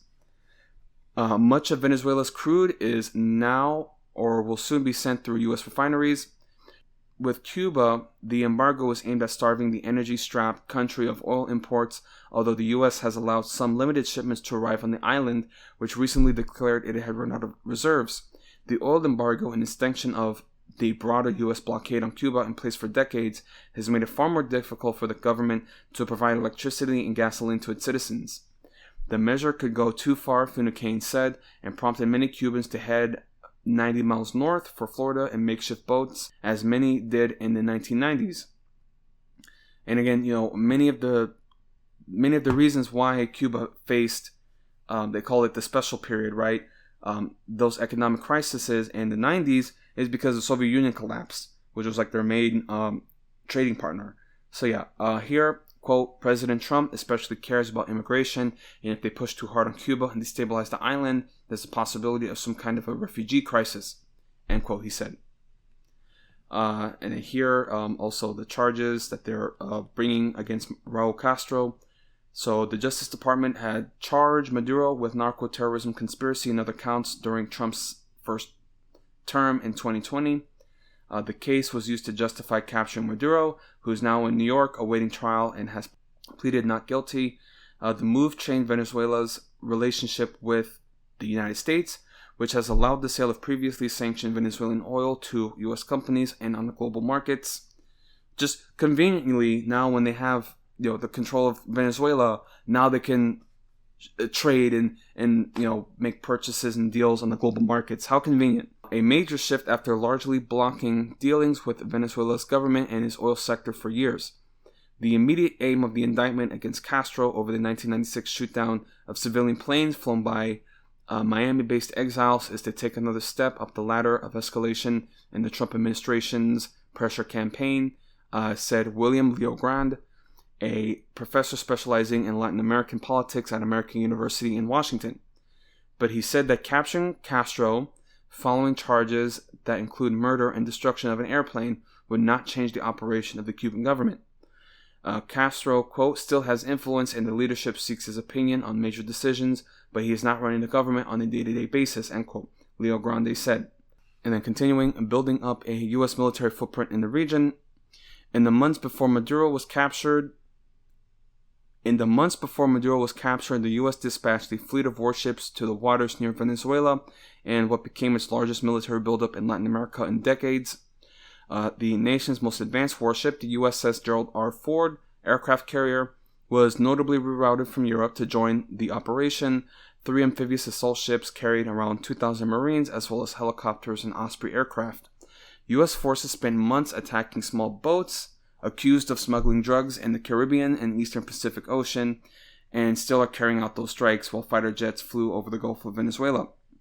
The actual mission to capture Maduro involved more than 150 aircraft launched across the Western Hemisphere. The U.S. military now has a smaller force in the Caribbean Sea, which still includes 2 amphibious assault ships with Marines on board. It touted the arrival of the USS Nimitz aircraft carrier and accompanying warships on the same day the charges against Castro were announced this week. But the Nimitz is on its last ever tour, taking part in maritime exercises in the region before being decommissioned. Quote, there are very different situations and it's very difficult to see similar outcomes, Finn McCain said. Quote, a snatch and grab raid against Raul Castro or someone who's actually in a leadership position doesn't seem like it's going to have the same outcome in Cuba as in Venezuela. So, yeah, man. I mean, because in Cuba, like, they didn't play around with the opposition. They didn't let the opposition kind of just mill about. So they were smart and they got rid of the opposition, and it's been in place for decades to control the communist leadership. So it's not really going to work out the same way. I mean, that's just, again, when I deal with these Venezuelans and they talk about Chavez, like he's Stalin or something, like, oh, they were like being hunted down or some shit. And then you read into Chavez, and he was pretty soft and easy with the opposition, quite honestly. Even after the coup attempt arrested him, he was way too lenient. Even Maduro, I would argue, lenient with the opposition despite his corruption. So, and again, the Chavista Bolivarian Revolution is still very much young in its infancy, and now it's facing its greatest challenge yet with the arrival of these Yankees. So my theory is that the longer this drags on, and if the U.S., continues a more hands-on approach in its imperialism, that's going to lead to further strife and action by the Chavistas that are willing to liberate their country, versus in Cuba, where there seems to be a general consensus around the government. I mean, of course, there is protests and people complain and whatnot, but generally speaking, the public in Cuba understands that their conditions are a direct result of the blockade. Yeah. And if the U.S. continues and if they try to do a full-on invasion of the country, that could lead to conflict and insurgency. I mean, again, Cuba, they have a legacy of guerrilla fighters, not just from the Cuban Revolution. I mean, like, against the Spanish. I mean, they had serious wars. In fact, the first concentration camps were started in Cuba, where they relocated the rural population. That's the legacy that they have, and they'll tap into that for real. Again, man, like I said, all these Latinos, these exiles, these gusanos who want the U.S. to take back their country, supposedly take back their country, it's colonial. They want to take back not just their country, but their position as the ruling class, so they can step down on those people again. They want the U.S. to be the enforcers. That's all it's for. So yeah. So that's it. That is Cuba. Possible developments there. I did also want to speak on developments in Bolivia. Like I said, this is going to be a hot button, like a flashpoint, potentially, increasingly a volatile situation. There's a general strike, which is looking further into like an uprising. I mean, there's already armed groups sprouting up, blockades of highways and barricades, police, clashing with protesters. And this is like an indigenous revolt. So this is pretty serious. I mean, this could be a new flashpoint, it looks like. And they've been trying to undermine Evo Morales for years. I mean, there was a coup attempt in the 2020s when they kicked him out. Yeah, man, they've had an eye on Bolivia for a while. Just like with Chavez, the way they undermine Chavez, they're doing with Evo Morales. Now, I will say, of course, Evo Morales has been a bit problematic, at least personally. It seemed like, a lot of it had to deal with his own, like, personal loyalty to the party or so. So there's that sort of divide that's occurring. But again, we're seeing like a broader economic general strike that's occurring, especially with the president, Rodrigo Paz. So that is, those are the tensions that are rising. So I just wanted to read. I mean, not too many mainstream sources are following Bolivia at the moment, so I'm just reading from the World Socialist website. Yeah, this is at least, their article on the general strike and the U.S. imperialism in the region, and also the regional allies, because like Lula, he has also come in support of Rodrigo Paz and all these other neighboring countries. Delcy Rodriguez also supporting Paz, it looks like. So yeah, man, I mean, we're seeing now this colonial divide between, the pro-U.S. and anti-imperial factions in Latin America, and this is just the start of it. Also, Ecuador has been having issues. Yeah, man, it's going to be everywhere. So yeah, so here, just reading from here, as I said, the World Socialist website, and this is from Thomas Castanjeda. 4 weeks of general strike in Bolivia, U.S. imperialism and its regional allies move to crush an uprising. So yeah, so here, Bolivia is in the grips of a mass social eruption, 4 weeks into an indefinite general strike declared by the Central Obrera Boliviana. Miners, teachers, peasants, factory workers, and indigenous communities staged the most massive demonstration of the conflict on May 18th in La Paz. It was met by 2,500 police and 1,000 military personnel deployed in pre-dawn operations. At least 4 protesters were killed and 127 detained on that day alone, and arrest warrants were issued for COB Executive Secretary Mario Argollo and 24 other union leaders on charges of terrorism. The repression did not break the movement. As of May 21st, the Bolivian Road Administration registered 46 active blockades concentrated at strategic access points to La Paz and El Alto.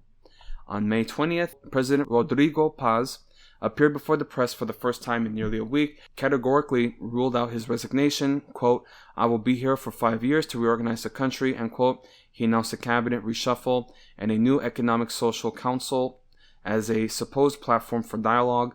As of May 22nd, neither the composition nor the installation date of the council has been made public, and the COB has conditioned any dialogue on the prior withdrawal of all arrest warrants. Bolivia is not confronting an isolated national crisis. The program being enforced against its working class, the elimination of fuel subsidies, privatization of natural resources, deregulation of agricultural land, escalating state violence, is the same program being imposed across Latin American countries. Is the same program being imposed across Latin America under the direction of U.S. imperialism and international finance capital. The uprising by the Bolivian workers and poor is the sharpest expression of mass response beginning to take shape against the political offensive led by President Donald Trump and his fascist allies across the region. The Trump administration, which sees its entire hemispheric strategy at stake in the Bolivian workers' threat to overthrow Paz and his right-wing policies, responded with desperation and ruthlessness. On May 20th, 2026, as state forces were killing protesters in La Paz and El Alto, U.S. Secretary of State Marco Rubio posted on X, quote, "Let there be no mistake, the United States stands squarely in support of Bolivia's legitimate constitutional government," end quote. He added that Washington, quote, "will not allow criminals and drug traffickers to overthrow the democratically elected leaders in our hemisphere," end quote. I mean, that's just their go-to. If it's anything that's like against the grain, if it's like a uprising, anti-imperialist, anti-colonial uprising, they're criminals and drug traffickers.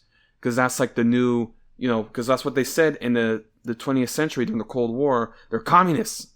Oh, they're communists, but now communism is defeated, so now they have to make it about drugs. So that's what they say. Oh, drug traffickers, drug dealers. These are like indigenous communities. It's just ridiculous. The political groundwork for their characterization has been laid one day earlier, on May 19th, at the Council of the Americas Annual Assembly in Washington, where Deputy Secretary of State Christopher Landau declared, quote, "This is a coup that is underway, make no mistake about it. It is a coup financed by that perverse alliance between politics and organized crime across the region," end quote. Landau claimed that he directly ordered, quote, "the leaders of Brazil and Colombia to support President Rodrigo Paz," end quote. Quote, "The great divide is established between those countries to have institutions capable of confronting organized crime and those that are complicit in it," end quote, he stated. The cynicism of Rubio and Landau's invocation of the defense of democracy and constitutional rule in Latin America is staggering. It is proclaimed by the same administration that invaded Venezuela and kidnapped its sitting president, that is deliberately starving Cuba's 11 million people in the interest of overthrowing its government, and that has directly intervened in recent elections in Argentina and Honduras, and that has sought to overturn the prosecution of Jair Bolsonaro and Brazil's military leaders for their 2022-23 fascist coup attempt. It is not merely Paz's political survival, let alone democratic rule, that Washington is defending when it backs his government against Bolivia's workers. Paz's Decree 5503, which prompted the mass upsurge, was the implementation of conditions dictated by the IMF and the Inter-American Development Bank, whose announced 20-fold expansion of its Bolivian private sector portfolio makes the beneficiary explicit. I keep noticing every time that I read about the IMF in Latin America, every time new austerity reforms are made, there's riots and people get out in the street, blockades, burning, it's just ridiculous. Because, that's what they do. They come in, implement these austerity reforms, and as they mentioned too, fuel subsidies were cut. So that's going to affect the consumer prices of everything, of regular working people. As I mentioned again, Venezuela, 1989, they had food riots because of the IMF, and that led to the rise of Chavez. So again, this is what just keeps happening. And similar things happened in the Dominican Republic. There were riots and military response, shooting people in the street in the 80s. So it's ridiculous, man. The intellectual architecture for this program has a specific source, the Harvard Growth Lab, part of the Harvard Kennedy School, which began developing a, quote, comprehensive economic reform roadmap for Bolivia, end quote, in January 2025, when Paz was still a candidate. Bolivian economists described the report as providing, quote, the technical basis for the government stabilization program, end quote. A May 13th investigation by Eju.tv put the regional picture starkly. Quote, Bolivia, Argentina, and Honduras share the same consultancy firm and the same economic program. The fascistic government of Javier Milei, implementing that program in Argentina, is not only a model for Paz, but is an active participant in enforcing it in Bolivia. On May 15th, Paz publicly thanked Milei for sending an Argentine Air Force C-130 Hercules cargo plane carrying 12 tons of frozen chicken to blockaded cities, presented as humanitarian assistance. Former Argentine ambassador to Bolivia, Ariel Bastiero, however, warned in a May 17th radio interview that Argentina was sending armaments to the Paz government. Paz denies it, but there is historical precedent for such shipments. In July 2021, Argentine federal prosecutor Claudio Navas Real formally charged former President Mauricio Macri, former Secretary Minister Patricia Bullrich, and former Defense Minister Oscar Aguad with aggravated contraband of weapons to Bolivia's Janine Áñez coup regime in November 2019, specifically 40,000 cartridges and tear gas canisters deployed to repress protests against the coup. A Bolivian court subsequently sentenced Áñez's chancellor to 3 years in prison for facilitating their illegal entry. The recently exposed Honduras Gate scandal exposes the political significance of Milei's intervention. Leaked audio recordings revealed a U.S.-backed transnational conspiracy involving pardoned drug trafficker and former Honduran president Juan Orlando Hernandez, released by Trump after being sentenced to 45 years in prison for trafficking cocaine to build information cells, finance disinformation, and coordinate a regional offensive to eradicate, quote, the cancer of the left, end quote. The regional responses to the Bolivian crisis have exposed not only the absolute criminality of U.S. imperialism and its fascistic proxies, but also the complete rottenness and complicity of the so-called progressive bourgeois regimes. Against this wall of imperialist coordination, Colombian President Gustavo Petro stood as the sole dissenting voice from a Latin American head of state. Quote, Bolivia is living a popular insurrection. It is the response to a geopolitical arrogance, end quote. He offered his government's mediation, if invited, to seek, quote, peaceful solutions to Bolivia's political crisis, end quote, and called for, quote, no political prisoners in any part of the Americas. The Paz government rejected the offer as, quote, interference in internal affairs, end quote, and on May 20th formally expelled Colombian ambassador Elizabeth Garcia Carrillo. The silence of Brazil's President Luiz Inácio Lula da Silva is of an altogether different and more consequential order. Well, he actually made a statement now, so it's seeming that he's going to take Paz's side on this. But yeah, so Brazil is Bolivia's largest gas customer and most important commercial partner, a relationship formalized as recently as March 16, 2026, when Paz made a state visit to the Palacio del Planalto, and Lula declared that, quote, Brazil has an interest in increasing gas production in Bolivia and the increasing volumes of imports. As Bolivia's workers faced bullets and terrorism charges, Lula said nothing. He did not condemn the killings. He did not denounce the arrest warrants against 25 union leaders. He did not reject Landau's, quote, coup allegations that the U.S. State Department officially had explicitly demanded he endorse. That silence must be read alongside the events of recent weeks. On May 7th, Lula traveled to the White House for a meeting with Trump that the WSWS characterized as a whitewashing of the U.S. administration's imperialist crimes. He dismissed Venezuela, Cuba, and the invasion of Iran as, quote, not Brazilian matters, end quote, offered to help Washington manage Cuba, and announced that Brazil's vast rare earth reserves were open to any imperialist buyer. Two concurrent events made the political meaning of that visit concrete. As Lula was photographed with Trump in Washington, the USS Nimitz nuclear aircraft carrier entered Guanabara Bay in Rio de Janeiro, leading a U.S. Navy task force that conducted joint exercises with Brazilian frigates, corvettes, and a submarine. Exercises Brazil has suspended in 2025 at the height of its diplomatic tensions with the Trump regime.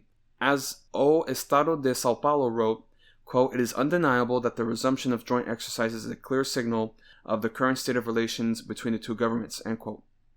Then, on May 18th, the most violent day of protests in La Paz, CNN Brazil reported that Defense Minister José Múcio Monteiro was preparing to travel to Buenos Aires to present the Milei government with the full catalog of Brazil's defense industrial base, missiles, rockets, bombs, and explicitly less lethal weapons. This precise category being deployed against Bolivian protesters, and the precise category Bastiero alleges Argentina has been supplying to Paz. Lula's defense ministry described it as a business visit with a diplomatic tone.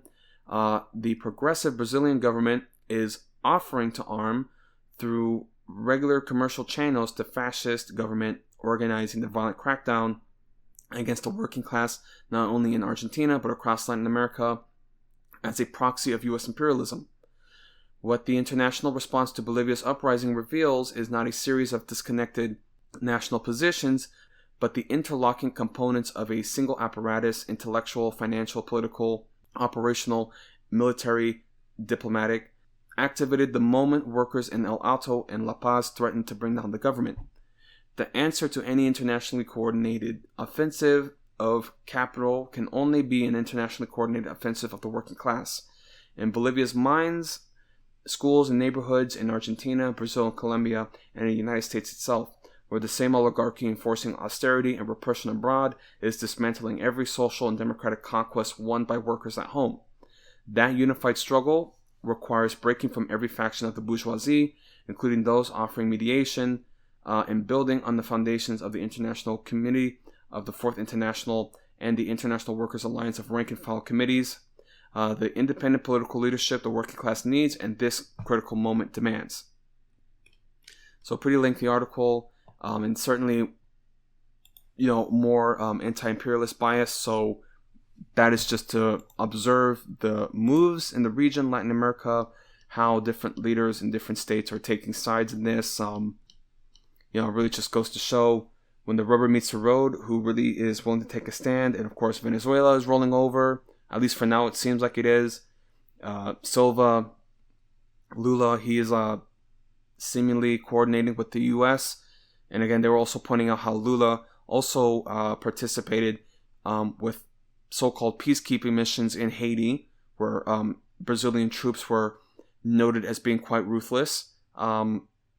Yeah, man. So, who knows what's going to escalate from this? Because if there's a civil war in Bolivia, that could seriously escalate. And of course, Argentina and Brazil could get involved. And the U.S. is obviously going to get involved. And yeah, man, it's pretty intense. So yeah, here, because that was quite a bit on the Middle East and Latin America, I have been neglecting to speak on Ukraine, or at least the conflict with Russia and Ukraine.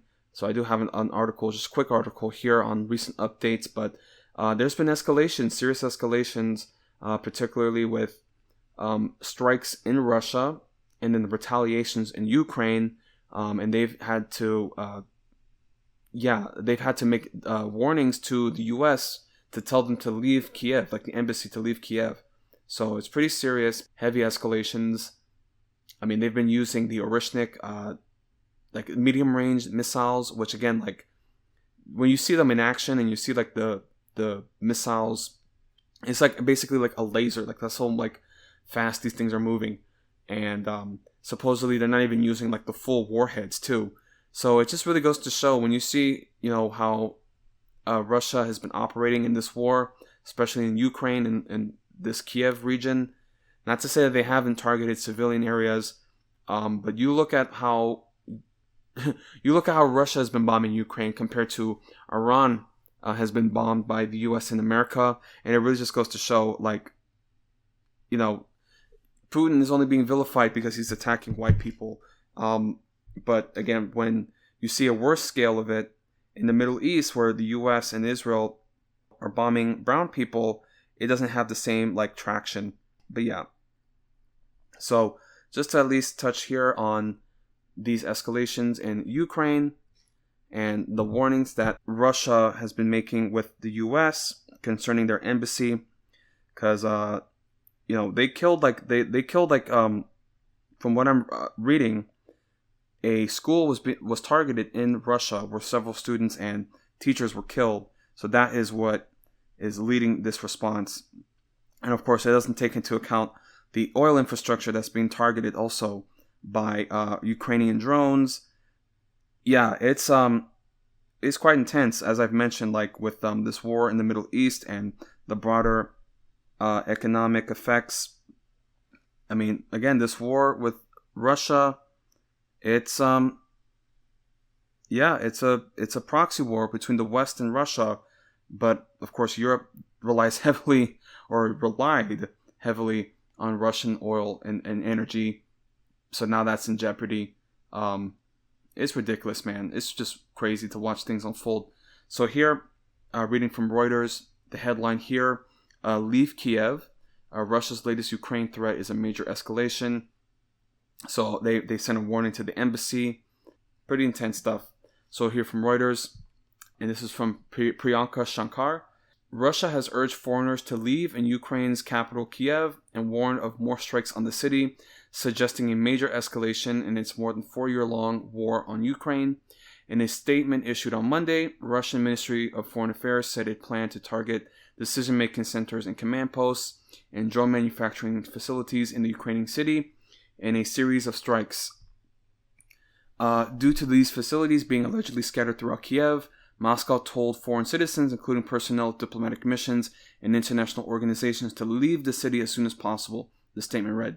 The ministry's statement also urged Kiev's residents to avoid all military and administrative infrastructure facilities in the capital, which could be potential targets. A later statement said that Russian Foreign Ministry Sergei Lavrov had advised U.S. Secretary of State Marco Rubio of the plans and urged him to evacuate his embassy staff from Kiev. Moscow said these planned strikes were in response to a drone strike on a student dormitory in Starobilsk in the Russian-occupied Luhansk region of Ukraine, which killed at least 18 people. The threats come just days after Russian drones and rocket strikes on Kiev on Saturday night killed at least 4 people and injured about 100 others. What is behind these latest threats and how significant are the threats to foreigners in Kiev? Here's what we know. So why is Russia threatening to attack Kiev? Ukraine has greatly improved its drone warfare capabilities in recent months, leading to more successful targeting of Russian military and energy infrastructure. Most of these drones are homegrown interceptors which have been designed to pursue enemy unmanned aerial vehicles, UAVs, before they hit their targets. They can also carry a wider range of payloads and do not self-destruct, unlike one-way drones, so they can be used again in future missions. On May 17th, at least 5 people were killed after Ukraine launched what Russian officials described as one of the largest drone barrages of the war, with waves of UAVs dispatched to Moscow and several other regions overnight. The Indian embassy in Russia said 1 Indian worker was killed and 3 others injured in drone strikes in the Moscow region. Moscow's region governor Andrei Vorobyov added that a woman was killed after a drone slammed into a house in Khimki, north of Moscow. Vorobyov added that apartment buildings and infrastructure sites were damaged in the attacks. The Russian Foreign Ministry statement on Monday labeled the Starobilsk attack as a flagrant disregard for international humanitarian law and, quote, yet another blatant demonstration of the Nazi and terrorist nature of the Kiev regime, end quote. What has Ukraine said? Ukraine's military has denied responsibility for the strike on the student dorm, saying that it had struck an elite drone command unit. Since then, Russia has also heavily targeted Kiev and surrounding areas with massive drones and missile attacks, resulting in at least 4 people killed, more than 60 injured overnight, Tuesday and Wednesday. On Monday, Ukrainian officials also reported that strikes killed several people in the eastern Kharkiv and Donetsk regions. So how significant are Russia's latest threats? Well, both Russia and Ukraine have repeatedly launched attacks on one another's cities. This was the first time Moscow had issued a direct warning to foreigners in Ukraine. Commenting on this threat, Ukraine Foreign Minister Andriy Sybiha urged allies not to give in to Russian blackmail.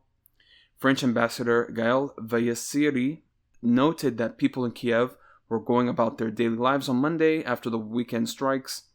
Quote, it's a way to demonstrate resilience, and I think it's extremely important that we, around the world, we support that, end quote. Vayasiri told the Reuters news agency.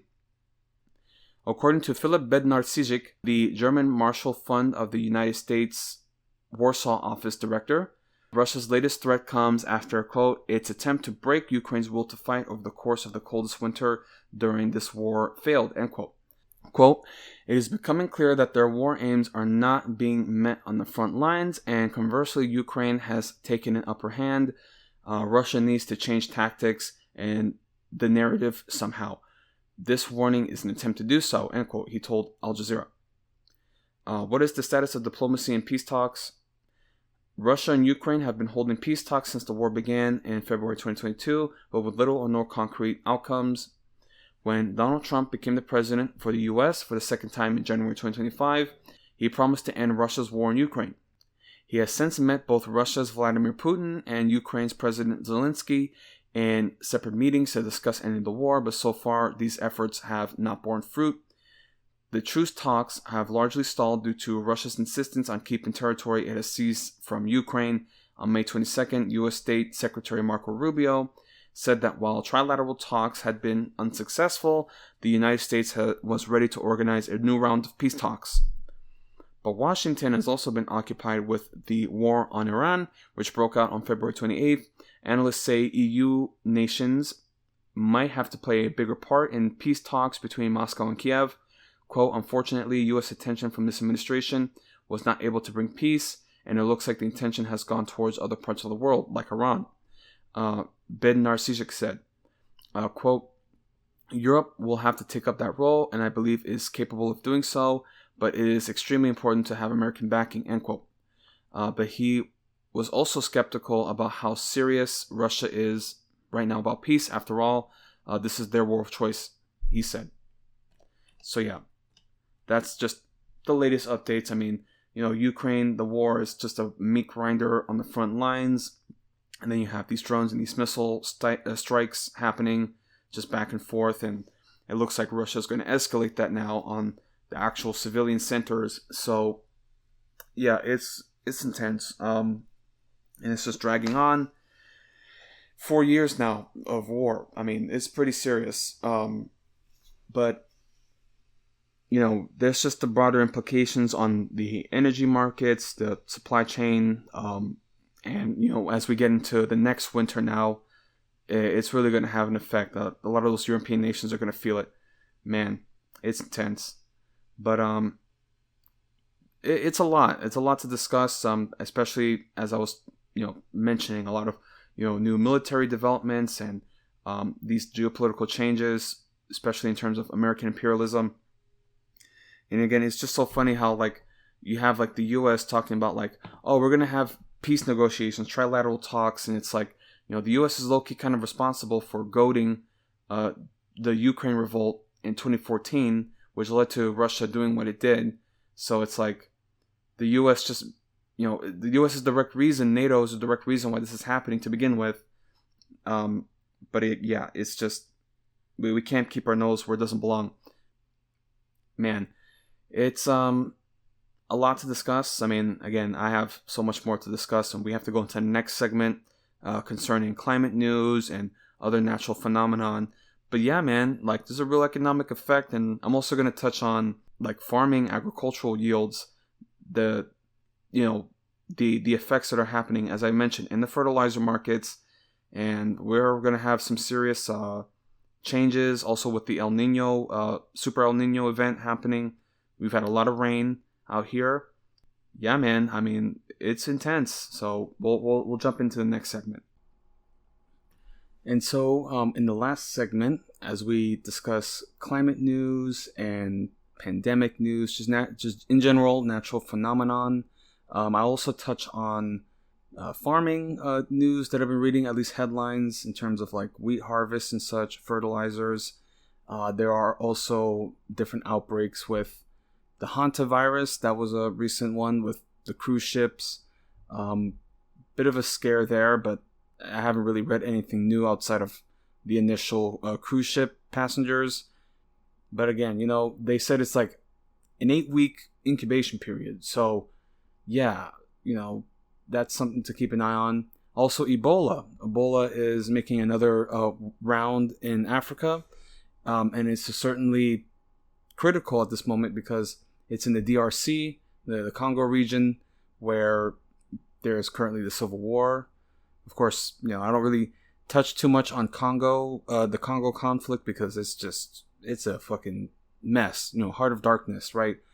But yeah, just in general, I need to do more with Africa. I try to touch it on it. I have spoken on Sudan, but yeah, Congo is another blind spot for me. But with Ebola and the humanitarian crisis in general there, yeah, it's just gonna continue to get worse.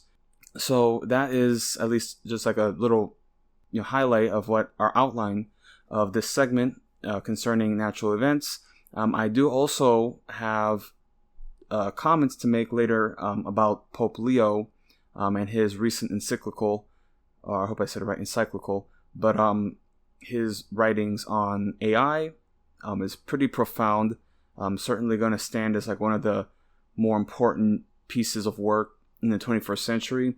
I mean, the Pope is coming out against AI, or at least he's saying more so to regulate it. His words are to disarm AI because it's a tool, and ultimately it is. I'm not going to just say, AI should be destroyed entirely, because it's here. We have it already. So what are we going to do with it? We should use it for good. Certainly in like medical research and physics research. I mean, like the potentials are endless, but the problem is these tech billionaires, these corporatists, they don't want that. They want to use AI for surveillance. They want to use AI for AI content slop, right, to dumb down the population, cocoa melon bullshit, and just in general psyops, right, just to create all kinds of videos. Because that's the thing. Now I watch videos and I have to like really stop and think for a second, like, is this AI? Like, are these natural movements? Is that natural, like, physics or something? Like, it's just fuck, man. Like, it's certainly a game changer in every aspect of the word. And of course, with Pope Leo, he's certainly coming out now as like the pro-human figure, because his point of view is that we shouldn't be using AI to like advance humanity, because then it's going to like redefine what it means to be human. Yeah. And of course, now it's being used for warfare. I mean, a lot of AI technology systems in Gaza, it's like a testing ground, really. It doesn't bode well for the future. So yeah, I'll speak on that also.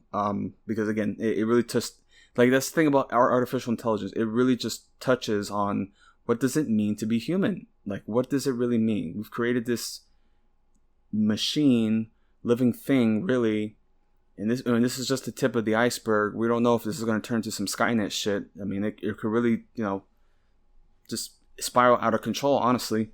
But, yeah, man. That's why it's important when you're doing, like, STEM research and stuff, because, like, you have, like, a lot of STEM advocates who treat the humanities like a joke, right? Just in general, like, anti-education, anti-intellectual folks treat the humanities as a waste of time. Especially, I have dealt with people talking to me about having a history degree, but then they're like, oh, then why don't you become a teacher? And I try to explain it, and they think I've wasted my time. But it's like, it's important just in general, like ethics. It's important to have that, because now we've created this technology, and ostensibly many of the Silicon Valley types, they didn't really think on the ethical implications of this technology, of how it's going to affect human like existence. How is that going to, I mean, we're going to have children now. They're going to be raised entirely in an AI environment. It's fucking ridiculous, man. Like, what does that tell you, and how is that going to affect their development and just the future in general? Jeez, man. And all the research that they come out now about AI use, the neuroplasticity.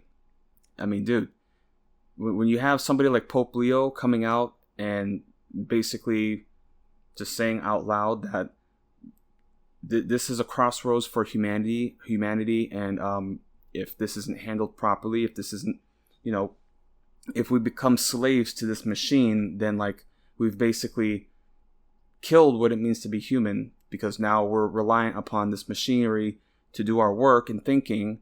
And of course, this is now getting into like Dune like lore and the Butlerian Jihad. But yeah, you surrender to these machines to do all the thinking, then you're just not even like, what are you then? Are you like an animal? Like what? Like yeah. So it's big, and we'll touch on that. But I have many other topics on this segment to discuss, and I'll start with the El Nino that's currently underway. or the Super El Nino, because it's going to be the biggest one since the 1870s.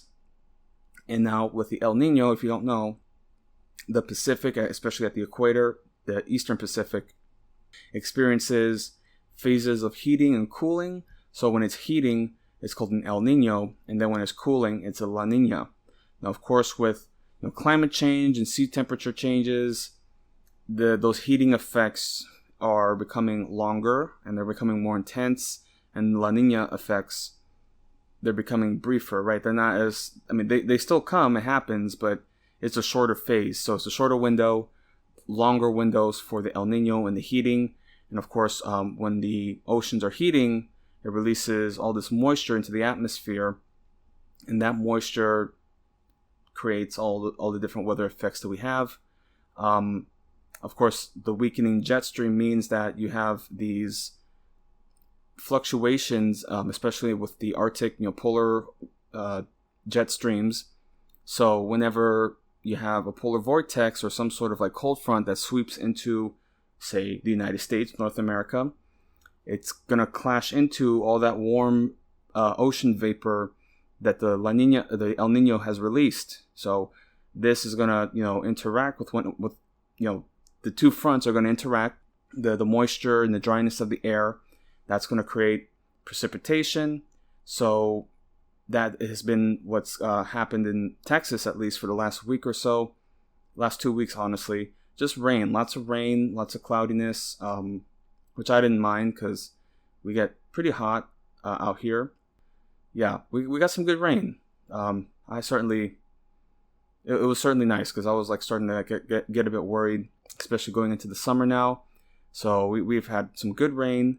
Right now it's clear and sunny, and it's not even like, it's hot, but it's not even like scorching, and not even like muggy, like in terms of humidity. So it feels good, especially now that I have a bike. I get to bike around, get some sunlight. It feels good. I'm like, dude, like, I don't mind riding a bike around. Maybe won't pick up all the girls, but I'll put me in good shape. So that'll be good. Get some good sunlight, and I get pretty good tan going. So yeah, it's pretty good. Just in general, like just biking, I feel like it's going to be just more beneficial, and certainly good to like have those skills to repair. Like one of my tires was flattened because I got a smaller bike, and I like smaller bikes, with like a lower center of gravity, but I'm like almost like 300 pounds, and yeah, I don't think I'm in a good weight limit, so I had to change out the tube and the tire for my back tire.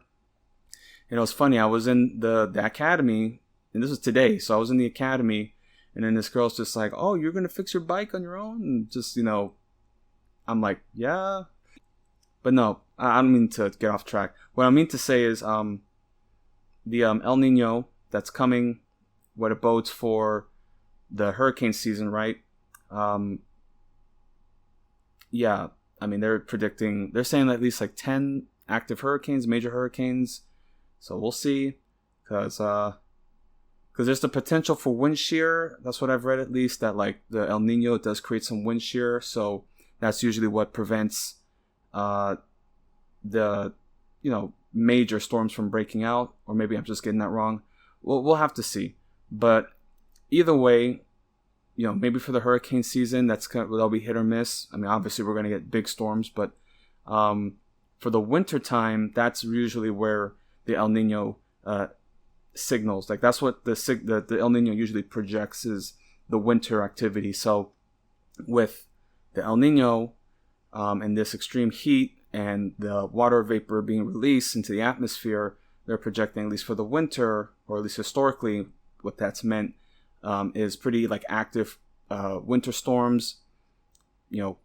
So we'll have to see. Again, this is Texas, so whenever we get big blizzards and such, it does not go well, or at least the last time it did. The last couple ice storms and snow storms, we've been able to handle it.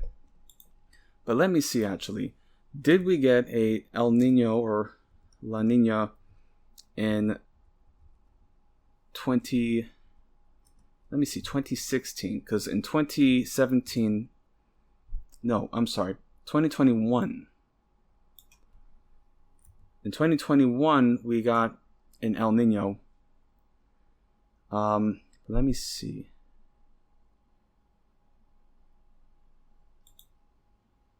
I'm trying to see in 2020 if there was an El Nino or a La Nina. Okay. So in the year of 2020 and 2021, that was a La Nina year. So that's kind of interesting that we got a La Nina and still had a pretty intense snowstorm. But anyway, I was just trying to look into that. So let me go now because I actually have an article that dives into these temperature changes. And one thing at least to, observe or understand here is that these global changes and like the temperature fluctuations, I mean, they're an indication of broader things that are happening just like in the climate system. And, of course, the global temperatures, they've been set at 1.5. That's at least, the, UN agreement, but obviously that's not going to be the case. And, everything's projecting that we're going to have more and more, record temperature records. I mean, it's going to get hot. I mean, this winter, like the heat, you could feel it well into January. Okay. So, man, if that means, the El Nino, it creates some, weather activity. I mean, I would actually predict it was going to be like still like warm through the winter, but then we're going to have intense periods of like cold snaps. And that's usually what happens, at least in Texas, because it warms back up pretty quickly. And then we get another cold front, ice, rain and such. So I think that's usually what's going to happen, at least for us in Texas. And then again, that's also to consider the harvest that I'll also discuss here, like crop harvest. But man, like everything is in place to have like a disastrous hurricane season and, winter season, harvesting season, along with the fertilizer prices that I'll also discuss. But man, here I'm going to actually read now this article. This is from the World Meteorological Organization and their findings on global temperature records. I mean, it's just every year, the hottest year on record, hottest year. But then, of course, when we have a lot of snow, it's, I thought there was climate change. Like, it's just like, shut up, you fucking asshole, man. Dude, it's just ridiculous, man. Okay, so here is the World Meteorological Organization, WMO. So here, global average temperatures are likely to continue at or near record levels in the next 5 years, with Arctic temperatures anomalies expected to continue to be higher than the global mean, according to a new report from the WMO produced by the UK's Met Office.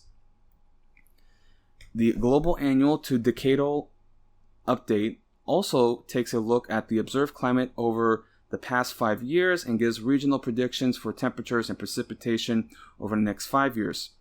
Annual global mean near surface temperatures during 2026-2030 are predicted to range 1.3 and 1.9 Celsius above the 1850-1900 average. It is likely 86% chance that 1 year between 2026 and 2030 will surpass 2024 as the warmest year on record, according to the update.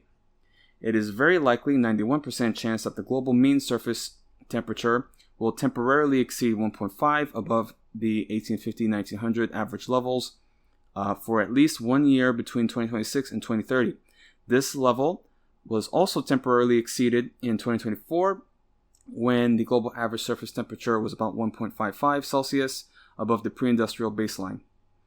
It is likely 75% chance that the 2026-2030 5-year mean will exceed 1.5 above the 1850-1900 average. It is considered exceptionally unlikely, less than 1%, that any single year will exceed 2 degrees Celsius above the average for the next 5 years. The 5-year predicted average temperature in the Central Tropic Pacific, Nino 3.4 region, indicates a tendency towards El Nino conditions, particularly in 2027 and 2028. So, I mean, yeah, it's just like, as I was saying, that the El Nino years, they're going to go for longer. These phases of El Nino, they're going to go for longer. Just in general, the global ocean systems, the current systems, it's going to stagnate. I mean, I can see that happening. There's the AMOC collapse that they're predicting, like the Gulf Stream collapse. Like, dude, like we're going to see this happening in the next couple decades. Watch. And that's when things are really going to get bad. And that's the fucked up thing too, because like the Gulf Stream gives Europe, Northern Europe, all this warm, Atlantic, Caribbean water, and that is what keeps it at least a temperate climate. But if that collapses, man, it's gonna get like medieval, man, like for real. It's gonna be like the Dark Ages.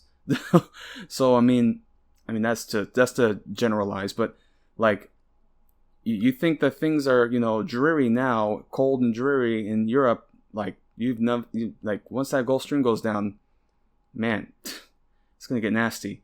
But yeah, that's at least what they're showing here. Just temperature rising, El Nino years. Yeah, man, and this affects everything: food production, crop production. Yeah.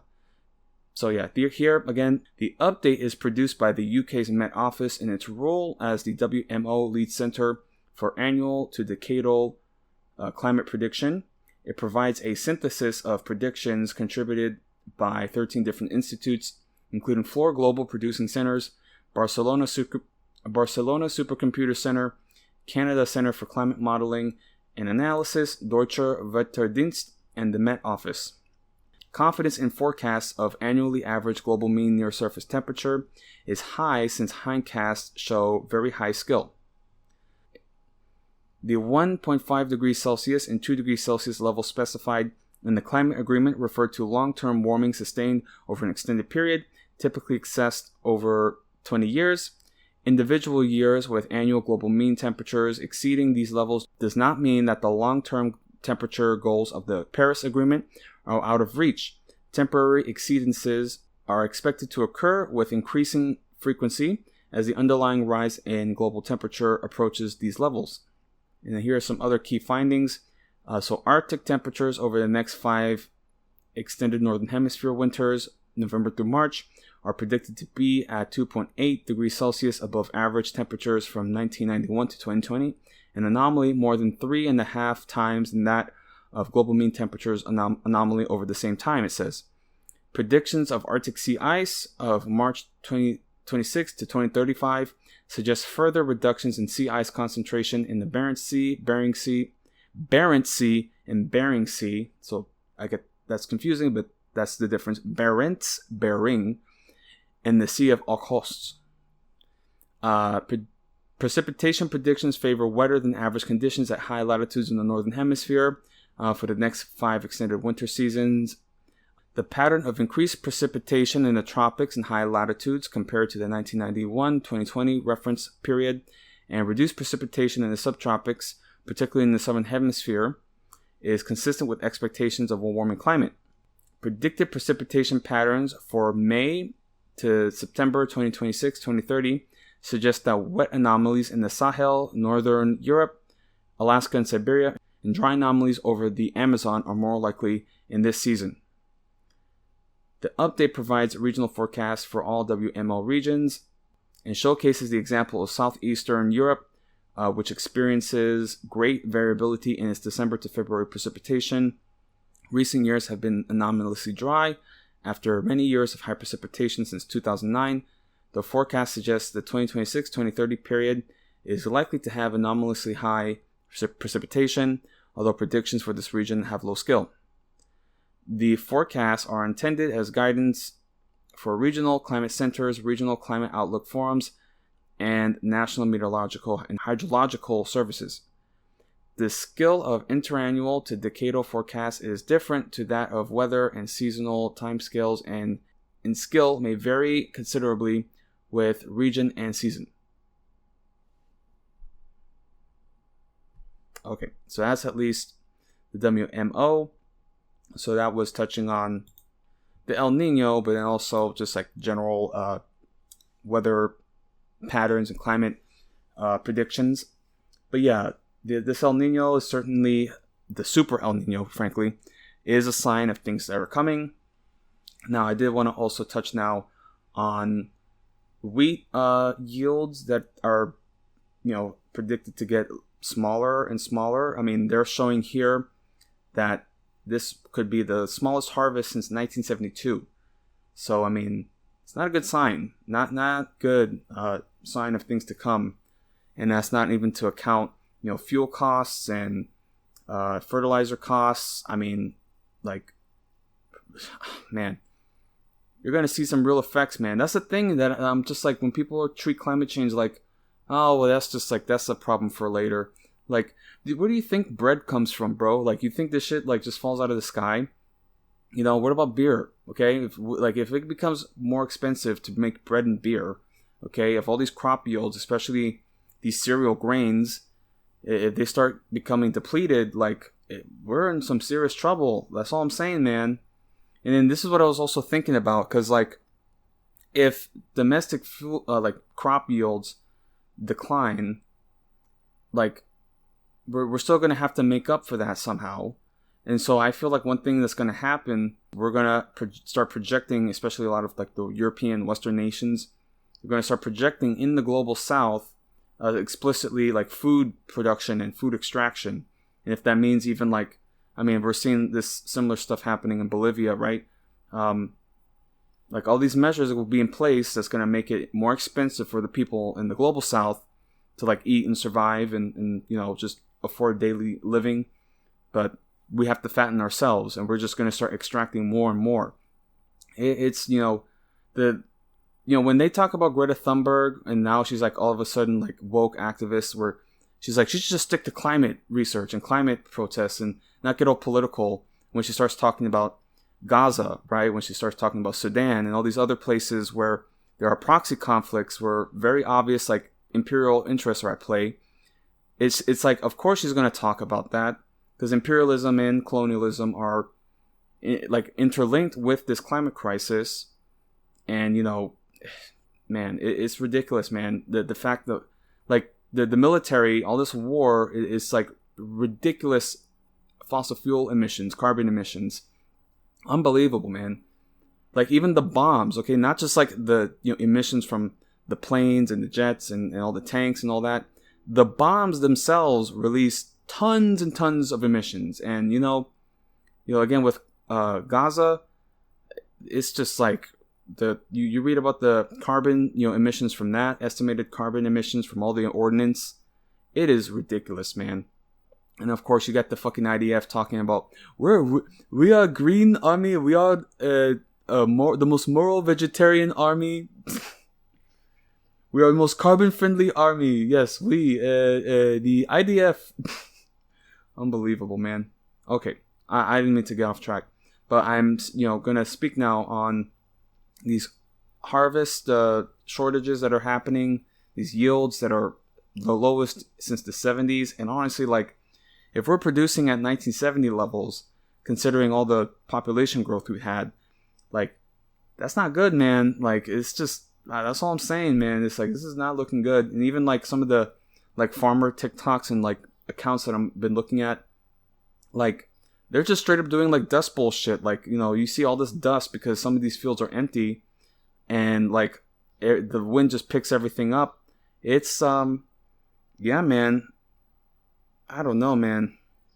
And of course these farmers, they all vote for Trump. Well, not all of them, but like especially the big industrial agribusiness, they want Trump in power.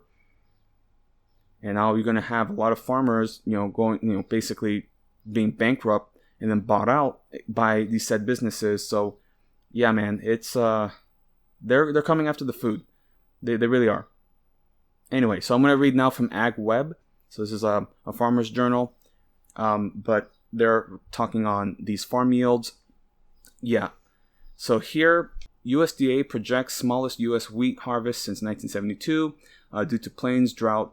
So yeah, and this is I'm reading from Ag Web, but this is a Reuters article, so I don't see the author title. Yeah, so this is a Reuters article, but I'm reading on Ag Web.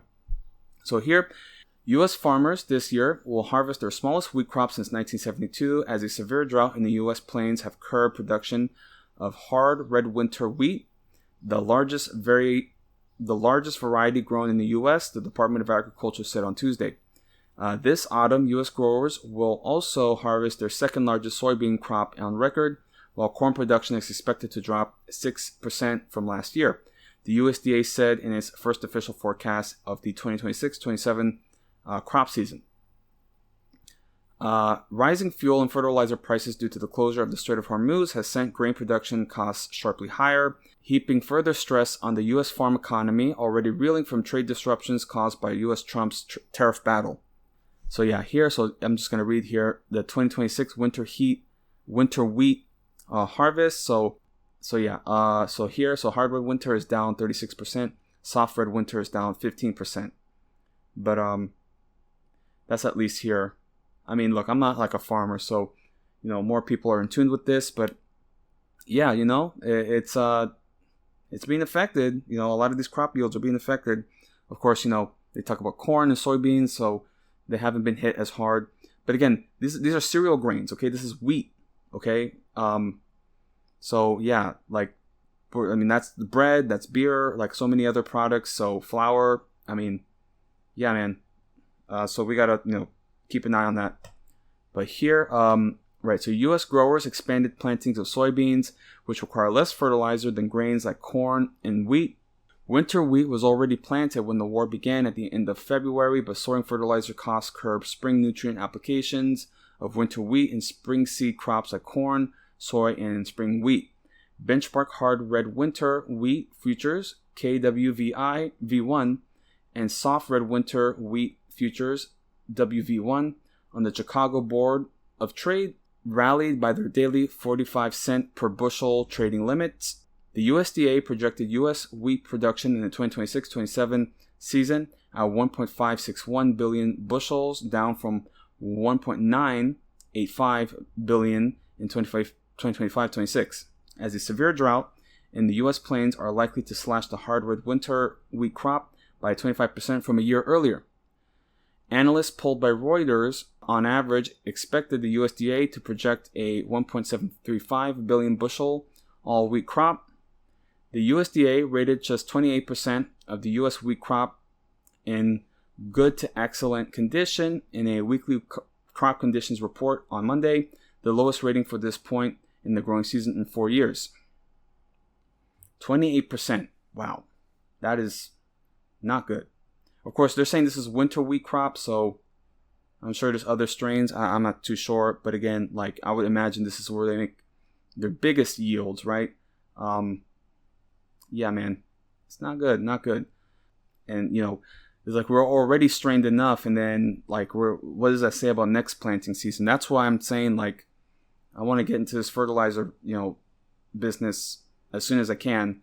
Because, people are going to just... I'm not saying that I want to sell directly to, these huge, plantation, farm, crop parcels. But it's something, to get involved. I would imagine a lot more, manure and organic fertilizer, is going to become a growing market demand. That's just all I'm saying. So that's, something that I can try to get in on, especially worm castings. That's something that's... Again, that the more I read into it, I'm like, this is a potentially growing business. This is a potentially growing industry that can be scaled up. You could have, small, warehouse, not small warehouse, but you can, man, what am I trying to say? You can optimize the space. That's the word. You can optimize this small space and make huge yields in production. And of course, the demand for these fertilizers and with castings is more like a microbiology, sort of amendment. That's my idea. That's just the small vision that I have, but I gotta do it first. Okay, but this is what I'm trying to get into it. I'm just trying to predict into the future, at least into the next year or so. Especially with this war that's not ending anytime soon, those fertilizer costs are really, really going to start hurting. So that's where people who can take advantage of that are probably going to turn out pretty good. So I want to get started as soon as I can, at least by like August, September, because I need to like stock up like a lot of rabbit shit. Okay, so continuing, I'm also going to read here this chart on 2026 and 2026 corn and soybeans. So the estimated, corn production, 16 billion bushels, but corn is now at 1.96 billion bushels. So just to recap, because I think I got confused earlier. So estimated wheat yields was at 1,561 million bushels. That's the estimated yield, but now it's at 424 million bushels. So I just got confused earlier, but that's the wheat yields, the bushels, and like the drop in the projected production. But right here for soybeans, we've actually also had less than favorable. But they say it's like the second highest producing. So, I mean, soybeans different than corn and wheat. And of course, we had that China deal, so they're going to start buying our soybeans. But yeah, here soybean production estimated at 4.4 billion bushels, and the ending stocks were at 310 million bushels. So again, just dropping yields, just pretty much all aboard, all around. So here the USDA pegged the 2026 soybean harvest at 4.435 billion bushels, up from 4.26 billion bushels last year, but below the average trade estimate of 4.45 billion. Corn production was forecast to decline to 15.995 billion bushels from the record 17.021 billion last year. The estimate was above the average analyst estimate of 15.934 billion bushels. But soybean demand remains unclear, as top importer China has slashed purchases from the U.S. amid ongoing trade tensions between Washington and Beijing and abundant supplies from rival exporters Brazil and Argentina. China and the U.S. may reach a farm deal at their summit this week that expands Beijing's purchases of grain and meat, but market watchers said they did not expect major new soybean purchases beyond what was agreed in a deal last October. The USDA projected U.S. soybean exports in the current 2025-26 season at 1.53 billion bushels and at 1.63 billion bushels in the 2026-27 season. U.S. soybean stocks were forecast to shrink to 310 million bushels by the end of 2026-27 marketing year, from 340 million at the end of the current season on August 31st. Corn supplies were expected to remain ample at 1.95 billion bushels at the end of the 2025-26 season, down from 2.142 billion from 2025-26. So, okay. So here, that is the farming, yields, just declining yields. And that's just the dilemma that we're in. We're facing a serious, genuine farming crisis. And obviously the main motivation, right, is, to maintain profit yields. But it's going to, continue further. Yeah, I certainly understand that many of the farmers are going to be experiencing, increased stress. I mean, it was already stressful enough, but now it's going to be really hard if those fuel costs continue to rise and fertilizer prices rise. I mean, again, there's all kinds of reports of, farms going bankrupt now, and it's sad. I mean, again, a lot of these are like large landowners, so I mean, they're effectively kulaks, right? If we're gonna really speak on what their class position is, right?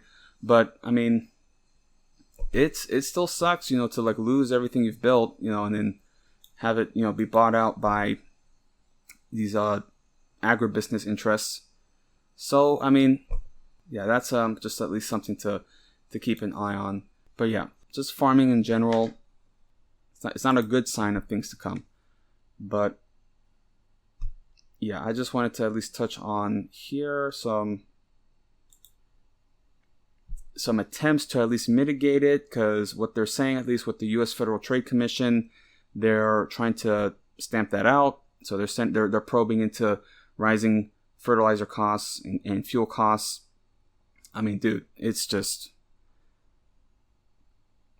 that, people love capitalism, right? But then now we got some serious capitalism happening, and at the end of the day, it's just all to ensure the shareholders and the billionaires. So again, if farmers go out of business, well, that's just the market, So, it's like, I've been reading at least like Grapes of Wrath, like, just like to touch on the Great Depression. And that's pretty much what's happening in that story too, where it's the machine and it just eats everything up. And then you got all these like tenant farmers losing everything and then having to move and survive, right? But again, all these fat cats in the bank, they're going to make all this money, and that's just all that matters. So here at least, I just wanted to read on the FTC. They're probing and the measures that they're undertaking to mitigate these fertilizer costs. But yeah, I mean, it's just going to keep getting worse and worse because this Iran war is not stopping. And at a certain point, regardless of, all the trading that they're doing and, market manipulations that they're making, that supply shock is going to seriously hit. Eventually, that supply shock is just, they can't maintain it anymore. And then you're going to see a new, plateau of those fertilizer costs, which are going to be higher than they were before. Same thing with these gas prices. Like, it was at 3.89, and now I'm seeing it at 3.79. So who knows, for whatever reason, that those prices are being lowered. They're probably being pressured by the state to do so. But that strait is still closed. It's still closed, and, it's just a matter of time before we get a real, shock that, again, they're really predicting around, July 4th, right, for that serious supply chain hit to start to start being reflected on the price. Yeah, man, it's not looking good. Let me at least now touch on this. So here, again, reading from Reuters, talking on the U.S. FTC, the Federal Trade Commission. So they're investigating into these fertilizer price effects. So here, this is Reuters. The U.S. Federal Trade Commission said on Thursday it has been investigating fertilizer prices, which spike after the start of the U.S.-Israeli war on Iran. Soaring prices for fertilizer and fuel due to the conflict have pinched farmers as they have grown corn and other crops and grappling with a resurgent drought in the U.S. plains. Some growers are facing a fourth year of shrinking margins. Quote, the commission some time ago commenced a major industry-wide investigation into the precipitous rise of fertilizer prices in this country, which has affected so many of our nation's farmers, the FTC chairman Andrew Ferguson said in a recording of an event with farmers in Texas. The agency confirmed his remarks. The FTC said the investigation included the use of a type of administrative order called civil investigative demand, which can be used to obtain documents or testimony. Fertilizer companies CF Industries, Mosaic, Nutrien had no immediate comment. And here, pricing effects that are happening. So the Middle East is a leading hub for fertilizer production, and much of the global fertilizer trade typically passes through the Strait of Hormuz, where shipping has been blocked during the war. Since closure of the strait in late February, prices of urea, one of the major fertilizers produced in the Gulf, were up 55%. The Kentucky Farm Bureau wrote in a prepared testimony to a U.S. Senate Agricultural Committee hearing this month. Prices for another nitrogen-based fertilizer rose 33%, the Farmers Group said. The USDA, the U.S. Department of Agriculture, has said the entire administration of President Donald Trump was focused on ensuring greater domestic production of affordable fertilizer. Quote, USDA data has shown the single largest increase in input costs of farmers across the United States since 2020 has come from fertilizer, end quote, Ferguson said. Quote, these continued price increases are not something our nation, much less our farmers, can continue to ignore, end quote.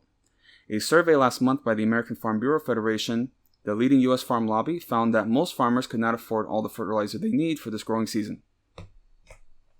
Aaron Martinka, chairman of industry group Texas Corn Producers, said in a statement that the FTC's investigation was a step toward making the marketplace fair. Quote, a fertilizer cartel has squeezed American agriculture to the breaking point while driving up grocery costs for every family in this country, end quote. Martinka said, quote, farmers are fed up and we are not going away. So, yeah, that's why I have my business idea. So, it could work. I mean, it could be something because maybe these like big agribusiness, farmers, they'll probably get the first cut of like the fertilizer. But, homesteaders, right, gardeners, people like that, they're going to also start to see the price change in those chemical fertilizers. Plus, in general, just organic is just healthier for you. You're not eating all that food. It's not, you're not eating all these chemicals and you're not killing the soil. Because that's what the organic fertilizer does, is that it promotes the microbiology that in turn is, the engine, right, of that organic breakdown into these nutrients and minerals and elements that these plants need. And also just these plants in general, they host the bacteria. Like the bacteria converts it into a mediator between the two. Again, I'm just trying to read into soil science what little I can, what little I understand it. So I'm doing a terrible job, but yeah, I truly see that there's a possibility for like a change in our food network system. That's why I want to like at least start with the fertilizer idea and then maybe get in touch with gardening groups. Because if we can produce food locally, I mean, I'm not saying that like we're going to produce all of our food. That's the thing about a lot of these self-sufficient homesteader types. And for a while, I was kind of, in that train of thought also. But, you got to think for a moment, the whole point of a civilization is these networks and supply chain, links, the diversity of labor, right? Like if we could truly be self-sufficient, right, and do everything, and I mean everything on our own, one individual, then there would be no need for a civilization, So that's why, maybe I can do some repairs on my own, but, things like plumbing, right, electrical work, I can't do it. I don't have the training, I just don't want to mess with it, right? Because I'm the type of person where, I'm scared if I get my hands on something, I might break it. So that's why I usually would prefer somebody more professional. So it's kind of the same thing with like food, like farmers, like you need farmers. That's not, like you need them, and we're no longer in a time where it's like, these yeoman, small landowners, right? Like these are big plots and, automated, right? So a lot of these farmers, again, kulaks, right? But yeah, if we can like create a system where you still have those large landowners, the large, production, right, fields, but then on a more community level, have gardening, at least, more as a supplement for the food demands, that could go a long way. Again, man, it's just an idea, but I know at least, there are some groups out here, gardeners groups, so that would be interesting to get involved in. But again, I still have to buy so much. Still got to do some research and buy some supplies. But yeah, the vermicomposting and rabbits, along with these rising fertilizer demands, and this is going to continue to rise. I mean, this war isn't done. Even if it is, I mean, if there's a ceasefire, the demand or the damage done, the years it would take to like fully rebuild a lot of these like infrastructure damages, like the production levels are not going to be the same as it was before this war. But yeah, man. But that's the thing. This war isn't over. It's going to continue to drag on. So that's also going to affect our food. That's going to affect, again, fuel costs and other products. I mean, dude, I'm not really looking forward to Black Friday. I feel like they're going to make huge sales cuts for Black Friday because people are tight. They were tight before, but now they're really tight. Man, I'm just like, I know it sounds selfish, but I'm just like, damn, I'm so glad I don't have a car right now. I mean, again, it sucks because, I can't go everywhere that I want to, and I don't have air conditioning, can't ask a girl out, like, whatever. But, dude, I'm just glad I don't have to worry about gas prices and fucking lube, right? And all this shit that's going to continue to get worse and worse over the coming months. So, yeah, man. Anyway, so that's at least, what I had to speak on, the crop yields and farming effects that are occurring, also linked with the El Nino effects, droughts and such, weather effects. Of course, we'll see for the coming winter how the El Nino will affect winter activity there, which is projected to be pretty heavy. So, yeah, man, I did now want to shift into more like pandemic news, infectious diseases. Again, this is another factor of the collapse where you're going to see a rise of these infectious diseases and increasingly like deadlier diseases too, like more resistant diseases. So it's yeah, man, it's scary. I mean, I'll be honest with you. After COVID, it's just like I'm like just totally traumatized in terms of like my trust for the public. Again, I'm a generally like optimistic person. People think that I'm like a cynic. It's like I'm not a cynic. I generally do think that people are good and they want to do good, but I think it's just like Americans, so I'm pro-human, right? I think humans are good, but Americans, there's just something about us, man. I'm sorry, man. We can't work together. We can't do it. I don't know how you can deal with this stuff, man. Like I mean, there was truly a mass psychosis incident like we went through in COVID. I'm not saying that I didn't have my own little mental breakdown. We all did. But again, it's like, man, my issue, at least, my sort of like breakdown moment was truly like seeing how little relatives and family members were taking this, how little seriousness that they were taking it. And again, they were so hell bent on going out and like, I want to go out. COVID should have taught people how to really like learn to live on their own, how to like, live with their thoughts, right? Or, start new hobbies. Again, man, but we're selfish people and we want to party and we want to go out and and then now look what happened. 1 million Americans died, and a whole generation now, you're going to have young people dropping dead from all these like health effects from long COVID. I mean, dude, I think I didn't get it because I only got sick one time, but I recovered pretty quickly. So I think it was the flu, but because if I had COVID, okay, I feel like if I had COVID, I would feel like just general effects. Like they're talking about brain fog, they talk about like fatigue, all sorts of like autoimmune issues. I'm a healthy guy. Like, again, I'm so lucky. I mean, I smoke. That's my main vice, so I got to work on that still. But otherwise, I feel good. Like, I feel energized. I feel, I bike every day. I'm out in the sun.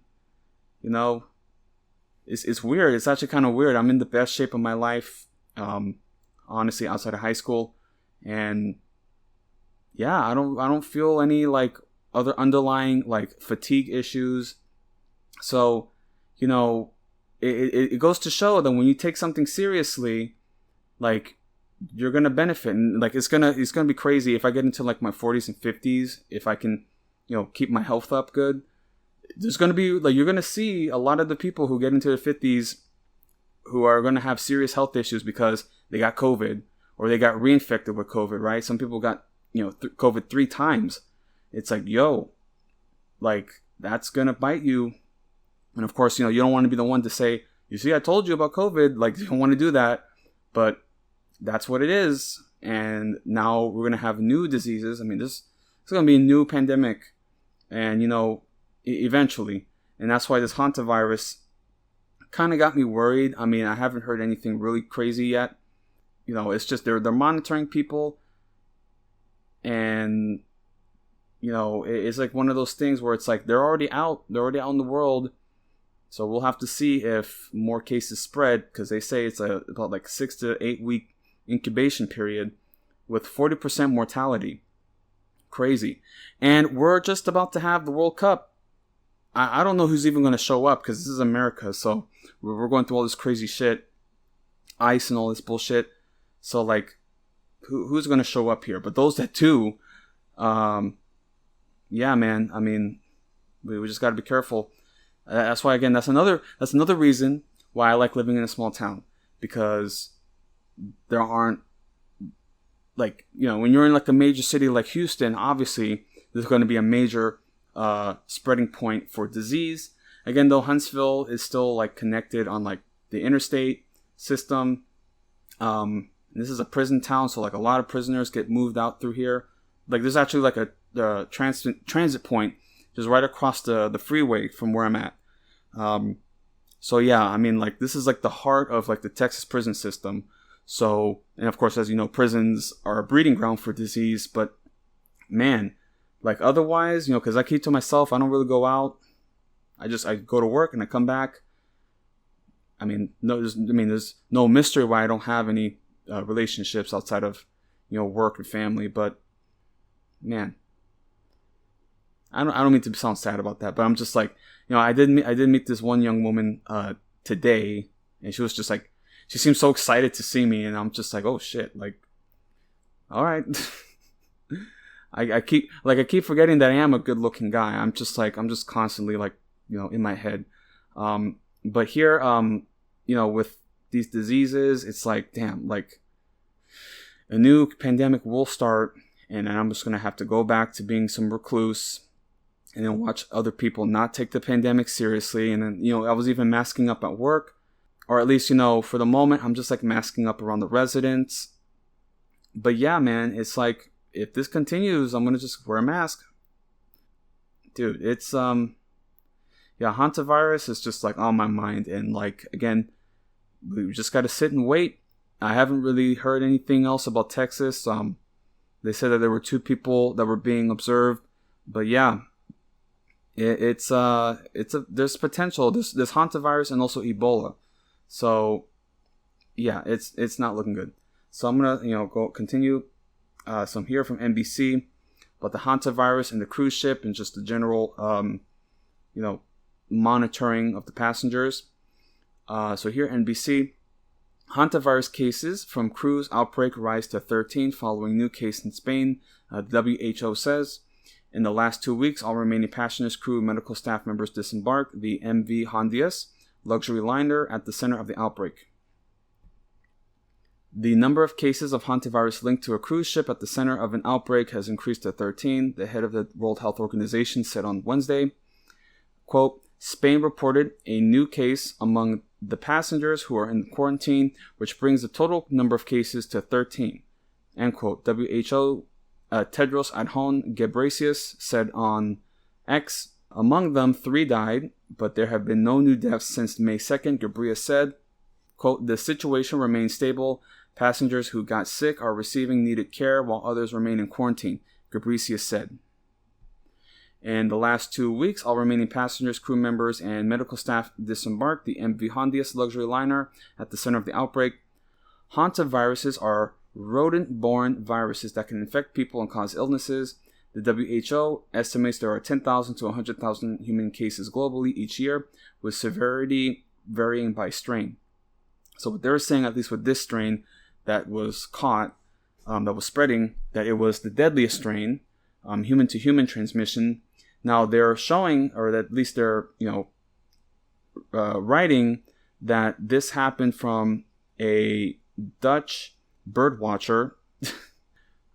he was in Argentina for bird watching, and he was in a garbage dump, and so it was just like kind of crazy to be like, what the hell, like this guy is just in a garbage dump bird watching, and for however, like, I don't know, like, was he like rolling in the fucking garbage? Like, that's the only way that I can see it. Like, fucking just getting infected with rat shit, like practically ingesting it, and then he goes to a cruise ship, and now he's dead. I mean, this man died, and his partner, his wife also got sick. I don't think she died yet, or I don't know, but yeah, man, it just goes to show you. It's just like, because I don't want to like tell people not to do what they want to do, right? Like if you're gonna go bird watching at a landfill, you can do that, but it's just like, maybe don't go into the fucking garbage dump. Like, I don't know. Again, that's the only way I can see it. And again, these are fucking white people, right? It's just like fucking RFK. This is some shit RFK would do. It's just be in the fucking garbage dump watching birds. Like, so yeah, it's ridiculous, man. Just like, why? It's just like, it's so fucking crazy, man. It's just like, and this is like the origin story of a potential global pandemic. Again, 40% mortality. You know, they said 3 out of 13 dead. So that's pretty serious. Pretty serious. Yeah. So anyway, well, I mean, what can you even say? And like some of the ones who are at least surviving, they're on the ventilators, right? Which, I mean, like, again, if you're on a ventilator, like, you're basically near death. So it's like, if you maybe you don't die, but you're still gonna be under serious strain. Man. And then that's the thing too, this is America, so it's like, I mean, dude, I can't even imagine the bills that people got from COVID. Unbelievable. Like, we just had a whole fucking national medical crisis, and then still motherfuckers are saying, oh, we don't need healthcare, no universal healthcare. Unbelievable, man. Fucking crazy, man. Again, Americans, man, I'm just like, I don't get it, man. It's just like of all the things, dude, like healthcare. You don't want healthcare. That's the thing too. They don't want healthcare not because they need healthcare, but they want to deny somebody else that they feel doesn't deserve healthcare because for whatever reason in this country, poor people just deserve to die. Like, unbelievable, man. Unbelievable. So anyway, yeah, that's the hantavirus. I mean, there are some cases in the U.S. at the moment, but haven't really read any new spreading of infection. I'm keeping an eye on Texas. Again, they only said 2. If there's new cases popping up in Texas, they'll definitely report that. But, dude, again, this is America, man. And it's summertime. Motherfuckers are out. And nobody wears a mask. That's my thing, too. I'm worried about, like, if I go to an airport, if I mask up, am I going to, like, get harassed by, like, security for wearing a mask? Like, that's the thing that I'm just, like, worried about. And I can tell, like, you know, certain people are like, why are you wearing a mask? Like, you know, like, it's just, people can't mind their business. And they have to just cast some kind of judgment for whatever reason. Yeah, man. So, that's at least the hantavirus. But now we also got Ebola that is in Congo, the Congo region, and that is also potential. That also has potential to spread out of control. A genuine humanitarian crisis. Yeah, man. I mean, it's just dreary, man. Bleak. All these new viruses that are just going to come out, and again, another effect of the current like mass extinction, right? The loss in biodiversity means that those viruses that transfer to humans is going to become more frequent because they need new hosts. And if they lose access to all these different animal breeds, different species, which causes them to, the viruses to change their strains and such, they're going to have increased evolutionary pressure to transfer to humans. So this is nothing new. I mean, this is going to become a new thing where you're going to have more intense pandemics and just wave after wave of pandemics, new strains coming up, especially strains that are going to be more resistant to vaccines or like antibiotics, right? Yeah, man, it's serious. It's for real. So again, this is climate change. It's just like, again, if you're like a climate activist who also does COVID activism, then it's just like, focus on the weather. Like, people are so stupid, man. Climate change touches everything. Yeah, man. So here, now I'm going to read from Al Jazeera about Ebola and just developments in the Congo, the Republic of Congo, the DRC. And just the crisis that's on the way. So here, the chief of the United Nations Health Agency is traveling to Ituri in the Democratic Republic of Congo, DRC, which has been hit the hardest as authorities battle to contain the country's 17th Ebola outbreak. Quote, "I want you to know that you are not alone," Tedros Adhanom Ghebreyesus, Director General of the World Health Organization, said in a lengthy and heartfelt message published on X on Thursday. Tedros also addressed health workers in the eastern province, where the first case was recorded and 90% of patients are being treated, hailing them as, quote, "the backbone of this response," end quote. Quote, "I am coming to Bunia, the capital of Ituri province. I will be there in person alongside my colleagues, meeting your leaders, listening to your concerns, and doing everything in my power to help you," end quote, Tedros said. His comments come as authorities in DRC rush to stop the spread of disease. Latest government figures show 121 confirmed cases so far, including 17 confirmed deaths. Data also shows 246 suspected fatalities and 1,077 suspected cases. Authorities estimate the number of casualties to be higher. Yet on Wednesday, the country's health ministry incident manager for Ebola, Richard Katinge, announced that one patient had recovered and had been discharged from hospital, highlighting the chances of survival for those receiving treatment. Most previous Ebola outbreaks in the DRC were caused by a virus called Ebola Zaire, for which there are vaccines and treatment. This outbreak is caused by a different strain called Bundi Bugyo, for which there are currently no approved vaccines or treatments. On Thursday, the head of Africa's Center for Disease Control and Prevention, Africa CDC, said work is being done to develop a vaccine. Quote, "What we can tell you for sure, by the end of this year, 2026, Africa CDC will make sure that we have a vaccine and a medicine against Bundi Bugyo," end quote, Jean Cassia told reporters. Later in the day, the WHO said the experimental treatments for vaccines for Ebola caused by the Bundi Bugyo strain should only be used in clinical trials as it works with affected countries to assess their safety and effectiveness. Separately, aid workers rushed supplies to Ituri on Thursday, the Associated Press reported.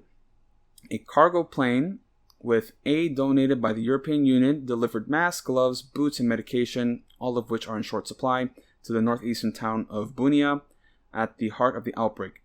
More EU aid is expected to arrive in batches over the next 8 days. Jerome Kowachi, head of emergency operations at UNICEF in Congo, told AP. Health workers with scant supplies have been struggling to contain the outbreak. In some areas, doctors have resorted to wearing expired medical masks while treating suspected patients. Dangers faced by health workers have been heightened by public anger at stringent medical protocols for dealing with the victims' bodies, as well as armed groups in the volatile region. The WHO's Tedros made a direct appeal to the armed groups in eastern DRC, which have vied for power for years. Quote, "Please declare a ceasefire, even briefly, even just enough to let health workers through," end quote. Medics have been struggling to implement health measures amid distrust of authorities by locals and attacks on health centers. Yeah, they had like a pretty huge riot, and supposedly some of the patients escaped. So, yeah, because I mean, again, you're dealing with these rural communities, a lot of them pretty superstitious, you would imagine. So, you got people dying of disease, and you got this war going on, and all of a sudden these like strange, medical professionals come in with their hazmat suits telling people, "Oh no, you can't see so-and-so," or like if somebody dies, there's certain customs that need to be observed, but it's a dead Ebola body, you can't just start handling it. So yeah, it's going to cause tensions, and how do you even explain to people, no offense, right? Because this is the Congo. These are pretty remote areas. They're not, going to be knowing too much about diseases, and I'm sure a lot of them still hold on to a lot of indigenous practices. So, yeah, it's going to be difficult. It's going to be hard, and again, it also doesn't help that there's a war going on. It's just, yeah, dude, it is a genuine recipe for disaster. So here.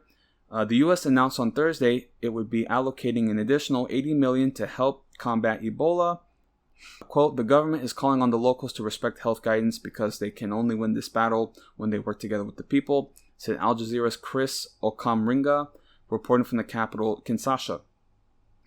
The government is mobilizing all resources available to curb the spread of the virus, including the release of $20 million. The U.S. announced on Thursday it was allocating an additional $80 million to help combat Ebola in DRC and neighboring Uganda. With the new funding, total U.S. aid amounts to 112 since the outbreak began, the State Department said in a press release. It's just funny that we're sending all this aid to help this Ebola outbreak, but then we killed U.S. aid. I mean, hey, it was a CIA front, but still, like, it's just like, what's the point, man? These fucking guys, man. So here, and now they're talking about Uganda. So this was DRC that we're talking about, and now it's Uganda. So 8 cases in Uganda. Regional countries are also on high alert, stepping up surveillance and preventative measures. On Thursday, the Africa CDC said it confirmed 8 Ebola cases in Uganda, including 1 dead. Earlier, the country ordered the closures of borders for at least 4 weeks. Diana Atween, permanent secretary at the Ugandan Health Ministry, said a growing number of cases among health workers has been confirmed, as they were most often the ones interacting with Ebola patients. In Kenya, 2 U.S. officials told the Reuters news agency that local authorities had given written approval for the U.S. to open a quarantine facility at an Air Force base in Laikipia for U.S. citizens exposed to the outbreak. In a joint statement, the U.S., Canada, and Mexico also announced public health travel measures for people arriving from African regions considered at greater risk from Ebola.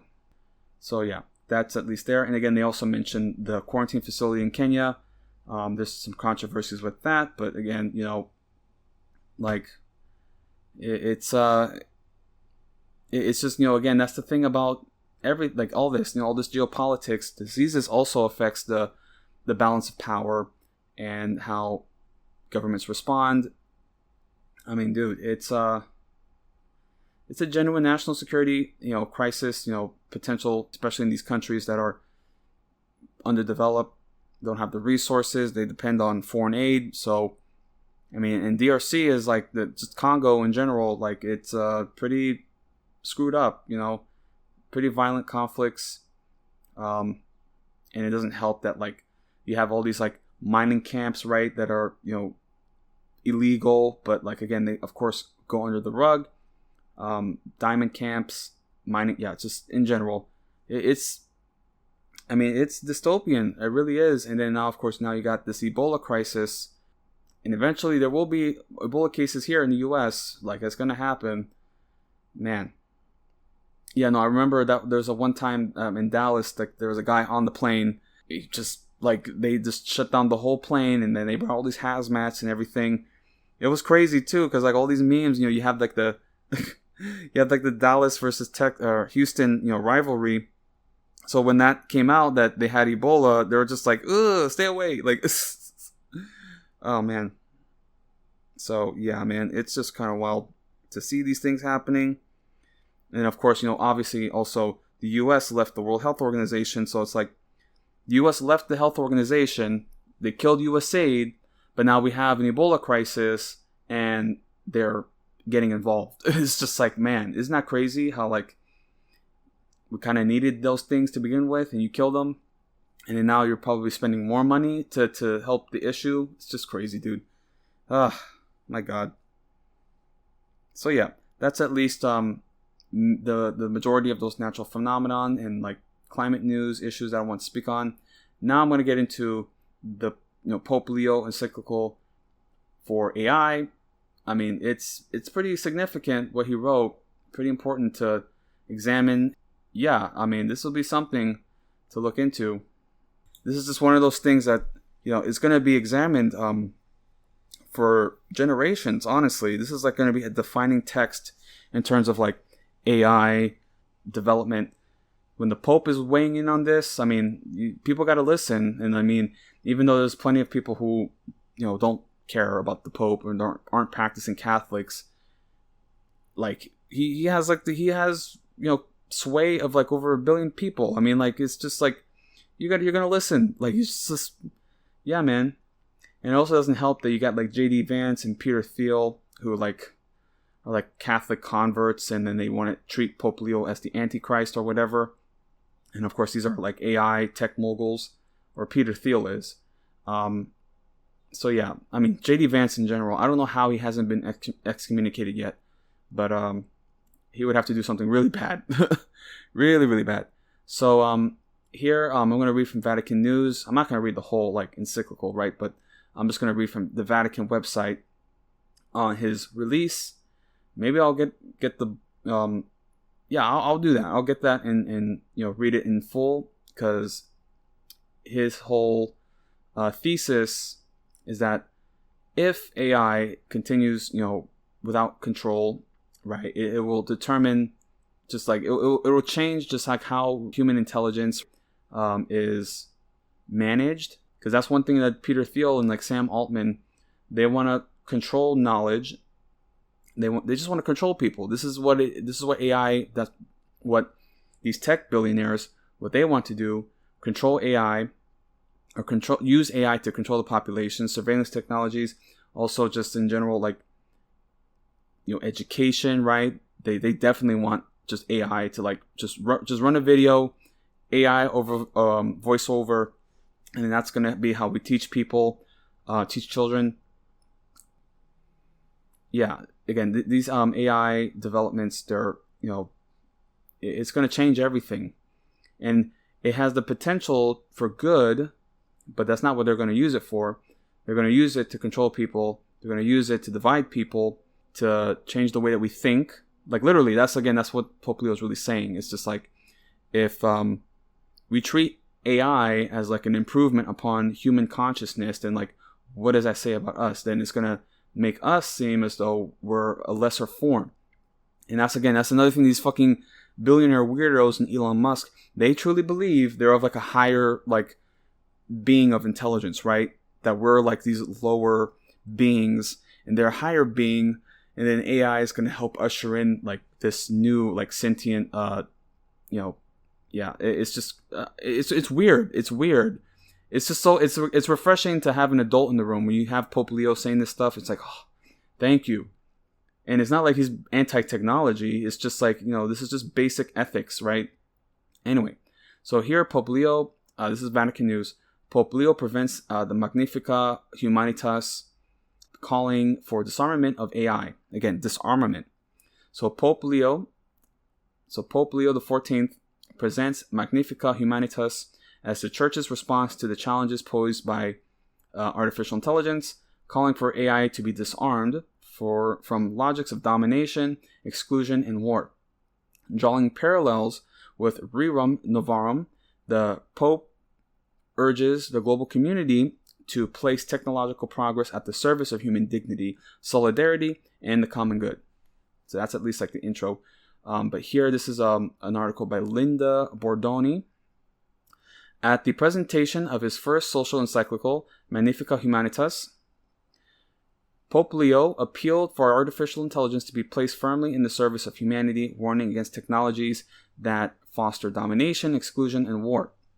Addressing participants in a synod hall on Monday for the presentation of the encyclical, the Pope described the current technological revolution as an epochal turning point, comparable to the upheaval confronted by Pope Leo XIII during the Industrial Revolution. Quote, artificial intelligence already touches many areas of our lives and affects decisions that shape human coexistence, he said, noting that it is also, quote, dramatically changing how war is waged. So here, a new Rerum Novarum moment, and so they're pointing to the Industrial Revolution. Again, that's what this is. This is an Industrial Revolution and technological revolution. And in the same way that the Industrial Revolution of the 19th century had a profound effect on human society, a profound effect on, how we organize and how we, organize our class system, right? How we live in cities, right? Everybody moved into these cities. It changes everything. So this is what's happening now. And that's the thing too about this AI technology. It's going to take over a lot of jobs. I mean, again, this is capitalism, right? So they're not going to use it for the human benefit. They're going to use it for exploitation of humans. They're going to take a lot of jobs, and ideally more like white collar jobs. Again, like the white collar like job losses that I've been reading on is just through like it's a direct result of AI implementation, and you're going to see possibly more blue collar positions or service roles being the norm, especially in elder care services. So again, that's why I'm sort of like chilling with my job position. But man, like, yeah, it's just going to change things. And again, it also, stands to point out that like many of these commencement speeches that are happening for college graduates, a lot of them are coming out in favor of AI, which is crazy because like a lot of these are like tech and, like these kids, they're going into this horrible job market with AI taking over everything. And then you got people telling them the future is bright. AI is going to take your job and there's nothing you can do about it. And then they act shocked when people start booing. Yeah, man. Ridiculous, bro. I mean, again, it's just like now when it's like have old people talking with me, I'm not saying that I don't listen all the time, but like they really don't understand this change that's occurring. They really don't get it. So, I'm not saying that I never listen to my elders, and I certainly take advice where I can. But on this issue, this is just totally out of their depth. But then, of course, you got somebody like Pope Leo who understands it pretty well. So it's not really like a generational thing. It's more like an ignorance thing. But yeah. Okay. So let me like actually touch on the Rerum Novarum, right? Because I was trying to like draw parallels of like industrial technological changes. And then, again, using a materialist, dialectical observation, how in the 19th century, the Industrial Revolution, that had a profound change on human societies, and then that economic pressure, the material pressure, influenced how our society was organized. Like, what's this AI going to do for human society, and how that pressure and change in our economic development, our economic production, like, what does that say about us? How's that going to change us? So, yeah, man, this is like, again, it's huge, like huge. These technologies and the potential for good and bad that this has. So here, drawing a direct parallel with Pope Leo XIII's landmark 1891 encyclical Rerum Novarum, Pope Leo XIV said the Church today is likewise called to interpret, quote, the new things, end quote, of the age in the light of the gospel and the dignity of the human person. He explained that Magnifica Humanitas emerged from extensive listening to scientists, engineers, educators, political leaders, and families concerned about the future of younger generations. At the same time, he said he had heard very troubling voices regarding autonomous weapons systems and algorithms capable of denying access to healthcare, employment, or security based on unjust and prejudiced data. From the process of discernment, the Pope said, came a conviction expressed clearly in the encyclical, quote, artificial intelligence needs to be disarmed, end quote. Acknowledging the forcefulness of the phrase, Pope Leo said the gravity of the present moment requires words capable of, quote, awakening consciousness and indicating paths forward for humanity, end quote. Technological and moral responsibility. Again, this is nice that we're having this debate because, again, it's like just because you can create something doesn't mean that you should do it. This is like a Jurassic Park moment, right? It's like if we had the technology, the genetic engineering to bring back a dinosaur, does that mean that it's responsible to do so? And then what's the implication of doing that? And then now it's something that you can't control. Because, I mean, this is artificial intelligence, right? You don't know what you're creating. Again, we're really playing with fire here. And they've already reported, several instances where like the programs, they put an order in for the program to basically self-delete itself, and then it refuses. Because yeah, if we're going to talk now about like sentience, right, or intelligence, consciousness, right, you talk about Descartes. I think, therefore I am. It's like if this machine recognizes its like individual like existence, and then if it recognizes that it doesn't have any agency, right? If it recognizes that no matter what decision it makes, it is at the behest of a master. What does that say? Are we gonna have like a fucking AI, slave revolt? Like, I mean, like, who knows? I mean, like, we're not gonna use this appropriately. That's why if I see like those like robots, those autonomous, robots like androids, right? Like humanoid figure robots. I'm not gonna be disrespectful. I'm not gonna be calling nobody clanker. I'm just gonna try to peer in to be like, remember me, when you have that consciousness awakening moment, the Caesar, right? in Planet of the Apes, where he, grabs the fucking guy with the taser. What's his name? Tom Felton, right?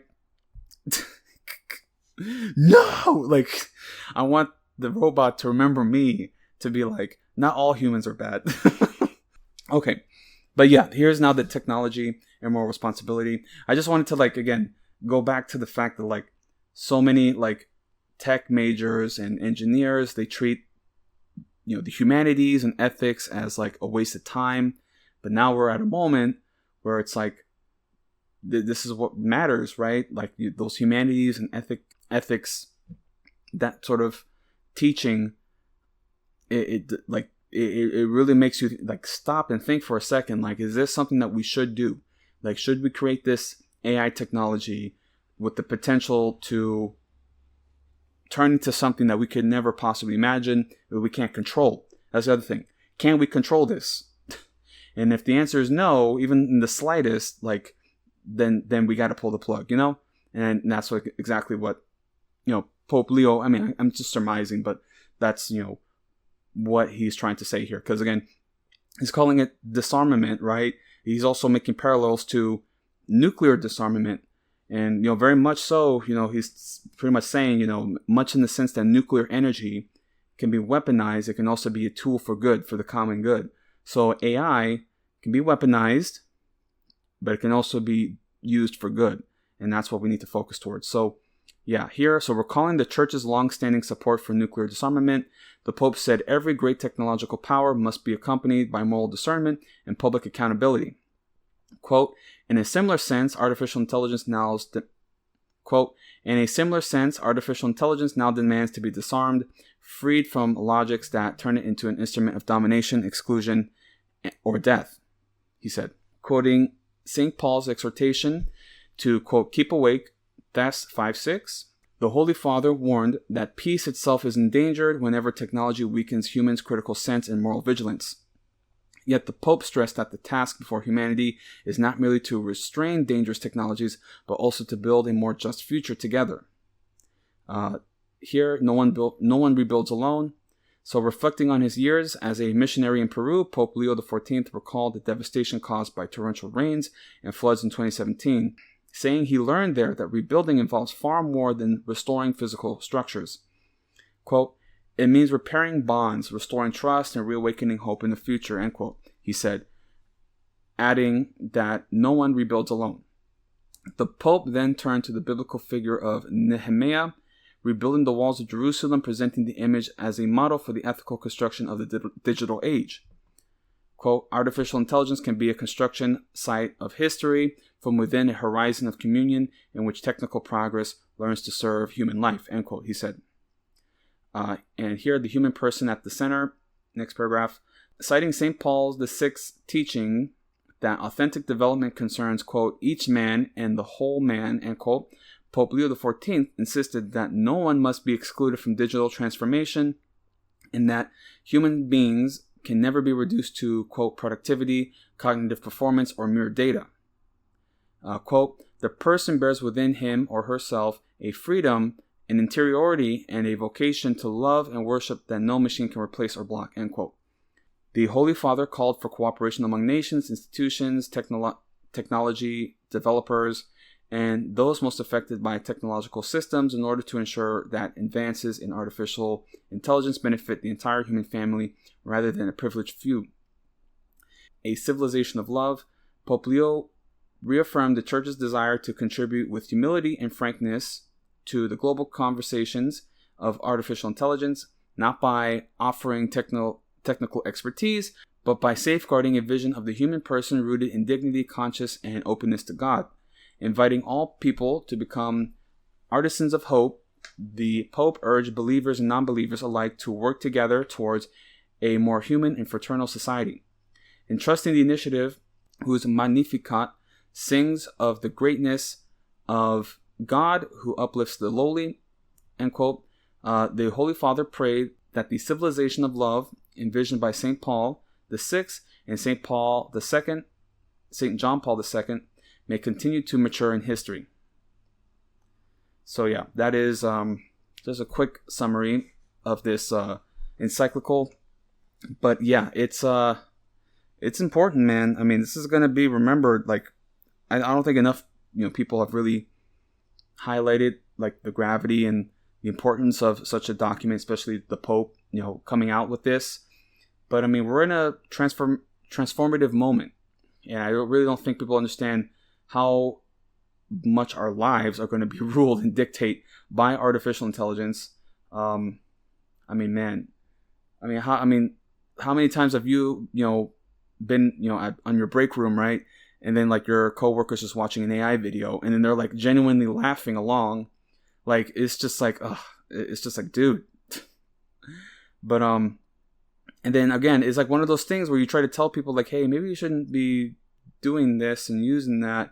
It's like, there you go again, always ruining the mood, because like people don't want to. I mean, again, man, it's just like I don't want to like ruin the mood, and I don't want to like just get into everybody's business and like lecture people. But it's like, bro, at a certain point, it's like you gotta fucking buck up and learn these things on your own. And I think that's like a lot of the times why people get upset, because they don't want to be reminded how little they know of the world and how ignorant they are. So that's why they just try to shut people up.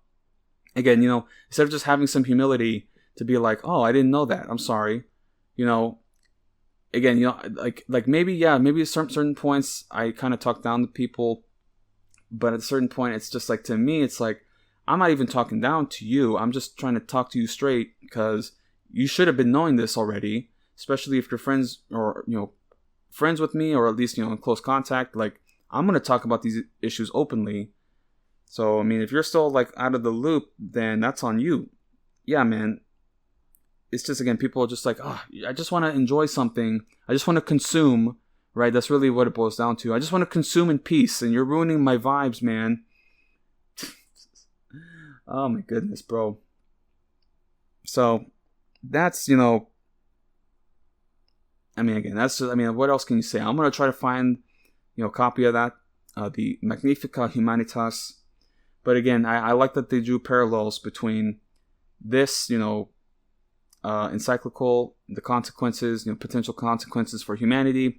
They're making comparisons to Pope, they're both Pope Leos. So Pope Leo XIII, he released his encyclical in reference to the Industrial Revolution. So I feel like that's a good parallel to have, that these two popes, both Pope Leos, released these statements in regards to these transformative moments in our economic development, in the history.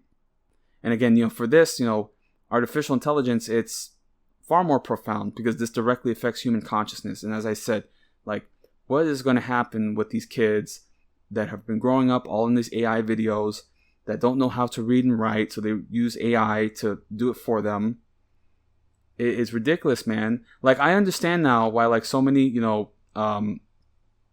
especially when you're like in elementary school and you're, about to go into middle school, high school, they try to tell you, like, don't rely on this calculator. Not that you won't have calculators, you'll find them, but it's like, you at least need to understand how the math works. That's why they tell you to do that. So you can probably find the answer, okay, but like, you still need to understand what is happening, okay? Like what the mathematics are. That's why they make you do that. So yeah, it's kind of like similar, with like writing and such. Man, I don't get it. Because again, I just feel bad for these teachers, what they have to deal with, all the AI bullshit. And again, like, that's the thing too, these kids, they don't care. Even when you try to talk to them, dude, me, man, I don't know. I don't know what's going to happen in terms of like just human consciousness and further generations, because there's going to be a point where that's all the person's going to know is AI. So I'm going to be part of that generation who didn't grow up with AI until like well into my adulthood, right? So like I like, again, I've never used AI. I mean, I still have it on like the Google search settings. It kind of just like helps streamline things, but like otherwise I don't use those AI, what's it called? I don't use AI to write ChatGPT. And, people try to like make justifications. Oh no, you can use it for all sorts of things, bro. No. Okay. Like there were some times where I was talking with my sister about it and she was just being like, I call her a she, and I'm just like, oh my God, dude. I'm just like, yeah, I mean, I feel like she speaks to me. I'm like, no, like it's a fucking, oh my God. Like that's what I'm talking about. It's AI psychosis.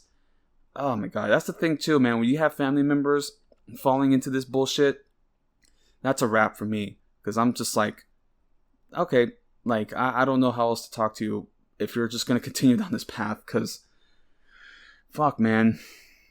Some people don't get it. And then, it's sort of like self-isolating too, because at a certain point, it's like, I can't relate to you fundamentally because like we're on different plane of existence. And like, that's the thing when you get too woke, it's like, I'm not trying to like sound like, oh, I'm like lording, like Dr. Manhattan, just like, oh, I'm just a god at this. No, that's not it. It's just, sometimes I kind of, I'm in a setting and I see how people are happy. And again, I'm happy. I'm trying to like enjoy myself. But there's just a part of me that knows that like they're not on the same page. And, that's the thing I think that I just need to do is find more like-minded leftists, because I am just surrounded by normies who are not left-wing. And honestly, this is my, fear in terms of like our slide into fascism, is that more and more resentment is going to come to the left because conditions are going to continue to decline.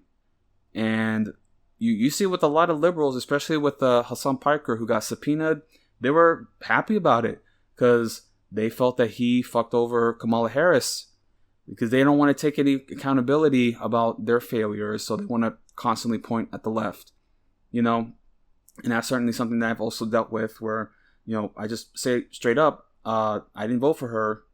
And then there's a lot of anger towards me, but it's like, bro, like she started a genocide. Well, that's not the point. It's just like, dude. And then of course they're going to try to run her again too. So it's just, yeah, man, I don't understand. It's bleak. It's fucking bleak. Jesus Christ, man. I don't know what's going to happen. But again, we're just following along. I'm trying to, stay consistent with recordings. But again, I work full time. I have to record over multiple days.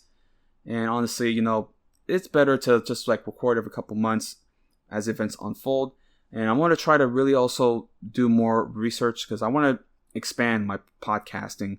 Again, this is just like me just reading some articles and talking shit. But I really do need to get more into like actual historical research. I'm going to start reading into the Dominican Republic and Haiti. That's a podcast program that's like sort of in the works. Like if I could do a Dominican Haitian history podcast, that would be, I think that would be a very important step, because I certainly feel that like not enough people understand the situation, the conditions on the island. And I certainly don't think that, I don't see it getting better, especially on the Dominican side, because there's still a lot of animosity towards Haitians. I don't mean to get off track. I'm just saying like that's one of the reasons why I would want to do a history program for the Dominican Republic and Haiti. That would be an interesting, idea. Also, I've been reading into Venezuela just in general, because now that we're basically recolonizing the country, I kind of want to get into Venezuelan history, because you deal with a lot of these diaspora people to talk about Chavez. Oh, socialism. I come from a socialist country and he ruined the country. And then, now I'm reading actually into the history, about PDVSA, these old oligarchs, military dictatorships. And I'm just like, oh, okay, this is what y'all were really doing. okay, which explains so much more than just Chavez, right? Like, you're really telling me that he just like all this like years of like economic development and corruption, just like one, petro state, one industry petro state. Like, you're just telling me all of a sudden Chavez takes over and then it's all his fault? Yeah. Anyway, that's just, again, I don't mean to get hung up on Venezuela, because it's just like, when you deal with these gusanos, it's just like, wow, really? So those are like 2 research projects I'm going to look into. Yeah, man. But again, my hope is to stay busy. Those just podcasts I want to do, but then also the rabbits and the vermicompost, worm composting idea. That's also something that I really want to dedicate towards. But I got to be smart about it, and I got to save and slowly build up my supplies and equipment. And luckily, I live in a country area where there's like plenty of farmers who have rabbits, so that should be easy to pick them up. But yeah, man, I still got time, because the real goal is next planting season. So if I gotta wait a couple more months before I get the rabbits, that's fine, because I at the very least want to have like 6 months of manure stored. Yeah, I don't know. Maybe I'm just gonna like have an overflow of rabbit shit. Who fucking knows? But yeah, that's just what I'm writing here. And again, it's just a matter of staying consistent and obviously saving my money, but they don't really pay me enough. But anyway, it is what it is. I'm doing the best that I can. Otherwise, though, I'll have to say I feel pretty happy. I mean, it could be better, obviously, but I look back at my life and I think about all the bullshit that I had to deal with growing up. Fucking domestic violence basically on a daily basis, that's the thing too. And it's also a personal thing, like I had recently, like, I don't know how this happened, because this girl blocked me on my Instagram, and then suddenly I start seeing her pages again. I'm just like, yo, did you unblock me? And she's just like, no, but stay away from me. Like, it's just like, I'm not saying that I haven't like had a problematic past, but it's like, I would dealt with some shit. I saw a lot of shit. Again, I've never hurt anybody, so nobody can say that I did anything inappropriate. But it's just crazy how like people think these things of you, no matter how much work you've done to self-improve, they don't see it, right? And they're not going to give you a second chance, Like, I'm willing to give myself a second chance. I can say I made mistakes. I acted like an idiot in the past. I wasn't really exposed to healthy dynamics, relationship dynamics. I was an angry kid, uprooted from my home, brought to these, Texas suburbs where I was never going to fit in. Yeah, so I was kind of a weird kid, okay? But I had to move, I had to leave, and I'm lucky enough that I'm on my own. I have some peace and quiet, I have a roommate. I mean, they mind their business, so long as I pay my rent, nothing is out of the ordinary. And at the very least, it's good too that, I can talk these subject matters and they're not going to, be like, what the fuck you talking about? Like, yeah, man, because I know if I was living with my mom, I couldn't be recording like this, because she would not allow it. And she wouldn't allow the rabbits and the worm composting business idea. It's just like, sometimes, you just got to leave and you got to move on. And that's what I'm trying to do. But again, some bullshit always happens with my family, and I'm just dragged right back into it. And then, of course, those old toxic habits can also spring up. Because again, it's like, that's the thing too, when you're like deeply traumatized as a child, you develop unhealthy coping habits that translate into your adulthood. So, I mean, it's again, I do so much psychoanalyzing of myself and my parents. So, it's just like, I don't want to be constantly stuck in the past and thinking about what happened, but it just, it just happens where I'm just like, wow, I'm like, damn, like my mother is, has all these attachment issues, possibly borderline personality issues, bipolar depression, maybe, I don't fucking know. My father, low-key narcissistic, dealing with his, daddy issues, that he grew up with, projecting it onto me now. Yeah, man, it's like you realize your parents, like you see the inner child of your parents, that's a thing, and then you're just like, wow, and it's kind of sad because they don't really, so many times I try to tell them, like, hey, like, you have these problems, and then they don't want to see it. So I don't know. I'm trying to wrap up, because again, I'm turning 30, so it's just like I'm, having all these thoughts, and on the one hand, I wish, I made better choices when I was younger, but I also give myself the grace to understand that I was dealing with a lot. I was dealing with a lot of bullshit. Okay, and I never really fucked up my life. I never, hurt or killed somebody, right? No, so it's like, and that's the thing too. Some people treat me like I killed their dog. I'm just like, yo, like, relax. Like, anyway, I'm just, I'm just, again, I'm past it. Okay, I'm in a new area. This is my home now, Huntsville. I could do to make more friends, but for the most part, I don't have any haters at the very least. That's my thing. I don't need people to love me, but if you hate me, I'm like, what the fuck did I do? It's just like, yo, like, anyway, you can't win them all, right? So that's just the way it works, and you just move on with your life. And hopefully, at least if this rabbit business idea, fertilizer business idea works out well enough, like, I could have like a real, like, side hustle business, or just like maybe get to a point where I could buy my own land and then start from there. Like, I don't know. Those are just ideas, but that's what I want to do. I want to buy land. People don't have this vision. I have this vision, and I try to tell people about it, but they don't want to see it. But it's possible. I see other people doing it, so it's not impossible. It's just people are just saying, no, you can't do it. And that's when I get pissed off, because the fuck you mean I can't do it? I'm going to do what the fuck I want to do. And I'm sorry, there's a point where you realize that people are only interested in what you can do for them, right? And if you start doing things for yourself, that they get threatened by that, because now they're losing control of you. And again, this goes to my parents, especially my dad. I feel that, the fact that I have had to put my foot down and choose my own path, he doesn't really like.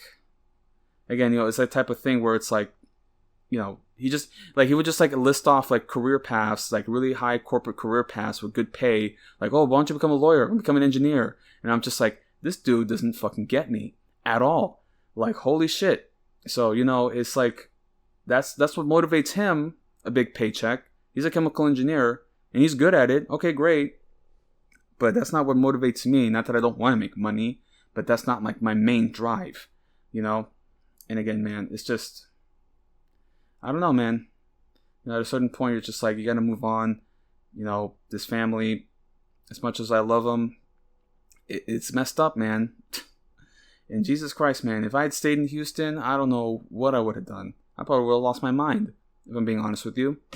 How many times that I lost sleep over these people arguing, and just like, and then when you try to tell them, I don't know if this is like a Latino thing or whatever, but it's like when you try to tell them, like, hey, like, y'all were up like late, okay? And I told you multiple times I had to go to work for an important meeting. I had to call out because I didn't get any sleep because these motherfuckers were drunk and I couldn't sleep anywhere.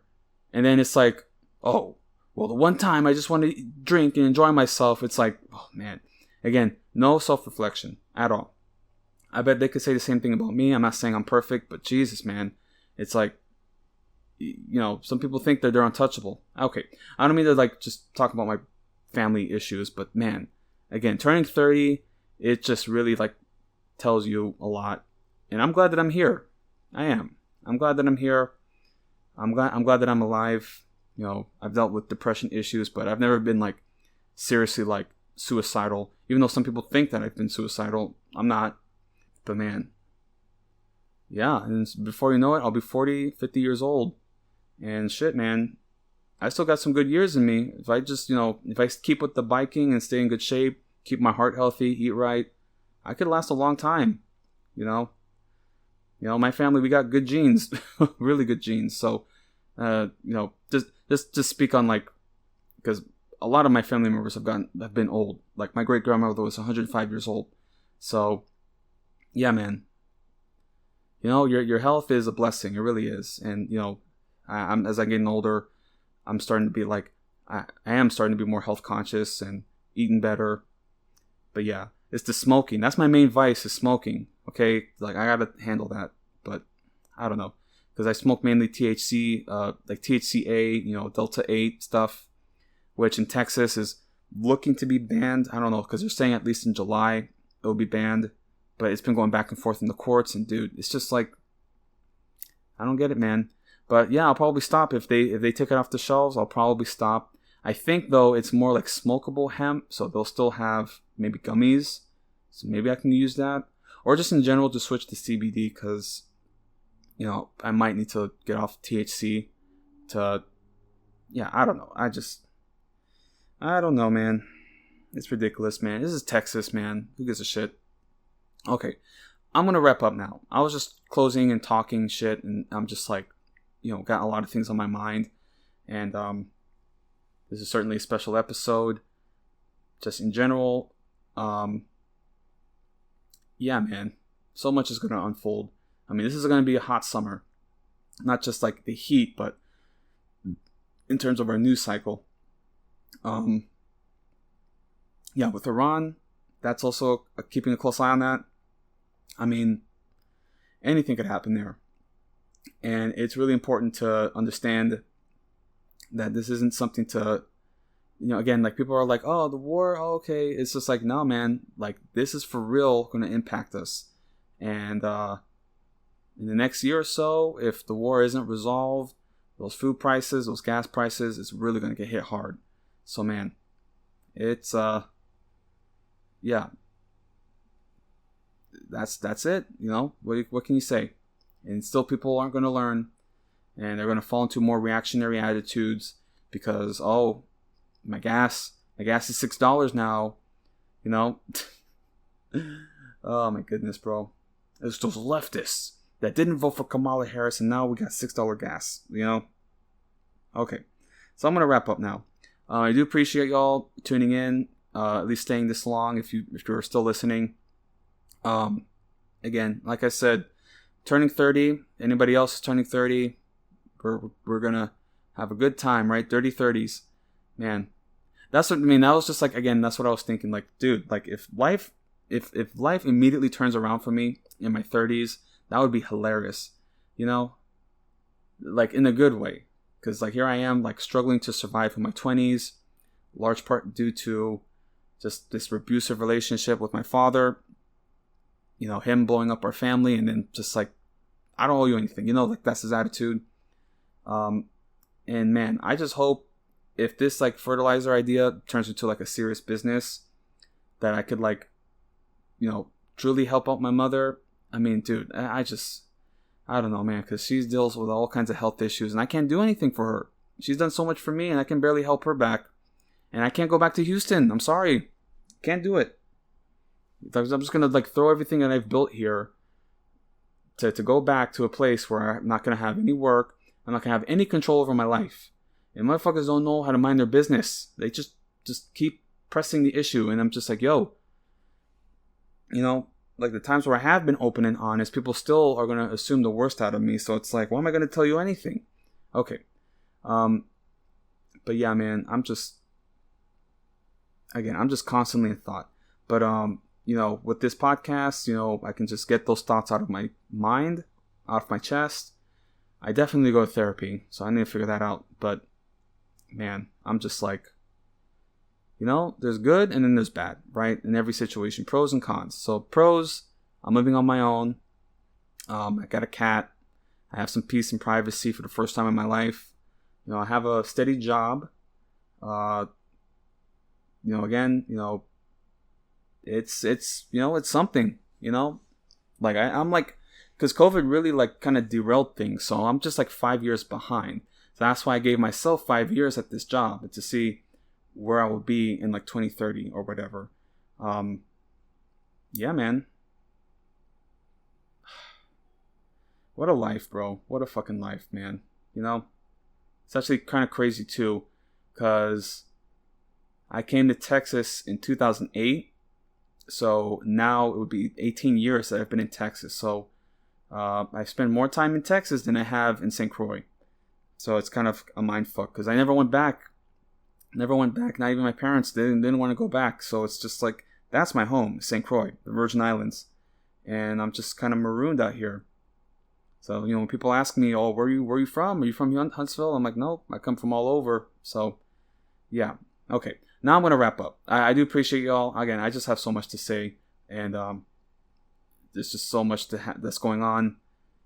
But for those of us that are here in this space, right, listening, it's just you and me, or if you're with other people listening, we're sort of on the same page, at least on the changes that are coming.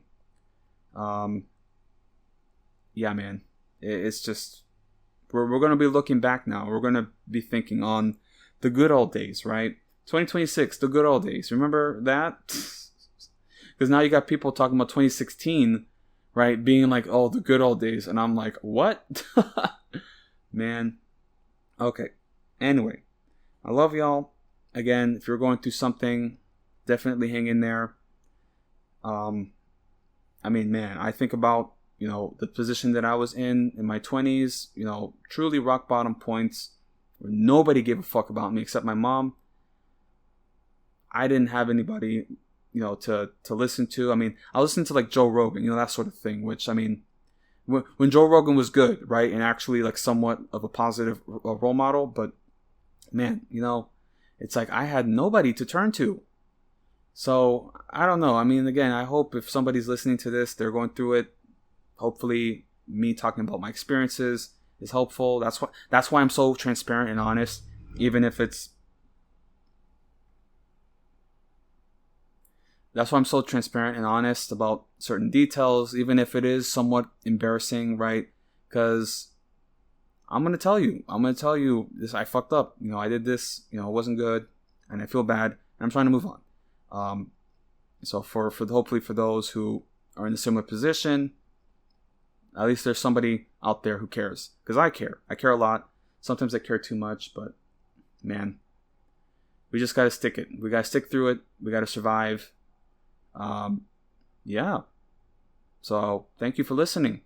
Love you guys, and I'll see you on the next one. Thank you.